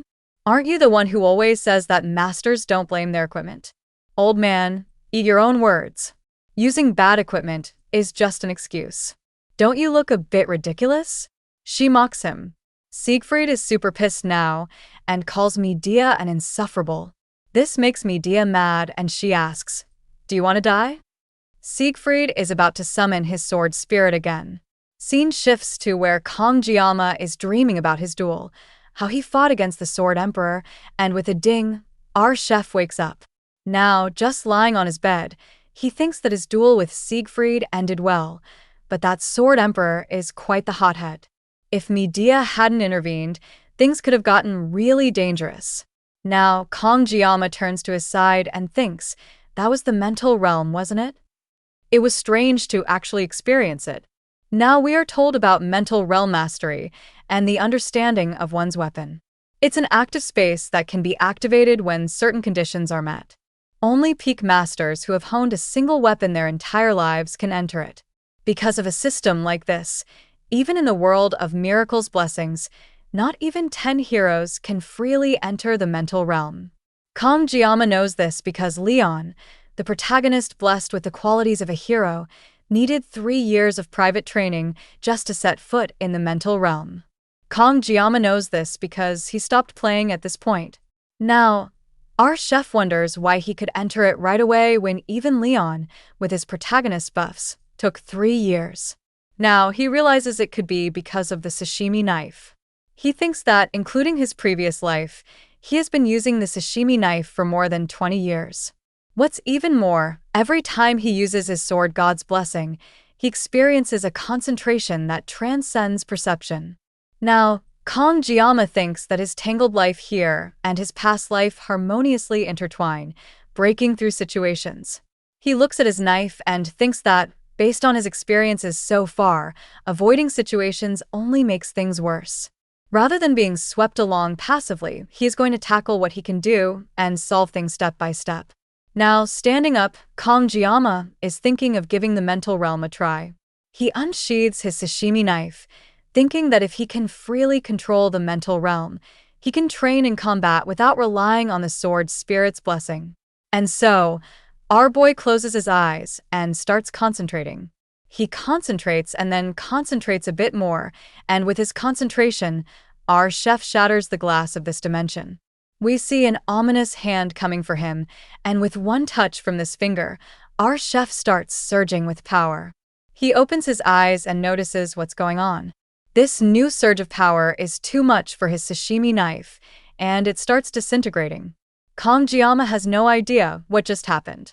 Scene shifts, and we see a dimly lit room. Someone tells their elder, they've gone too far. Another states, indeed, this is a blatant disregard for us. Now, someone slams their fist on the table, stating, this was something we all agreed to. And now we see this bunch of people sitting around a round table. One of them asks, how could they send demons? They are clearly the enemy. Another one responds, it doesn't matter.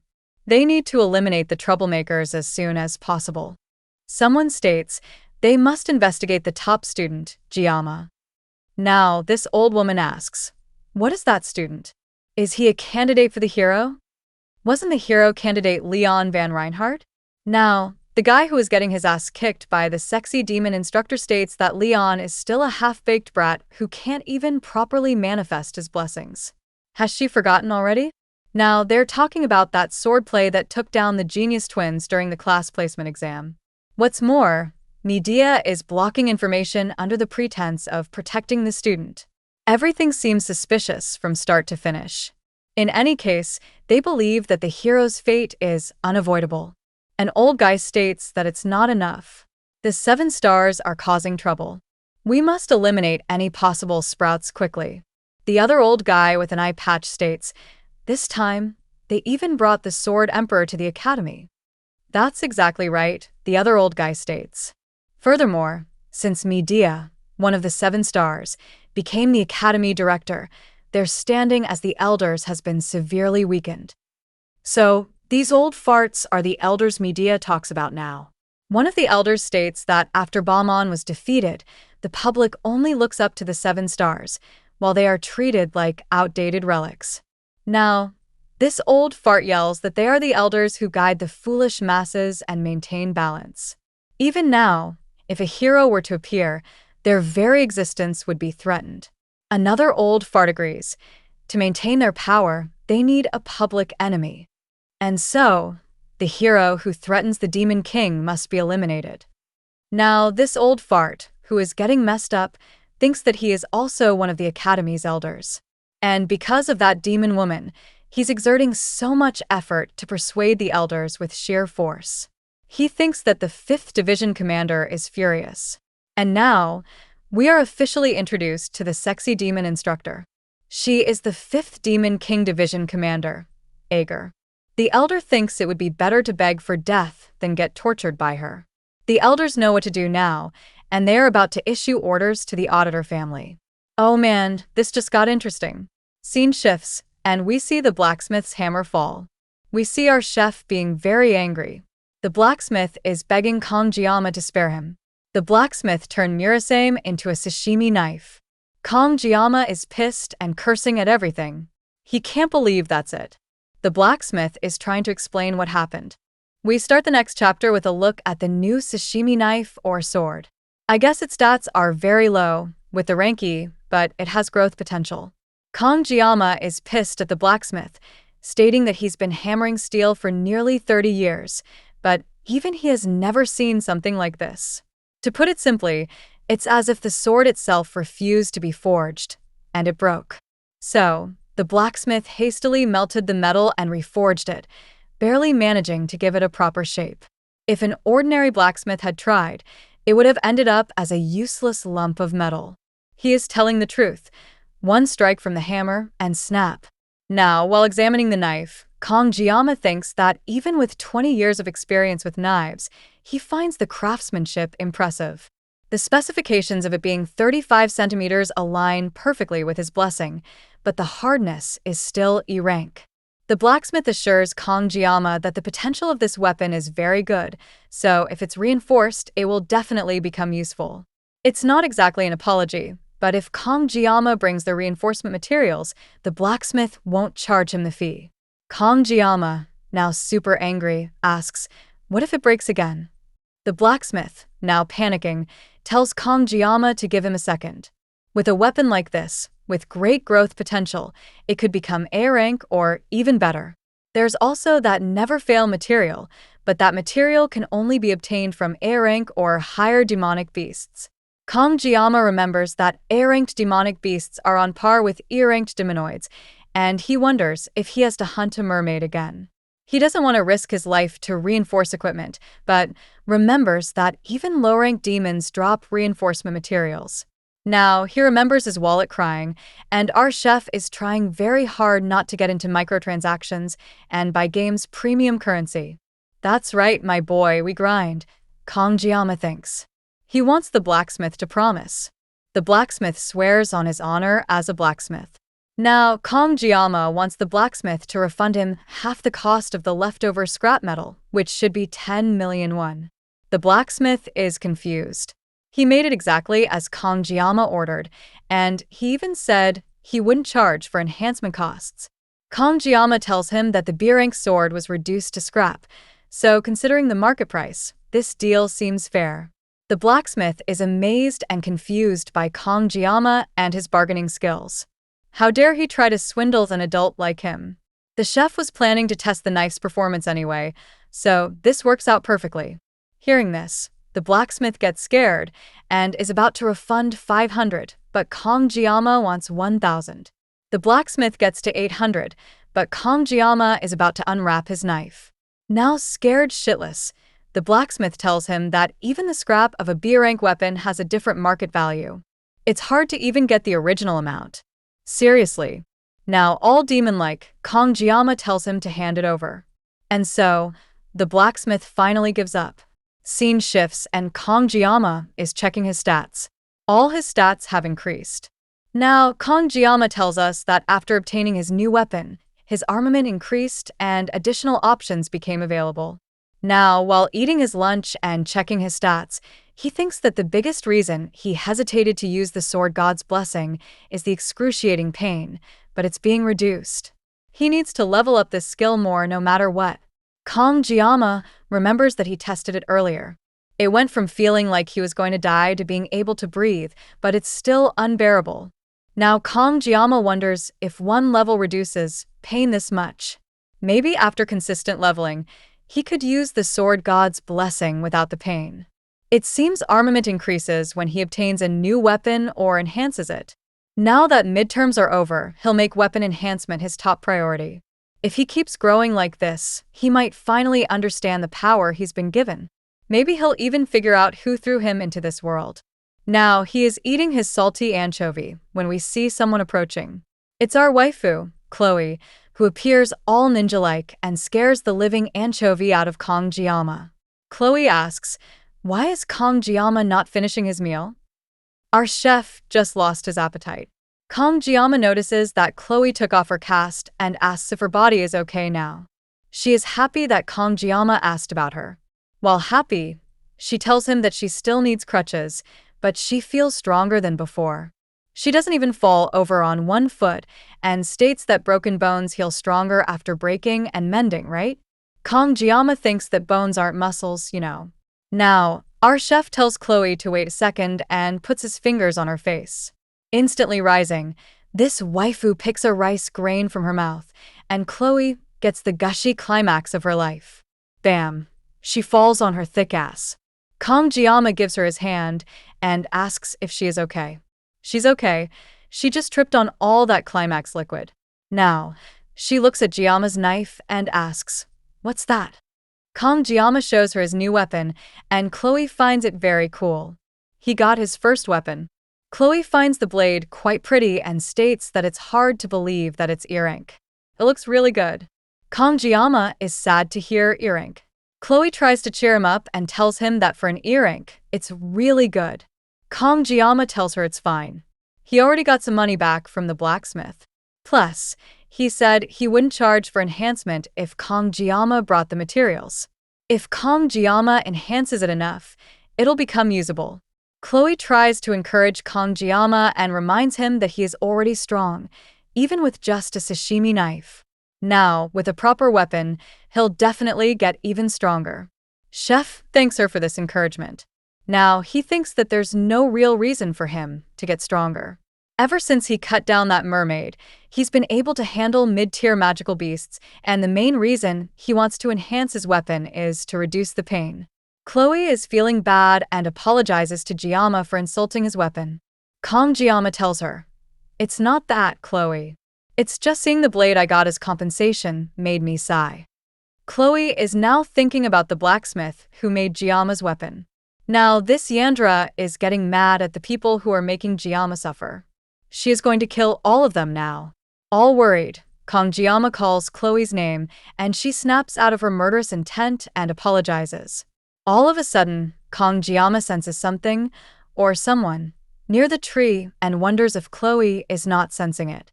While Chloe asks, "Where is Kongjiyama going?" we see both of them going near the tree. Now, Kongjiyama kicks the tree and asks, "What are you doing?" Bam. Nox slams from the tree. Kongjiyama looks at his fall pattern and thinks that both his brother and sister are the same. Now, Nox stands up, stating that he was careless. Chloe is confused to see her brother spying on them. They get back to the bench, and Kongjiyama grabs his blade. His waifu, all wolf ears-like, is listening and hiding behind Jiyama. Chef senses that there is no smell of blood coming from Nox, so that means he's unharmed. And so, Kongjiyama asks if there's something Nox needs from him. Nox starts shaking, and now everyone is just silent, wondering what's going on. Kongjiyama reminds Nox that he explained it to him before in a way he could understand. Chloe, all dog-like, is clinging to Kongjiyama and nodding in agreement. Nox tells him that he came looking for him, but it's not for revenge. "Then why did you come?" Kongjiyama asks.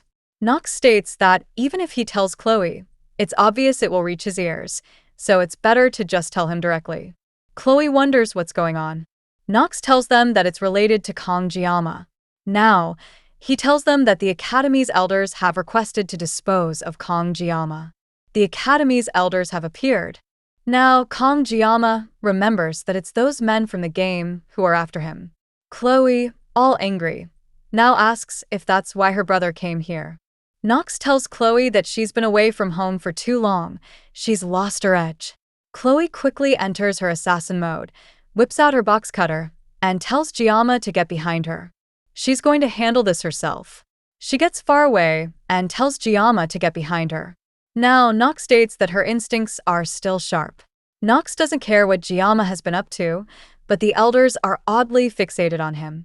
Now, Nox tells Kongjiyama that it's not just him, but even within the auditor family, there's a sense of unease, so they've temporarily postponed the request. The elders made the request in secret, bypassing the academy head. A request to eliminate a mere student goes against their principles. However, since it's a direct order from the elders, it's hard to ignore. If the pressure continues, the auditor will have no choice but to investigate Kongjiyama. Now, Nox thinks for a second and tells Chloe, "Whatever might be the case, you are a member of the auditor, so you needed to know." Kongjiyama thinks that Nox came under the pretext of the family's principles, but in the end, he was worried about Chloe. That's all he had to say. Now, Kongjiyama calls out to Nox, and he looks back. Kongjiyama asks, "What is it? Last time you said something else." This time, Nox states that Chloe is the happiest when she is around Kongjiyama. Even he, her brother, has never seen her like this. Kongjiyama is clueless as to what just happened. Now, Nox tells the confused Kongjiyama, "Don't let Chloe get hurt." Shocked by what he hears, our boy wonders to himself what Nox is talking about. It's not Kongjiyama's fault that Chloe hurt her leg. Then Nox questions how Kongjiyama became so strong. Kongjiyama is taken aback by the idea that Nox considers him strong. To be regarded as strong, one must be able to withstand threats at all times, like the Sword Emperor. Someone like Kongjiyama, who can only maintain that level of strength for less than a minute a day, is far from a level where he can boast about his power. Kangjiyama himself can't even think of such a claim. Nox, using Chloe as an excuse, reveals secrets of the auditor family to our boy, an outsider. There's no way Nox would let that slide. Our boy then tells Nox that he lacks desperation. Surprised, Nox asks what Kangjiyama means by that. Kangjiyama explains that regardless of how much of an auditor Nox is, there's a certain edge that comes from real-world experience. If Nox stays cooped up in the academy, he will eventually hit his growth limit. To truly grow, Nox needs to venture out, gain real-life experience, and work hard. Only then will he achieve something remarkable. Nox is surprised by this advice. Observing Nox's reaction, our boy thinks that Kangjiyama isn't entirely wrong. With that, he decides to leave the conversation and move on. The scene shifts to the classroom, where the teacher is conducting a lecture. Our boy, sitting by himself, reflects on the academy elders targeting him. These elders are descendants of 5 of Baylor Hoken's 7 disciples, a group renowned for their immense influence, not just within the academy, but across the entire world. Kangjiyama recalls the elders' role in the game, where they were notorious for constantly obstructing the protagonist to safeguard their own power and status. This earned them the nickname Corrupt Remnants among players. However, Kangjiyama can't understand why the elders are now targeting our boy. To make sense of the situation, Kangjiyama begins writing down the key events our boy has been involved in so far. The top academy admission exam, where Kangjiyama faced and defeated the twins. The subspace training session, where our boy confronted and defeated Nox. The midterm exams, where our boy saved Leon. As Kangjiyama reviews what he has written, our boy realizes that he has caused quite a stir. It seems Kangjiyama has been inadvertently drawing attention to himself. Yet despite all that our boy has done, it still doesn't explain why the elders would target Kangjiyama specifically. At this point, Kangjiyama's thoughts shift to Scopuli Island, trying to piece together the puzzle. In the aftermath of saving Leon and defeating the mermaid, our boy begins to realize something troubling. Kangjiyama deduces that the elders are not targeting him specifically, they are after Leon. Kangjiyama was merely an obstacle in their way. Despite the media's efforts to cover up the incident, the fact that our boy defeated the mermaid must have reached the ears of the highest ranks in noble society.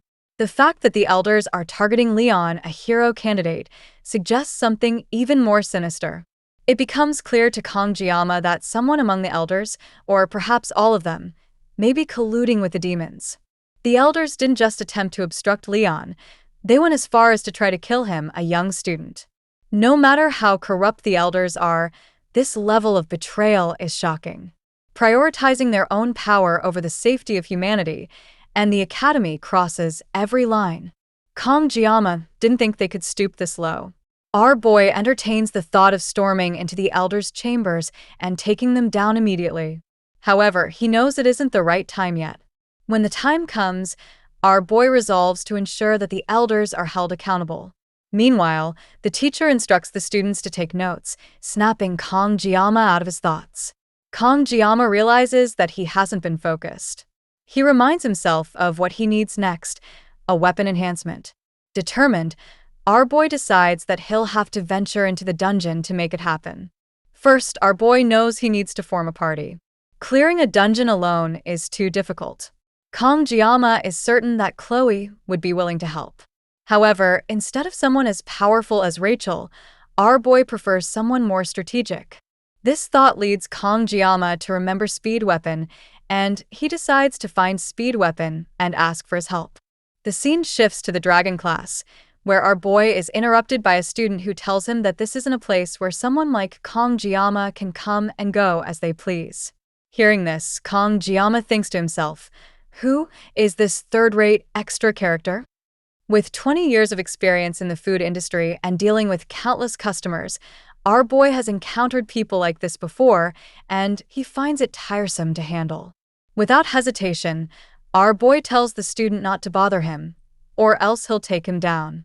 Angered, the student attempts to strike Kangjiyama. Observing the attack, Kangjiyama notices how the student is and thinks that he could easily handle him. However, before Kangjiyama can act, Speed Weapon appears and punches the student down. Students start gathering around, curious about the commotion. Meanwhile, Kong Jiama thinks to himself, I've heard of strength mages, but a strength healer? That's new. Speed Weapon then asks Kong Jiama if he came looking for him and suggests they continue the conversation outside. The two leave together to talk. Kong Jiama shares his plan with Speed Weapon, who agrees that our boy needs to form a party as soon as possible.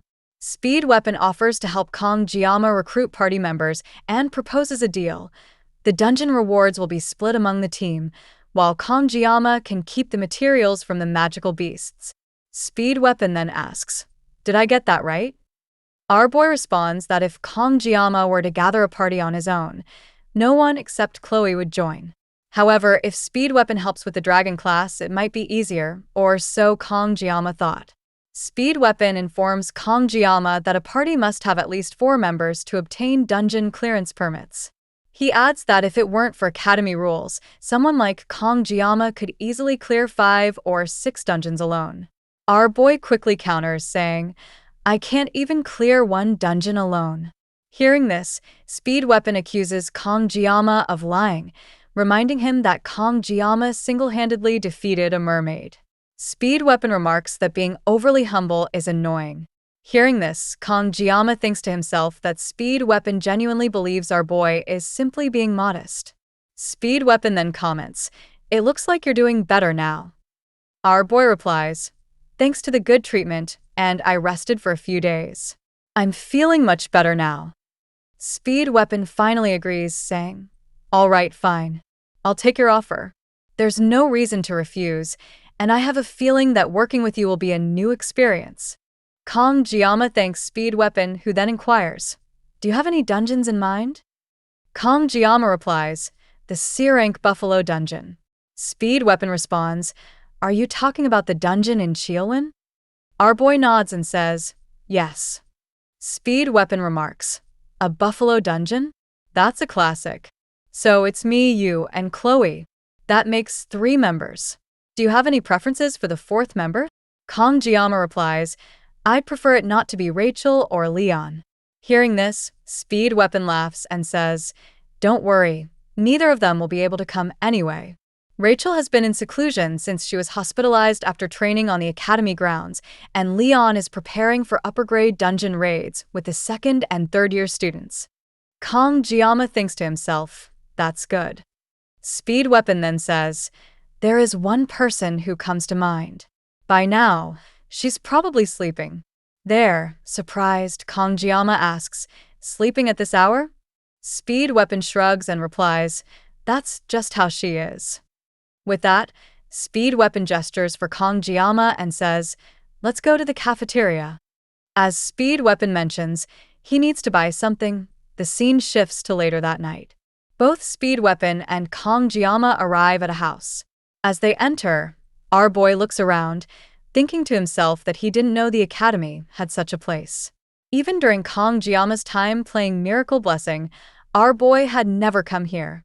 In Kong Jiama's past life, our boy was a Japanese cuisine chef, though he never actually visited Japan. Kong Jiama always wanted to go, but never had the chance. Looking around now, he feels a sense of vicarious satisfaction. Then, Kong Jiama notices archery arrows scattered around the place. Before he can process this, Speed Weapon finds a person he was searching for, fast asleep inside the house. Speed Weapon approaches the girl and tries to wake her up, but she doesn't bother to wake up. Speed Weapon then tells the girl, I brought your favorite from the cafeteria. Hearing this, the girl instantly wakes up and eagerly asks, Where is it? Speed Weapon points to Kong Jiama and says, He has it. Without wasting a moment, the girl rushes toward our boy with incredible speed, grabs the bag from Kong Jiama, and they both fall to the ground. It turns out the bag contains chocolate. The blue-haired girl, now lying on top of our boy, enjoys the chocolate blissfully, leaving Kong Jiama shocked and unsure of what just happened. Smiling, the girl then looks at Kong Jiama and asks, Do you have any more chocolate? In a flashback of Kong Jiama working in the kitchen, they get shocked when they hear a click. It's our boy, Kong Jiama. Kangjiyama is excited. It's finally here, his only pastime after living a life of nothing but work. It's the game, Miracle's Blessing. Now, we are told that in both games and real life, Kangjiyama was barely holding on, among the stench of men. While sitting on the toilet, Kangjiyama is happy at last. It's finally come to him. Boy, he is giving a creepy smile and thinks that it pops up right after he spends money. It's her, the angel who makes her spend money. It's Abel. Now, looking all creepy, Kangjiyama taps on the game. The game greets him with, "Hey, do you have Yengon egg?" It's not Abel, but Saki Ryoso, the new waifu. So basically, Kangjiyama spent some money on a loot box and he was hoping to get Abel, but he got Saki. Our Kangjiyama clearly got scammed. Now, we are reminded that the game is centered around the protagonist, Leon, featuring numerous heroines. And among them, the character officially designated as the main heroine by the game developers is Abel von Nibelung. Now, we're told that even though each heroine flaunted unique charm and abilities, like Rachel and Saki, it's Abel, and the story in game depicts Abel and Leon overcoming hardships. It also showcases the blossoming of their love. Our Kangjiyama, captivated by Abel's charm, opened his wallet like he was under some spell and spent a lot of money. As a result of Abel, the other heroines gradually faded into the background. We might get 1 to 2 more waifus, maybe more, I guess. Now, we're told that among those defeated heroines, the one who faded the fastest was Kangjiyama's first 5-star pull, the daughter of Jialgung, Saki Ryoso. And we're back to the present. Saki is asking for more Yengon egg, but quickly turns around, telling Kangjiyama that he looks a bit foolish.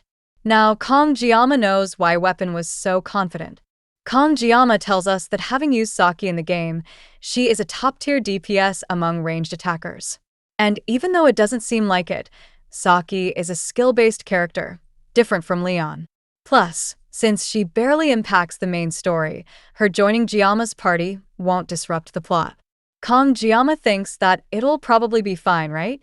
Now, looking all curvy, Saki asks what brings Weapon here. Weapon is holding another Yengon egg. Saki quickly grabs it from him and tells him to spit it out. His waifu is about to eat it. Weapon introduces Jiyama and asks if she knows him. She does, so Weapon tells her that Jiyama came to him this afternoon, and Weapon sought him after getting harassed by some punk earlier. Waifu tells him to get to the point. So now, Weapon tells her that they are recruiting for the Buffalo Dungeon raid next week. Kangjiyama thinks that Weapon's explanation is a mess. He sure is living up to his nickname. Now, Weapon tells her that they will split the clear rewards, except the horns. Saki thinks for a moment and then walks towards Jiyama. She points at Jiyama and asks if he's the one who fought back then in the subspace training. Kangjiyama says, "Yeah." Now, waifu stares at him, and Kangjiyama is getting scared. Now, Saki states that since dungeon clear rewards also reflect on their grades, she has no real reason to refuse, but Kangjiyama seems less determined than she thought. Jiyama thinks that she is judging someone while she's half asleep. Waifu apologizes, but says she doesn't want to work with someone who seems so unmotivated. Hearing this response from her, Weapon reminds Saki that she saw Jiyama's duel. He's no ordinary guy. Saki states that maybe Jiyama's opponent was weak. Weapon, now getting annoyed, screams at her that Jiyama's opponent was from the auditor family, and during the midterms, Weapon was about to talk about the exam's secret but stops. Kangjiyama stares at Weapon. Now, Weapon states that he can't explain. She just needs to listen. Am I your dog? Why should I? Waifu utters, to which Weapon implies that she drools over Yonggangs like a mutt. What's her excuse? LOL. Man, seriously, this guy has no filter. And so, these two morons start arguing. Kangjiyama, all confused, wonders what's his deal, and why is Weapon getting all angry. Jiyama thinks that a party member can be greedy or rude, not both. So, there's no need to beg someone like her. He tells Weapon that's enough. That kind of uncooperative attitude is poisonous to a party. They should find someone better. Hearing this, Waifu states that the dungeon raid isn't that urgent, like mocking. See, This comment stops Giamma, and they both stare at each other. Now, very serious, Giamma takes out one of his sashimi knives, shocking both Saki and Weapon. He throws it to the side without even looking, and bam, the knife hits bullseye right on target. Waifu looks at the target, then at Giamma, and back at the target. She is clearly impressed and shocked. "So, are you interested now?" Giamma asks. "Dude, forget about being interested. This waifu is wet now." Scene shifts and we see Saki with her glasses on, sitting at the expensive cafe, using her laptop. The rest of the party enters the cafe, and Weapon states that she's here early. Giamma and Saki look at each other, and Saki, a bit scared, says hi to him. Giamma hails back and thinks that the sashimi effect works every time. Saki is already done with the permits, which impresses Weapon. And with that said, Weapon is about to start the meeting. Weapon tells us that the Buffalo Dungeon houses S-rank Demonoid buffaloes. They're nicknamed water buffaloes. They charge from a distance, so close combat is tough. Chloe and Giamma are impressed with Weapon's art skills. Weapon continues that they are weak to ranged attacks, and there's one rule. Something they must never do is to never open the stone gate at the center. What happens if they do? Chloe asks. Weapon replies that the rumors say there's some kind of seal or something, but it's just a hypothesis. Nothing's been confirmed. Saki states that the Academy's permit requires them to leave the gate closed. No reason to disobey, right? Giamma agrees they won't open it.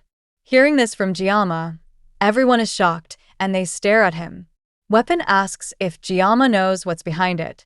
Our Giamma knows that there's a hidden boss behind it, but tells them they should touch it. Weapon thought it could be something dangerous. Now, Giamma tells us that the gate only opens under specific conditions, and it's locked by the system. Now anyway, ignoring that risk, this dungeon's efficiency is unmatched. Munching on the bar, Saki asks, "What?" Seeing her, Giamma states that she really likes these things, to which Saki replies that brainy-type people like her need candy. Giamma thinks that she can't even speak properly with candy in her mouth. Suddenly, Giamma senses bloodlust. It's Chloe with her box cutter, ready to mutilate Saki, but the bloodlust is not coming from Chloe.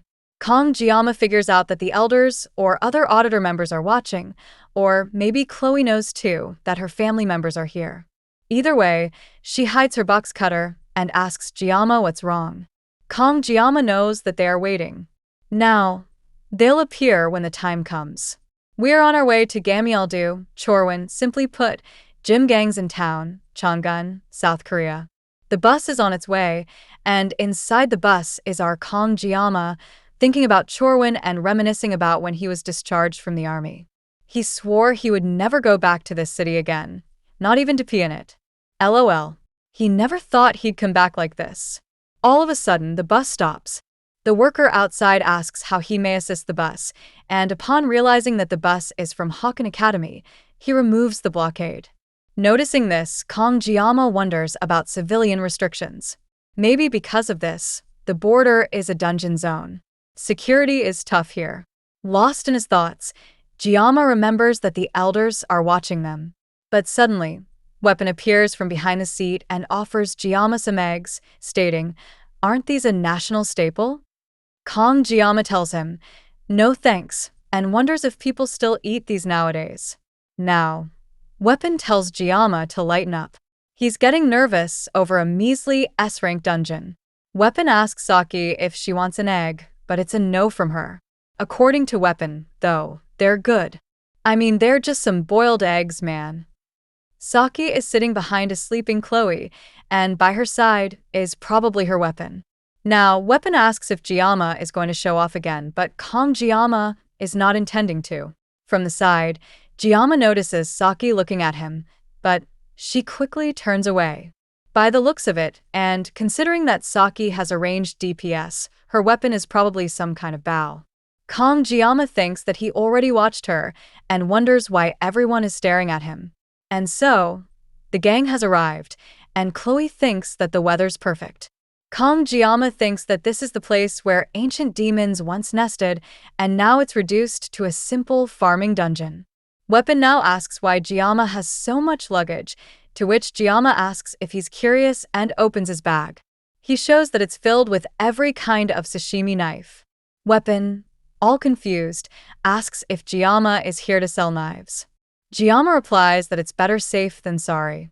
Weapon now states that Giamma talks like an old man, but thinks that he's got his reasons. Chloe plans on being the point guard, as always. Giamma is counting on her. So the group moves forward.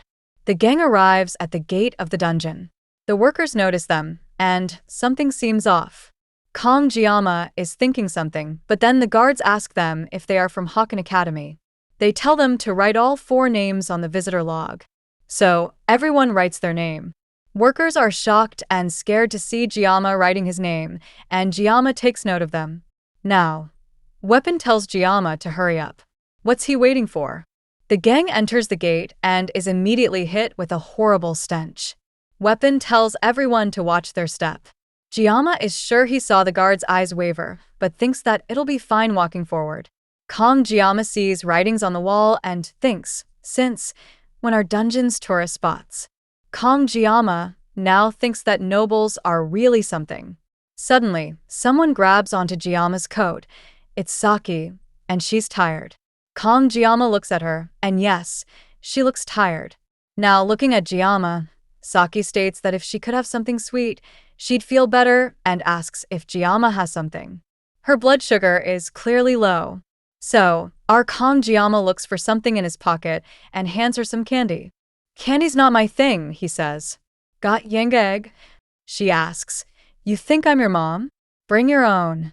Calm Giamma utters. Saki is saving hers for later, and eats the candy. Calm Giamma thinks that she needs to focus on her superhero landing, like Chloe. Chloe states that 3 or 4 are charging from 200 meters. Weapon tells them to stick to the plan, then they won't be dangerous. Weapon is going to buff Chloe and Saki properly, so they better not let him down. Oh, and Chloe is using her secondary weapon, a crossbow. Maybe that's why Giamma is going in with so many knives, he's going to throw them from range. So, this new waifu equips her monstrous, very sick-looking red bow. Calm Giamma looks at it and realizes that it's the S-grade weapon, the Crimson Bow, and he thinks that with this Crimson Bow, clearing this dungeon will be a breeze. Checking her bow, Saki wonders if it has been too long. It feels stiff. Calm Giamma is not sure if he should trust her. Others are worried too. But Saki starts munching on her own yang egg, and now she is happy. Giamma is really not sure if he should trust her. Everyone is ready. They're coming, some buffalo feed are running towards them. Saki and Chloe charge forward, and Weapon starts the BGM to buff them. We see a bunch of black buffaloes charging at the squad. Chloe is charging forward with 2 crossbows. She jumps up and shoots a buffalo in the eye, hurtling the buffalo back into other buffaloes. Now, this super badass waifu lands in front of the coming black buffaloes, and she is ready to slow them down up front. But Weapon quickly yells at her to fall back as planned. Saki states that they need to be hit right between the eyes. Charging her shot, she moves past Chloe, looking absolutely majestic. She shoots 3 magic arrows. Now we see 3 buffaloes are about to attack Chloe and whoosh right on target. Saki obliterates their heads. Ops, they're already down, Saki jokes, and she's back to eating her yang egg. Calm Giamma thinks, if she keeps going like this, she's going to break all the horns. But he smiles, thinking that a carry is a carry, and a skilled DPS like her can't be stopped. She's good. Chloe asks, how is she? Weapon wants to go deeper, and Calm Giamma is thinking about his horns and his enhancement material, which Saki is destroying. A rock falls from behind him, and we see the buffalo injured by Chloe charging at Saki. It's the one that fell earlier. Saki thinks and finds it annoying. She tries to get some distance, but the buffalo jumps over her. Saki slips on seeing this demon beast and drops her weapon. But someone comes to hold and protect her. Saki opens her eyes to see who it is. It's our Calm Giamma. Giamma, holding her, cut the buffalo in half. On seeing Giamma protecting her, Saki is shocked, impressed, and not to mention, wet all over again. The sliced buffalo falls to the sides, and Giamma asks if she's okay. But all she can do is a hiccup. This waifu is clearly horny. Scene shifts, and we see a mobile phone getting a call. It's for the weird, creepy guard at the gate. "Yes, sir," he answers. He is clearly working for the elders. Giamma is collecting horns from the fallen buffaloes. Giamma checks the horn and states that these are the reasons they came to this dungeon. It's a versatile material used for weapon upgrades and other purposes. Giamma is planning on taking as many as he can, but is stopped by Saki. She thanks Giamma for earlier and offers him a yang egg. This is her way of saying thanks. Giamma turns, but is speechless. Giamma knows that Chloe is giving him a death stare, so he wonders why. Now, to defuse it, Chloe turns to her and calls out to her. Chloe is caught off guard and stops her death stare, asking Giamma what he wants. Giamma now whispers to her something about the staff member from before. She knows what to do. Seeing Giamma and Chloe together, Weapon asks if they are dating, and it would make sense if they are. Chloe can't stop blushing, thinking about dating Giamma. She is getting hot, but Giamma quickly shatters her fantasy by stating that it is wrong to assume all male-female relationships are romantic, and having such a thought is very narrow-minded. Weapon can't believe it. He thought they were together because they're always sticking together. Saki seems interested in this conversation. Chloe is pissed, and Giamma wonders why it is now. Chloe asks if there are always this few mobs. So, the whole group stares down the dungeon. Weapon now states that no matter how popular a dungeon is, it wouldn't be empty to this extent. So, he asks Saki what she thinks. Saki thinks for a second and realizes that these buffaloes seem off. Weapon asks, "Off?" Saki states that they look like they were running from something. Buffalo don't behave that way, so it doesn't make sense. Weapon agrees and states that they are docile. Locals even use them for farming. Giamma wonders what's wrong with these people using demonic buffaloes for farming. The group agrees that there are more than one suspicious thing going on, but it's probably nothing. They agree that at least they have a signal here, so everything should be fine. Now, Giamma asks how Weapon and Saki know each other. All confidence, Saki states that she topped the written exam and Weapon came in second, and he bragged about it for weeks. Weapon tells Saki to stop dirtying his name. Now, Saki tells everyone that she ranked third in the placement tests. Giamma is impressed that Weapon got second in the written exam. He thought he was just a loudmouth. Weapon now tells him that he's not the loudmouth, it's Rachel. She is her distant cousin, but still, realizing that Rachel and Weapon are relatives, Giamma now knows why. As a player, he didn't know about Weapon's connection to the main characters. Weapon now tells us that his family is a branch of the Changxiang clan, Rachel's mainline.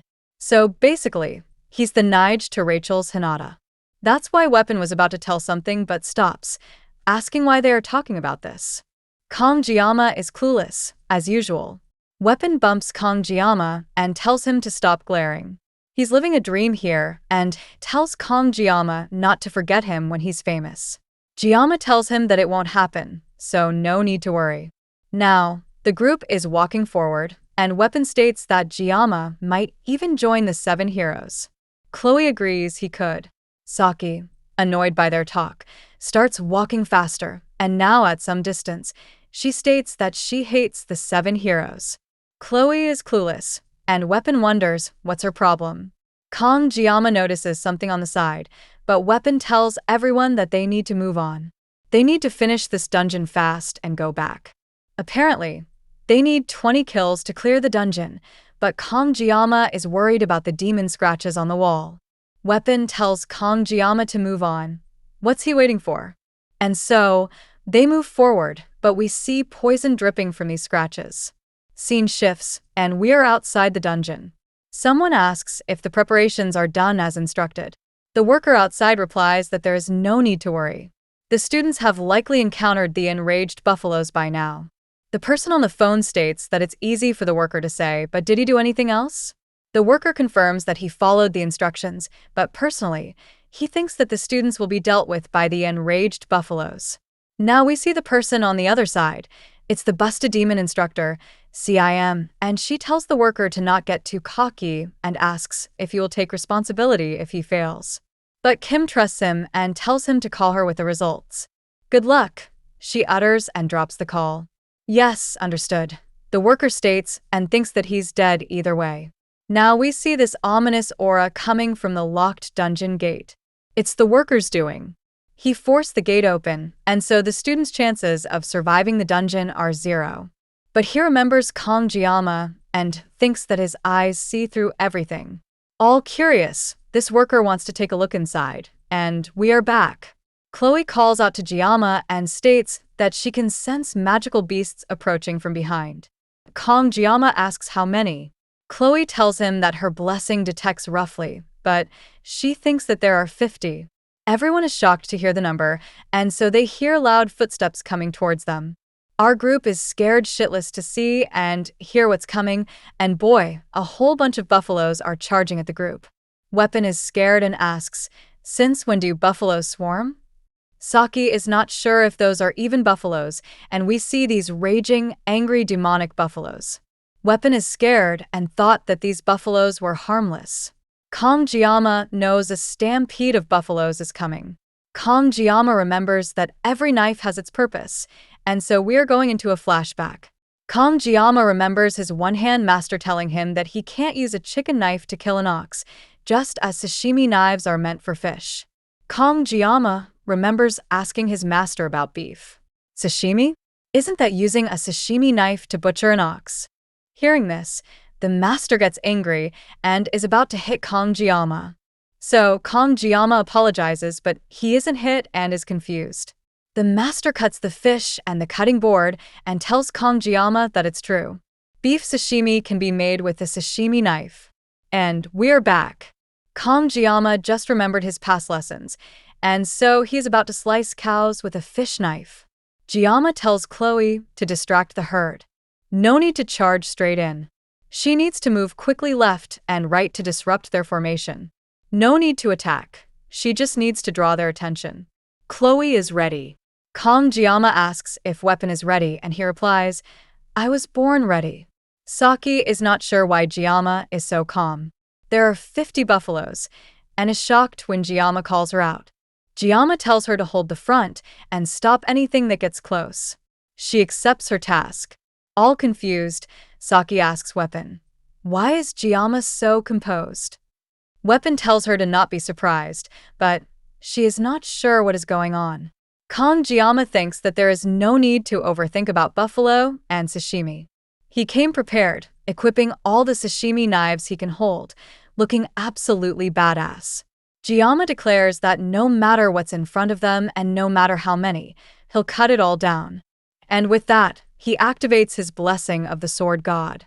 Demon buffaloes charge at Kong Jiyama, but Jiyama is ready to cut. He throws his knives back to back, slicing the coming buffaloes. Weapon is buffing everyone, but Saki is shocked. She has never seen anything like this before. This waifu just got her panties blown off. We see a fallen yang egg. It was Saki, who dropped her favorite sight. She is completely blown away and finds Jiyama crazy. Kong Jiyama is looking super badass, standing over the fallen buffaloes. Now, with the close-up. OMG, this looks amazing. Saki is shocked that it only took Jiyama a split second to butcher all those buffaloes. Chloe is not going to let Jiyama get all the attention. She uses her feline's blessing and charges forward. Multiple buffaloes are coming to attack Chloe, but she uses her Schrodinger's cat ability to create multiple clones. By the way, nice name for the skill. She moves past the raging buffalo and clicks. The demons are sliced. She is using Brooke's move from One Piece. Now we see knives flying all over the place. It's Jiyama with his barrage of knives. He's moving from knife to knife like Noctis from Final Fantasy XV, slicing and slashing buffaloes left and right. But suddenly, a big buffalo jumps forward. Jiyama has to guard against the debris. Saki and Weapon are shocked on seeing this buffalo and many others attacking Jiyama. A bunch of buffaloes have jumped on Jiyama, trying to crush him. Saki readies her arrow, but thinks that's too many. But she completely loses her composure on seeing Jiyama emerge from the herd of buffaloes, knives in his hands, slashing everything. Kongjiyama is straight up flexing at this point. Kongjiyama is locked in, seeing all the sake like, OMG. Jiyama is now standing in the middle of all the butchered buffaloes. Saki is not even sure what she just saw. Jiyama is done with the killing and is now collecting the horns. This many should be good, he thinks. And thanks to the 40-second painlessness blessing, taking down 50 buffaloes was a breeze. Chloe comes up and praises Jiyama. He crushed it today. Kongjiyama thinks that he did that with the party's help. Kongjiyama now pats Chloe's head and tells her that she did a clean run. Chloe thanks him. Weapon and Saki are just watching this couple gossiping in the middle of a puddle of buffalo blood. Saki is still in shock from seeing this literal power couple. Weapon told her no surprises. Saki now screams at Weapon. How is she not supposed to freak out over that? Weapon teases her that she's speechless. She still can't believe it. Weapon states that Jiyama always finds a way to shock them. What even is he? Saki asks. No clue, Weapon replies. Weapon finds him legendary and is planning on going live. He wonders if the public will care about Jiyama. Saki wonders what is wrong with Weapon now. Weapon calls out to Jiyama, but Saki notices something and wonders what that is. So, our group moves forward to take a look at whatever Saki spotted. Now, walking forward, Weapon states that the dungeon clear condition was 20 buffaloes, but Jiyama solved twice that. Weapon calls Kongjiyama a show-off. Kongjiyama states that he didn't do anything during midterms. Kongjiyama is trying to be humble. Weapon is about to state what he did during the exam, but he notices Saki and shuts up. Weapon now states that they almost died screaming back there, and he asks, didn't the Lion King die the same way? Saki is not sure what the heck Weapon is going on about, and wonders if he is being controlled. Walking forward, Chloe asks Jiyama why it's so quiet. Saki notices it too. Now the group notices that pillar-looking thing. It's the dungeon boss gate, and the chains holding the gate are breaking. The group realizes that this pillar is a gate. Seeing this chain-shut gate, Kongjiyama knows this place. Scene shifts, and we see the worker stumbling upon the buffalo remains. He is shocked and thinks that it's freaking insane. They killed all these. Now we are told that Chorwin Land is 20 billion in debt. A few days ago, some woman claiming to be a Hokkien instructor approached him. It was the sexy instructor, CIM, and she told this worker to do one thing for her, and she'll wipe their debt clean.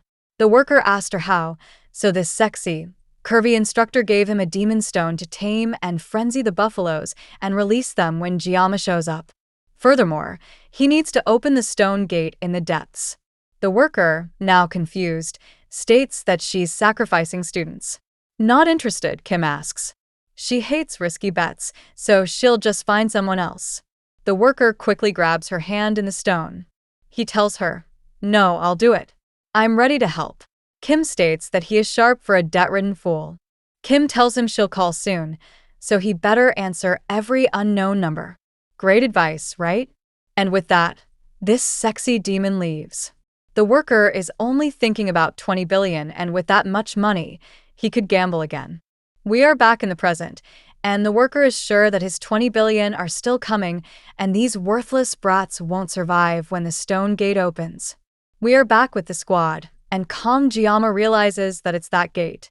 The whole group is wondering if this is the gate to the inside store, probably a store to buy and sell items. Kongjiyama thinks that no wonder everything seemed too easy. They walked right into a trap.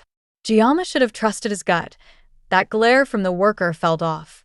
Now, Kongjiyama tells us this gate only opens with the Giant's Demon Stone, which is a mid-game quest item. Now, Kongjiyama realizes that those scratches or fragments earlier were pieces of the Giant's Mana Stone. Jiyama didn't expect the door to be left open. Kongjiyama knows what the reward is here if this sequence of events follows the game, but surviving comes first. Jiyama can see it now, a single red line carved into the supposedly indestructible stone gate. He knows it's that line from the system, but our Kongjiyama has used up all 40 seconds of painlessness. But his sword might be able to hold out a little longer. Kong Jiama plans on slashing the gate and getting out before it shatters. Something or someone is approaching, and a loud thud is heard. The squad is shocked to hear it and wonders who it might be. Chloe, all scared, asks Jiama, "What the hell is that?" Now, we see some giant monsters slamming their giant battle axes. This giant demon boss is standing in front of these tiny students. Weapon asks, "Is that a buffalo?" Kong Jiama is pissed that they broke through. Now, we are told the reward for defeating this side boss in the game was the Blessing of Transition. It transfers and amplifies the owner's blessing to a chosen target, and it's a single use only. And to receive this reward, our group needs to defeat this A-grade demon, Inatoros Minotauros, also known as Buffalo King. A cold wind is blowing in the dungeon. Fires are lit, and 2 buffalo guards have appeared beside the boss. Our tiny squad is facing these huge Kobe beef buffaloes, and their names are Zhuazhong and Ojiang. They charge forward. Chloe realizes the monster inside the stone gate. Kong Jiama thinks that the other 2 seem strong as well. Jiama is processing that even if he cuts through the gate and heads outside, the moment that thing wakes up, it'll be hard for everyone to escape unharmed. But he knows that this is different from the midterm exams. Kong Jiama knows that there is no information about the mermaid, but he's fought this minotaur during the gameplay before. If he was in perfect condition, he could have handled all 3 alone, but right now he's already used up all 40 seconds of painlessness. He needs to find a way with the best chance to succeed. So, he's about to equip his new weapon, and he asks Weapon to give him a pain-reducing blessing. Sure, Weapon can do it. Jiama asks, "How many minutes can you keep at it?" Weapon replies, "The maximum I can do is about 2 minutes. Jiama states, "That's enough. You need to keep applying it while Kong Jiama fights that 5 Wagyu thing. If I lose focus for even a second, I might die." Hearing this, Weapon locks in and is ready to help, just because it's Jiama who's asking. Now, Kong Jiama tells the waifus to take care of the wounded on the side. All charming, he tells the girls to stay away from the big guy. He's dangerous, so they shouldn't get involved. Saki is again soaking wet upon hearing this. Someone is worried about her. Jiama tells Chloe to do the same thing as before, and with that, the small angry buffaloes attack them. Kong Jiama equips his special knife, which activates the blessing and is instantly hit with blinding pain, spitting out blood. His whole body is breaking, but he is able to move thanks to Weapon's blessing. He can endure this. Kong Jiama, barely alive, is trying to move his body. Kong Jiama walks forward, and we see the giant demon buffalo charging at him. And so, our bleeding Kong Jiama charges forward. The buffalo smashes its weapon at Jiama, but Kong Jiama dodges it. It's hurting him so bad that he's coughing up blood. Now both of them swing their weapons, and they clash. The demon slams his axe again, but Kong Jiama dodges and moves past him. However, he is kicked by the buffalo. Kong Jiama spits blood and thinks that all his senses, which he couldn't feel with painlessness, have awakened. The demon is about to attack again, and as he swings his axe, our Kong Jiama gets in close, avoiding the weapon and closing the distance. But the demon quickly changes his stance and goes horizontal. The battle axe is about to hit Jiama right in his face, but Kong Jiama gets lower and dodges it. He's feeling free, not using the painlessness blessing, not stopping the momentum. The demon spins his whole body, like a cute little ballerina. Jiama is moving the other way. The buffalo is ready to attack Kong Jiama again, and bam, with a powerful smash, it destroys the ground. This attack causes a huge explosion and a lot of smoke. The demon isn't sure where Jiama is, and it's getting pissed. Jiama uses the smoke to hide near the buffalo. Saki is fighting the other buffalo, but her eyes are still fixed on Jiama. She wonders if these moments are even that of a human. She is flying like a butterfly all over the small demon buffalo and dodging its attacks. This thick-thighed waifu is dodging, sliding, and attacking, but all her thoughts are about Jiama, his use of muscles, posture, stride, and positioning energy. It's a combat sense that topples the enemy's center of gravity with minimal movement. Saki gets behind the buffalo and shoots an arrow, all while thinking that what Jiyama is doing is purely theoretical. The gap between theory and real combat is immense. Her arrow hits the buffalo's eye, so it charges at Saki. Waifu points her arrow at this demon, but she is still thinking about Jiyama, how even in a life-or-death situation, he doesn't waver. Waifu is getting annoyed at this buffalo. It's blocking her view of Jiyama, so she shoots it with a powerful arrow and obliterates its head. Waifu thinks that Jiyama's presence is like Sword Emperor Siegfried. She remembers hearing that Siegfried unleashed his aura against the special trainees. The demon bull has its eyes fixed on Jiyama, and it notices all this intense aura emitting from Jiyama. So, it goes to punch Kong Jiyama, but Kong Jiyama isn't done yet. With a super fast motion, he slices and moves past the demon. Kong Jiyama looks back, and we see the demon buffalo's bloody arm falling to the ground. Now we see that it's not the full arm, but Kong Jiyama sliced half the arm off. Man, that's going to hurt. The buffalo is screaming in pain. Weapon is healing Kong Jiyama, and we see Chloe fighting the other small buffalo. Weapon is trying very hard to concentrate as Chloe is raining blood. Chloe is done defeating the small boss, all covered in blood. She thinks that she's still inexperienced against monsters. Now, she tells us that the closer a monster is to human form, the more dangerous it becomes. Now, thinking about the mermaid and demon buffaloes, she thinks that it varies by individual. Now, looking at Jiyama and the boss, she thinks that if a monster acts that human-like, it might get difficult. But she believes in the demonic sword master. The boss buffalo is angry and does a loud shout. He smiles and grabs the battle axe with his other hand. It's not over yet. We are entering the second phase, and it's magic. The boss is going to use magic. Everyone is shocked, and Saki asks, how can a monster use magic? But that's what the boss is doing. He's powering up his arm and his weapon. Seeing this, Saki realizes that it's burning its life force to generate mana. And whoosh! A strong wind passes over our side characters. Saki is shaking because its rampant mana is making it hard to get close. But even in this situation, Weapon is still trying to keep the healing going.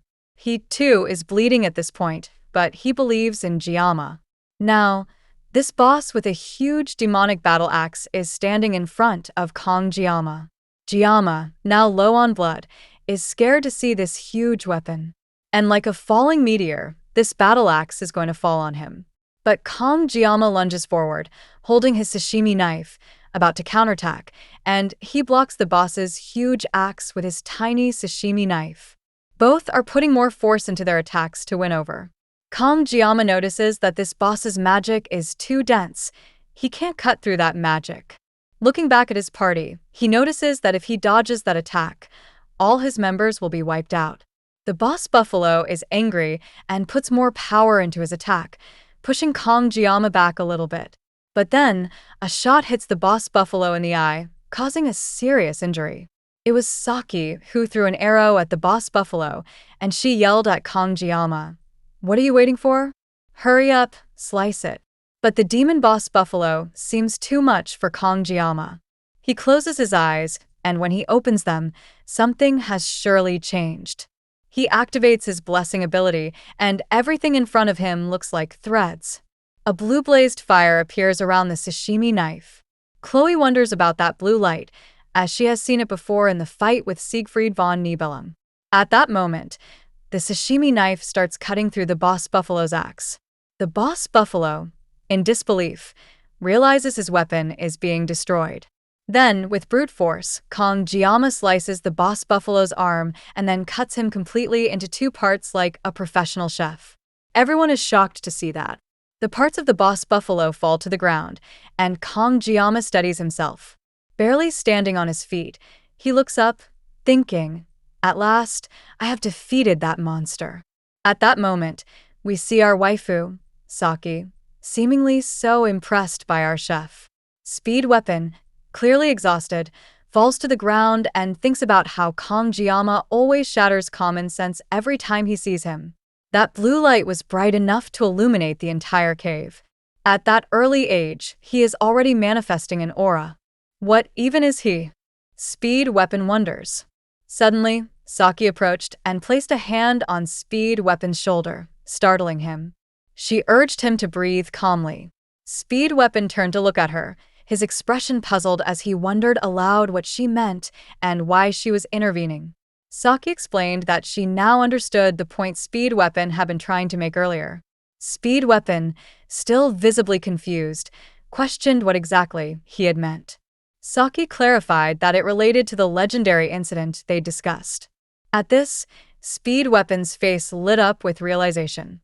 Saki continued, stating that she now comprehended why Speed Weapon had persistently followed a certain individual. Speed Weapon, baffled, denied ever doing so. Saki dismissed his protest and shifted the topic, asking whether academy rules would prevent Kongjiyama from transferring to their class that year. Speed Weapon, incredulous, retorted by asking if she'd hit her head or been possessed. Saki smirked and countered, suggesting there might be a loophole if they reversed the situation. Speed Weapon reluctantly admitted there wasn't a specific rule against it. Satisfied, Saki declared her interest in joining Kongjiyama's endeavors. Nearby, Kongjiyama reflected silently, acknowledging that even with Speed Weapon's support, rest was necessary, though surviving without the blessing of painlessness marked progress.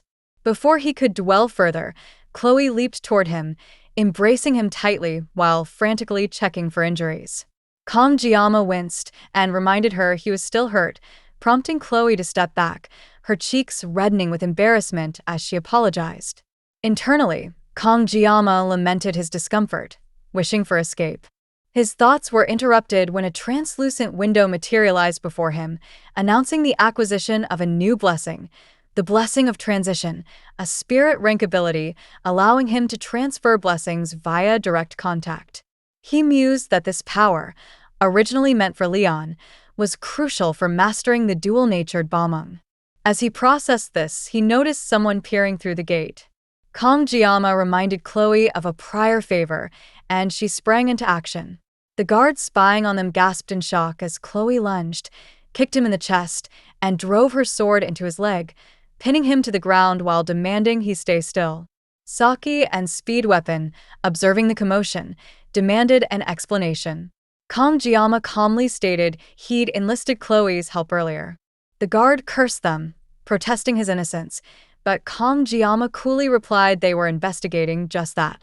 Saki deduced the guard's involvement in the Buffalo Horde incident and the open dungeon gate, noting the suspicious timing. Speed Weapon questioned the motive, but Saki brushed him off, pressing the guard for details about his accomplice.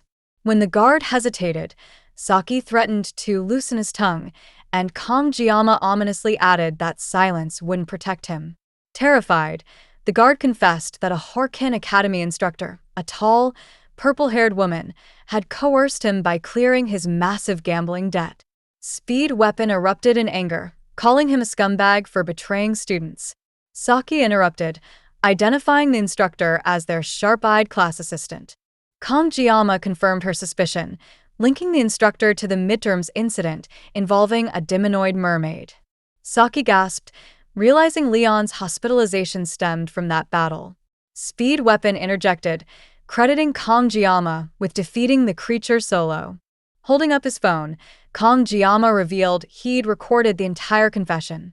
The group stared in surprise as Chloe yanked her sword from the guard's leg, eliciting a scream. Kongjiyama coldly remarked that the dungeon's untimely opening was a perfect cover for eliminating someone. The guard panicked, begging for clarification, but Kongjiyama deferred to Chloe, declaring it her decision as an assassin. Chloe nodded, raised her sword, and coldly announced his execution. The guard's pleas were cut short as blood splattered across the ground.